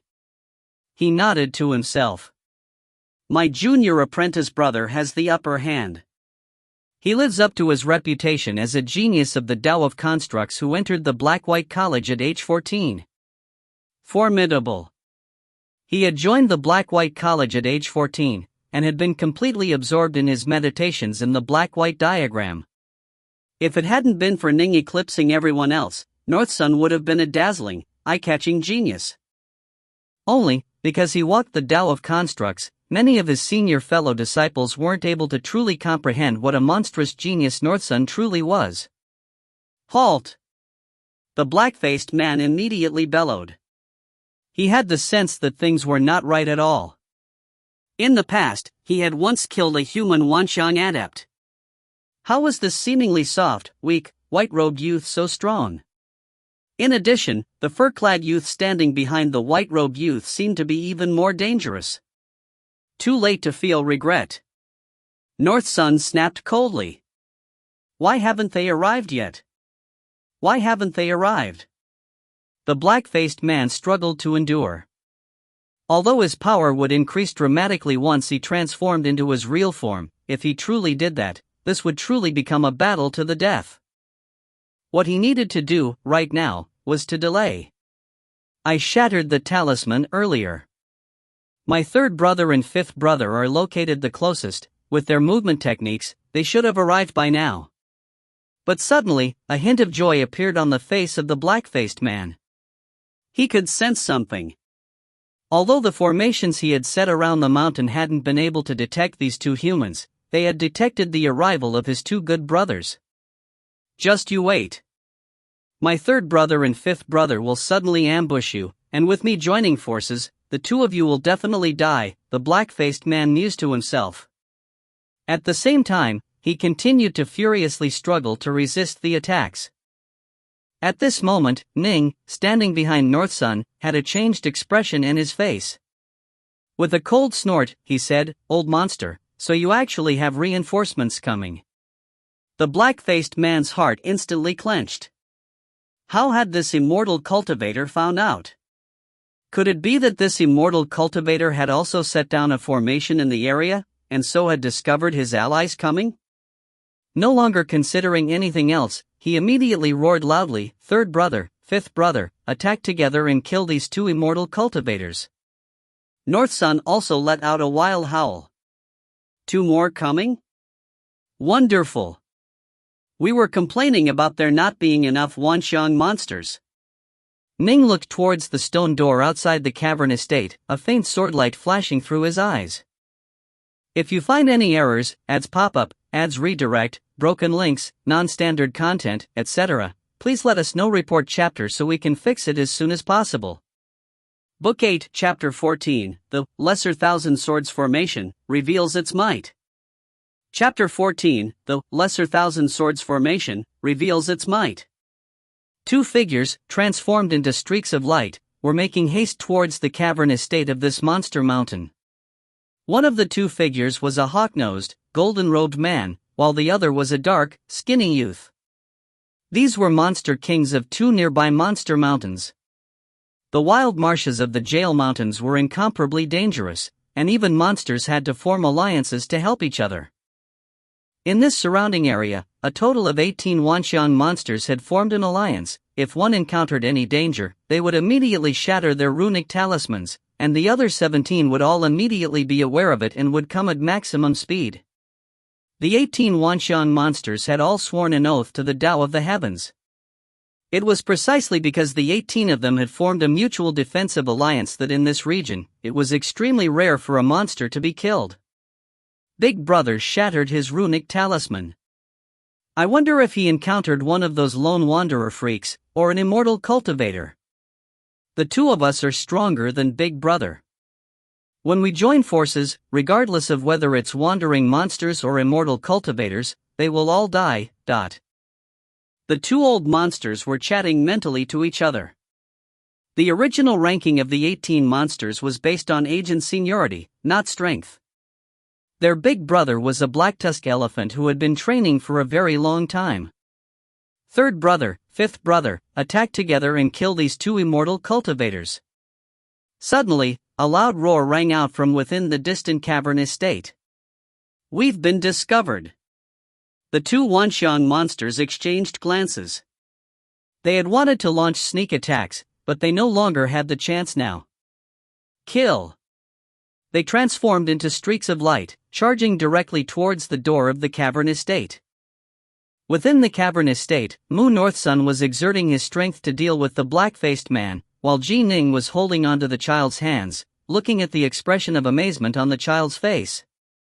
He said consolingly, "Don't worry. Just stay next to me and don't run around." Bang! Bang! 3 streaks of light suddenly shot in from outside. It was a sharp knife and 2 sharp awls. They were all incredibly sharp and had a shocking aura. Ning, seeing the situation, applied his will. Whoosh! A dense cluster of 729 flying swords suddenly appeared next to Ning.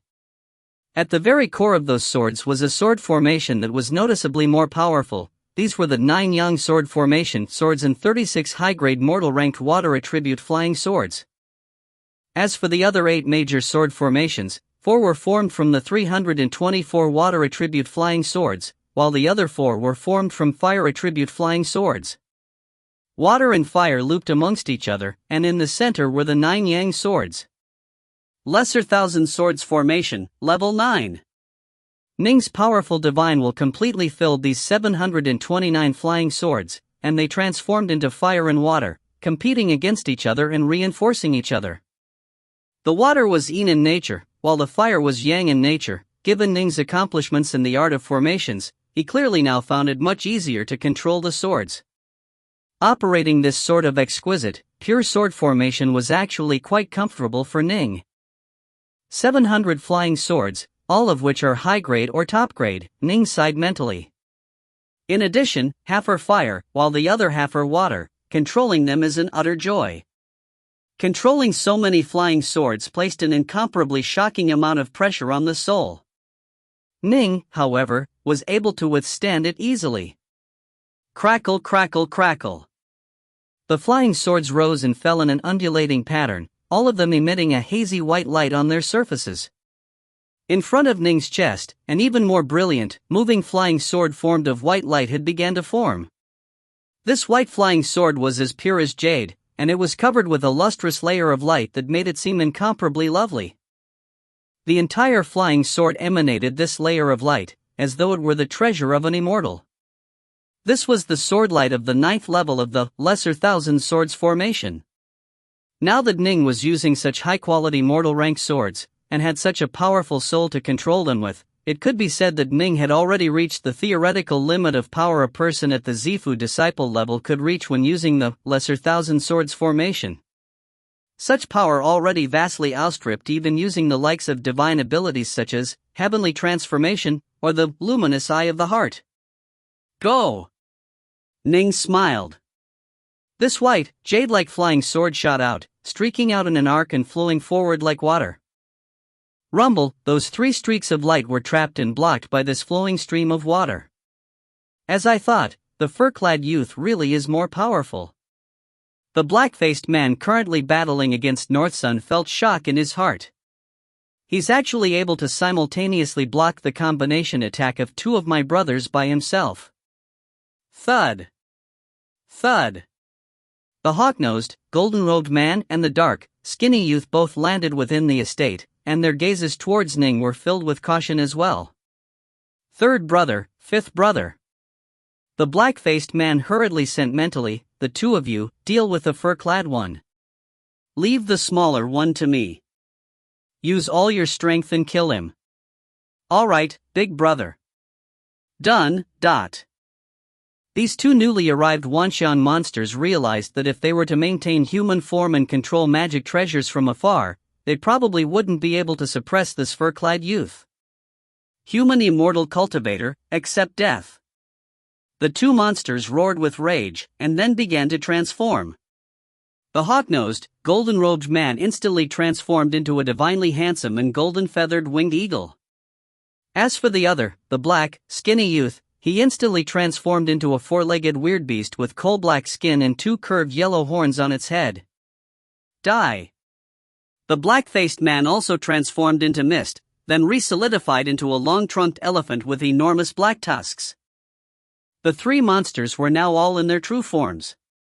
In addition, the power of the magic treasures they were using to attack Ning and Northsun had suddenly increased dramatically. Junior apprentice brother Northsun, Ning sent. Will you be able to hold? North Sun sent back confidently, don't worry. I haven't even started using my abilities. Ning laughed. Excellent. Right at this moment, the gold-feathered eagle charged forth with a howl, its pitch-black claws ripping through the air and suddenly expanding tenfold in size to the point where the air itself seemed to emit an ear-piercing screech. Ripples in the air that could be seen with the visible eye appeared. The power of this claw definitely surpassed that of the earlier magic treasure it had used. Monsters and humans were different. Monsters had bodies which were innately powerful and possessed innate abilities. For example, some monsters had the innate ability to control water, and even if they didn't train in a fiend god body refining technique, they would still possess enormous strength. Some of them might even be able to temper parts of their body into magic treasures, such as their horns, their claws, or their tails. This would result in their very body becoming an intrinsic magic treasure, and thus possess astonishing power when used. Rumble, the entire cavern estate was beginning to shake. The four-legged weird beast had lowered its head, and its hooves thundered across the ground as it charged towards Ning. The two curved yellow horns on its head suddenly expanded in size and became even sharper than before, and its hoofsteps became incomparably weighty, causing the entire cavern estate to begin to shake and collapse. When these two monsters used all their power, they were truly shocking. Humph, Ning shook his head. Die. The white sword formed from the 9th level of the Lesser Thousand Swords formation, instantly slashed through the air. In midair, an enormous millstone of fire and water suddenly appeared.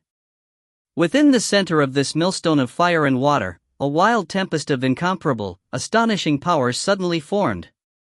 The white flying sword was in the center of this millstone of fire and water, and it, too, dissolved into the tempest.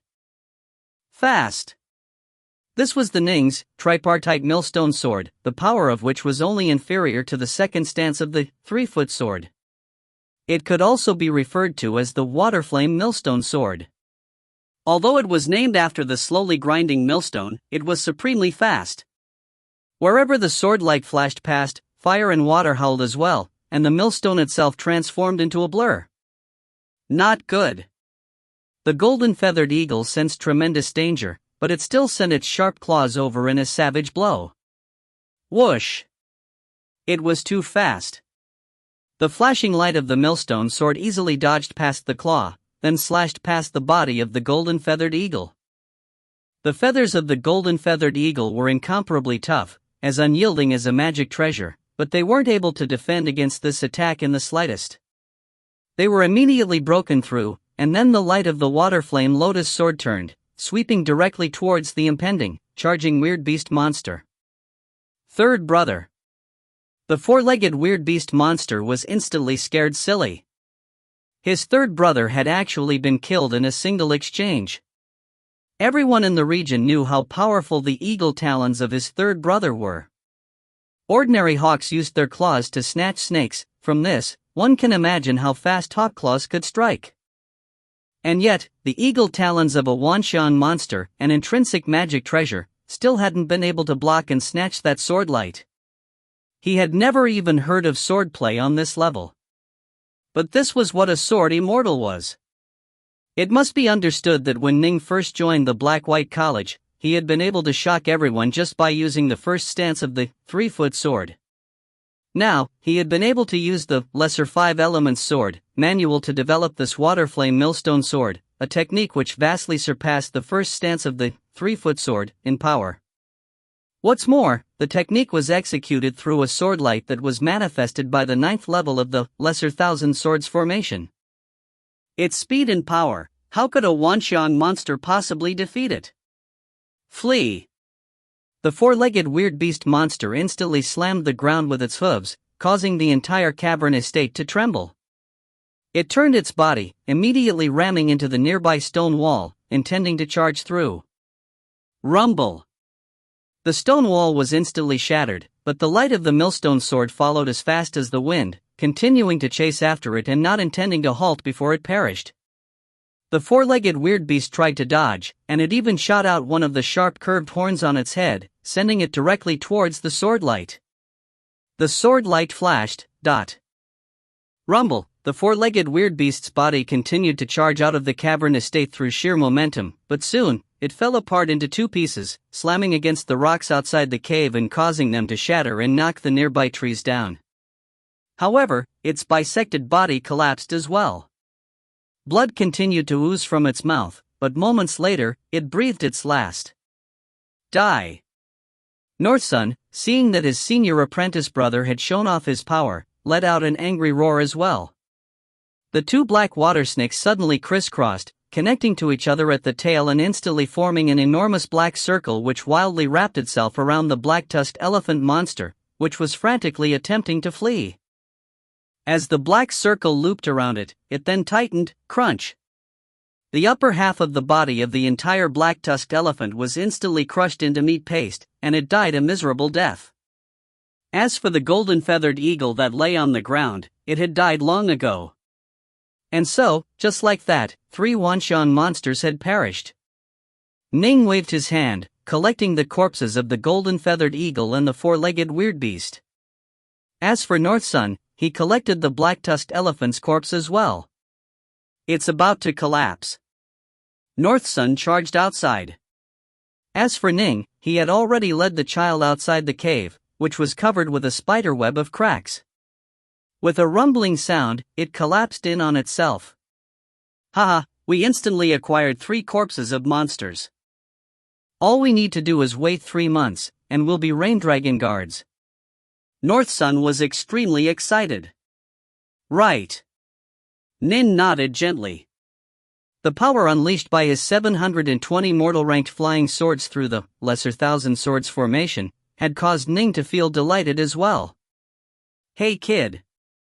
Northsun looked towards the young child. Why are you here on this mountain? The child stared blankly.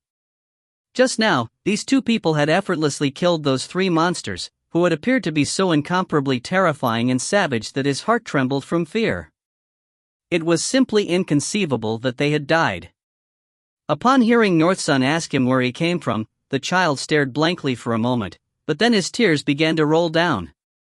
He pointed into the distance. There. If you find any errors, ads pop-up, ads redirect, broken links, non-standard content, etc., please let us know. Report chapter so we can fix it as soon as possible. Book 8, Chapter 15, Azure Sky Snake. Chapter 15, Azure Sky Snake.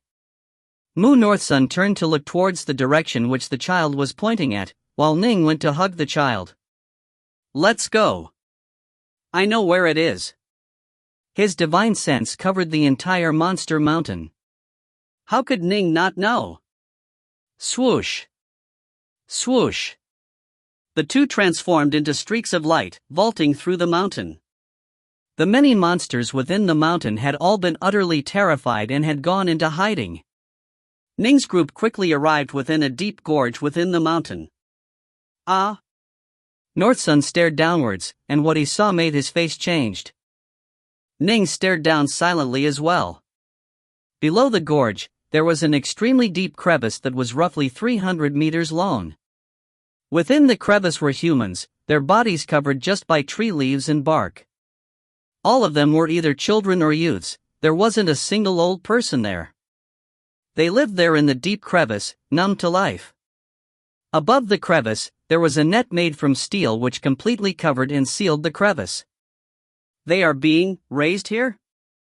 Northsun's body began to tremble slightly. Grinding his teeth, he said, "These monsters truly deserve to die. They deserve to die." Swoosh. Northsun leapt downwards. There were some lesser monsters standing guard within the deep crevice. They didn't know that their king had already perished. Who goes there? This is Elephant King Mountain. A tall, horned monster with a trident in its hands roared angrily, while the group of lesser monsters behind him howled in support. Humph. Northsun let out an enraged snort. The area around him instantly transformed into the darkness of the night. The night sky was filled with dazzling stars, and the sun and the moon hung there amongst them. From within the dazzling sun, a giant hand suddenly stretched out, seizing the suddenly terrified monsters who were trying to flee, pale-faced. Trapped by that giant hand of golden light, the monsters all felt their hearts shudder. Why are they here? North Sun thundered. As for Ning, he just stood to one side, quietly. Mighty Immortal, are you referring to these human slaves? The horned monster, captured by the hand of golden light, hurriedly explained, these human slaves were brought here long ago by His Majesty, who found them elsewhere and decided to raise them here. The big ones birth little ones, and when the little ones grow up, they can birth more. His Majesty delights in eating human flesh, and so the younger, tender ones are for His Majesty to eat. As for some of the older slaves, their meat isn't as delicious, and so will be given some of it to taste. Even Ning's face turned ashen as he heard this. You deserve death. North Sun let out a thunderous roar, and his manifested hand clenched. Instantly, those monsters, howling in agony, were crushed into meat sludge. Even that horned monster who had transformed back into his original form was crushed into mincemeat by that manifested hand. Clank! The manifested hand then clawed downwards, ripping apart those locked steel chains. With an explosive sound, the many chains were instantly shattered into small pieces, and then were tossed to one side. The many humans who were living within that deep crevice were trembling. They all moved closer to each other, staring upwards in terror. They've been raised as animals for too long, their slave mentality has been deeply imprinted upon them. Ning shook his head and let out a soft sigh, then lowered his head to look at the child next to him. Only the smaller, younger children might be able to recover. Senior apprentice brother. North Sun looked at Ning. Let's help them out, okay? Ning nodded. Of course we'll help them. To us, it's just a little bit of extra effort, but to them, it means the changing of their destinies. Right. North Sun nodded, then said with frustration, but we must stay within the wild marshes of the Jail Mountains for 3 months. We can't be taking care of them for this entire time. What should we do? If we encounter any danger, we can't look after them as well as ourselves. Let's deliver them straight to the Rain Dragon Guard, Ning said. That is the only safe place within the wild marshes of the Jail Mountains. As for whether or not the Rain Dragon Guard will accept them, let's discuss that if it comes to that. Even if the Rain Dragon Guard aren't willing to take care of them, we can give these humans some food and let them survive for 3 months. That's something, North Sun nodded. Rumble. The giant hand of golden light pressed downwards, and instantly a deep passageway appeared at the margins of the crevice, leading from it to the outside world. From now on, you are no longer slaves. North Sun stared at the humans within the corral as he called out to them in a loud voice. These humans had always lived together, and so they had naturally managed to teach each other and pass down the human language. Naturally, they understood. However, their simple minds made it so that they remained rather uneasy. They stared, frightened, towards the 2 youths standing in the distance, one a fur-clad youth, while the other was a white-robed youth.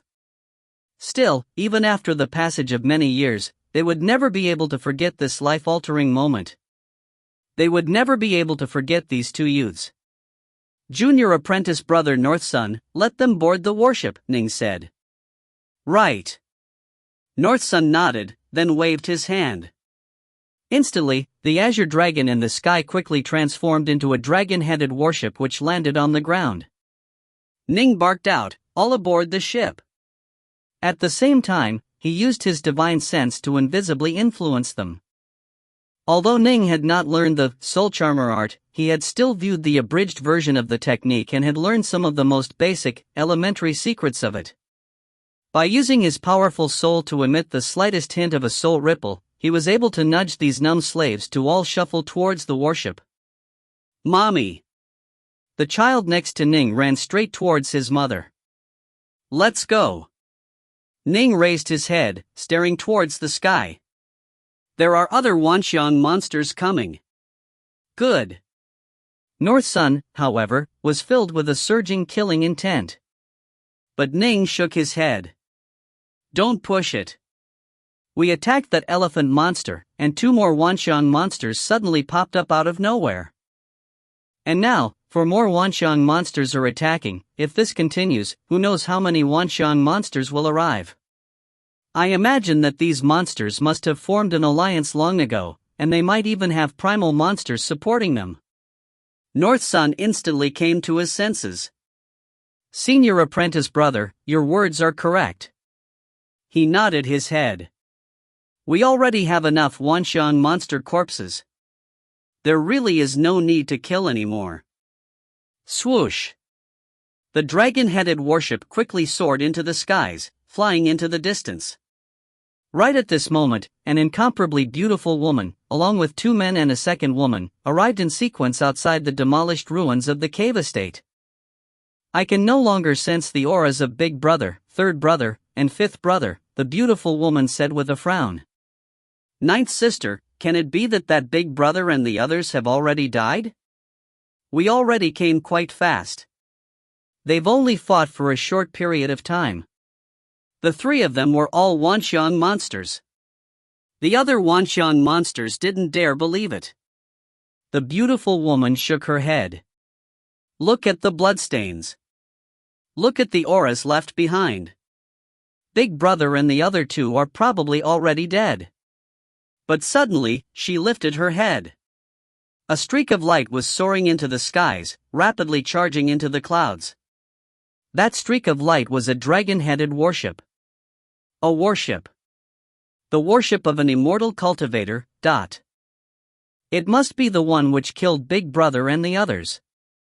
Ninth sister, let's attack and get revenge for Big Brother and the others. The other monsters immediately began to clamor out. 18 of them had joined into an alliance, but in terms of power, their ninth sister, the peacock monster, was the most powerful of them all.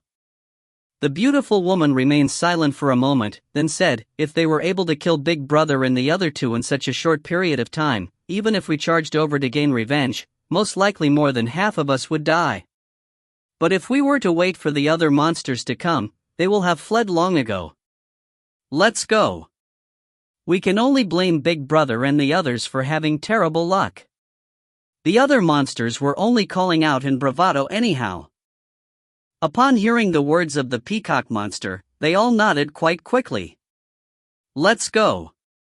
Let's go. They all transformed into streaks of light, departing from Elephant King Mountain. 3 of the 18 Wanxiang monsters had died. This made the peacock monster and the other monsters feel as though their forces were not strong enough. Thus, they decided that they were going to ally with some of the other nearby Wanxiang monsters as well. In fact, they even began to wonder if they should try to recruit some of the solitary wanderer Wanxiang monsters as well. Within a deep mountain cave in the wild marshes of the Jail Mountains. Slither, slither, a small azure serpent was swimming about in a pool of water within the cave. The water of this pool emanated an azure light and a freezing aura, and there was a block of ice emerging from the center of the pool. If an immortal cultivator saw it, they would instantly recognize this piece of ice as being a piece of ancient glacial ice.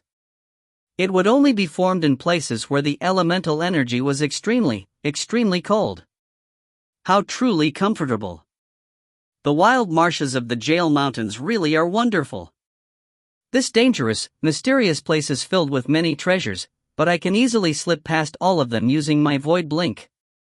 The little azure snake wriggled about in delight, frantically absorbing the energy from this freezing pool. Compared to before, my homeland of Swallow Mountain is an utter wasteland. There's almost no treasures there at all. Wee. Wonderful, wonderful. The little azure snake was incomparably delighted. It seems as though the masters were correct in having me come here to the wild marshes of the Jail Mountains. The little azure snake's little head swung to wrap around the piece of ancient glacial ice. Pulses of cold energy flowed into its body. My power is rising incredibly quickly.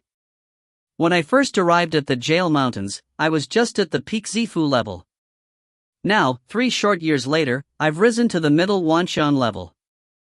However, I'm still much weaker than the Patriarch. How long will it be before I, too, will become a monster immortal? By then, I'll be able to take up a large reach of land for myself as well and style myself the immortal master of the region. When the little azure snake thought about the patriarch, its eyes couldn't help but be filled with envy.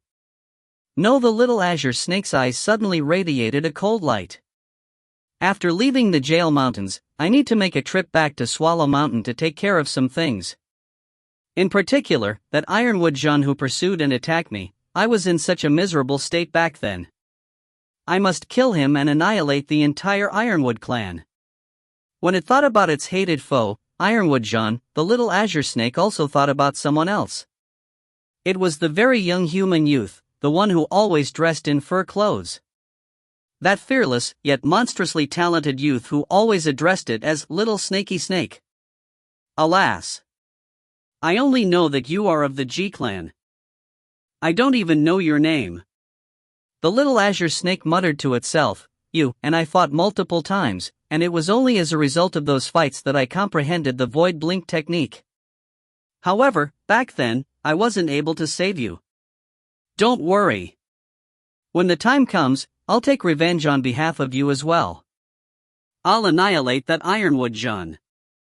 If you are still alive, given your talent, you must be very powerful by now. The little azure snake began to mumble to itself again. But definitely not as powerful as me. I have the void blink technique and have gained many marvelous legacies. Right at this moment, 100 kilometers outside the cave, there were 2 immortal cultivators, moving like streaks of light, who had stealthily landed on the mountain. You aren't mistaken, are you? One of them, a gray-robed immortal cultivator, said in a low voice. Absolutely not. When I tortured those Zifu monsters, they definitely wouldn't have dared to lie to me. They all said that in recent days, a lone wanderer has appeared in this region, an azure skysnake monster which had even fought multiple times against their king, the white-robed immortal cultivator said. The gray-robed immortal cultivator nodded. After we kill this azure skysnake, we'll have enough Wanshan monster corpses. Supposedly, this azure skysnake isn't that powerful, but we need to beware of its innate ability. Don't let it use the void blink technique to escape. Naturally. The white-robed immortal cultivator nodded. If you find any errors, ads pop up, ads redirect, broken links, non-standard content, etc., please let us know. Report chapter so we can fix it as soon as possible. Book 8, Chapter 16, The Azure Skysnake and Ning. Chapter 16, The Azure Skysnake and Ning. Within the icy pool inside the cave, the small azure snake was ceaselessly absorbing the frigid energy of the icy pool, using it to nourish the demon ice in its body. Suddenly, its eyes flickered. It transformed into mist, and then reformed into an azure-robed maiden by the side of the pool. Red lips, ivory teeth, and dark eyes. They actually dare come to my place? The azure-robed maiden muttered, all I wanted to do was spend some extra time nourishing the demon ice in my body, and yet they still come to cause trouble. Still, I'm not strong yet. It's not good for me to fight. The azure-robed maiden transformed into mist once more, and a small azure serpent appeared in midair. With a flicker, it disappeared into thin air. The white-robed cultivator and gray-robed cultivator were currently advancing stealthily through the cave, searching for any traces of the snake. Suddenly, they saw an azure light flash in the distance. An azure serpent in midair was roaring with anger. You 2 human cultivators dare come to my place? You are dead meat. The voice echoed and thundered. Rumble, the azure serpent flashed in midair, then disappeared. That was the azure skysnake monster. It found us. The 2 immortal cultivators were instantly shocked. And then, the white-robed cultivator sent mentally, this azure skysnake seems to be quite angry, it's probably going to attack us. Let's respond to its plots with one of our own, let's quietly set down a space-sealing formation in the area. Once it draws near, we will immediately activate the formation, causing it to be unable to flee through void blink. Only then will we attack and kill it. All right. Be careful and make sure you set it up stealthily. Don't let it discover you, the gray-robed cultivator sent back. Thousands of kilometers away. I told those 2 that they were dead meat, so those two buffoons will definitely plan to fight me there. I'm an azure sky snake, my life is quite precious. Why would I fight head-on against you two? The azure sky snake continued to blink forward, disappearing once again. Ning and Mu Northsun were currently mounted on their dragon-headed warship, carrying the many humans towards the place in the wild marshes of the Jail Mountains where the Rain Dragon Guard were stationed. Tens of thousands of kilometers away from Ning's location. Another ship was present here, with two on this ship as well, one female, the other male. The man was tall, strong, and handsome. It was East River Cloudsoar.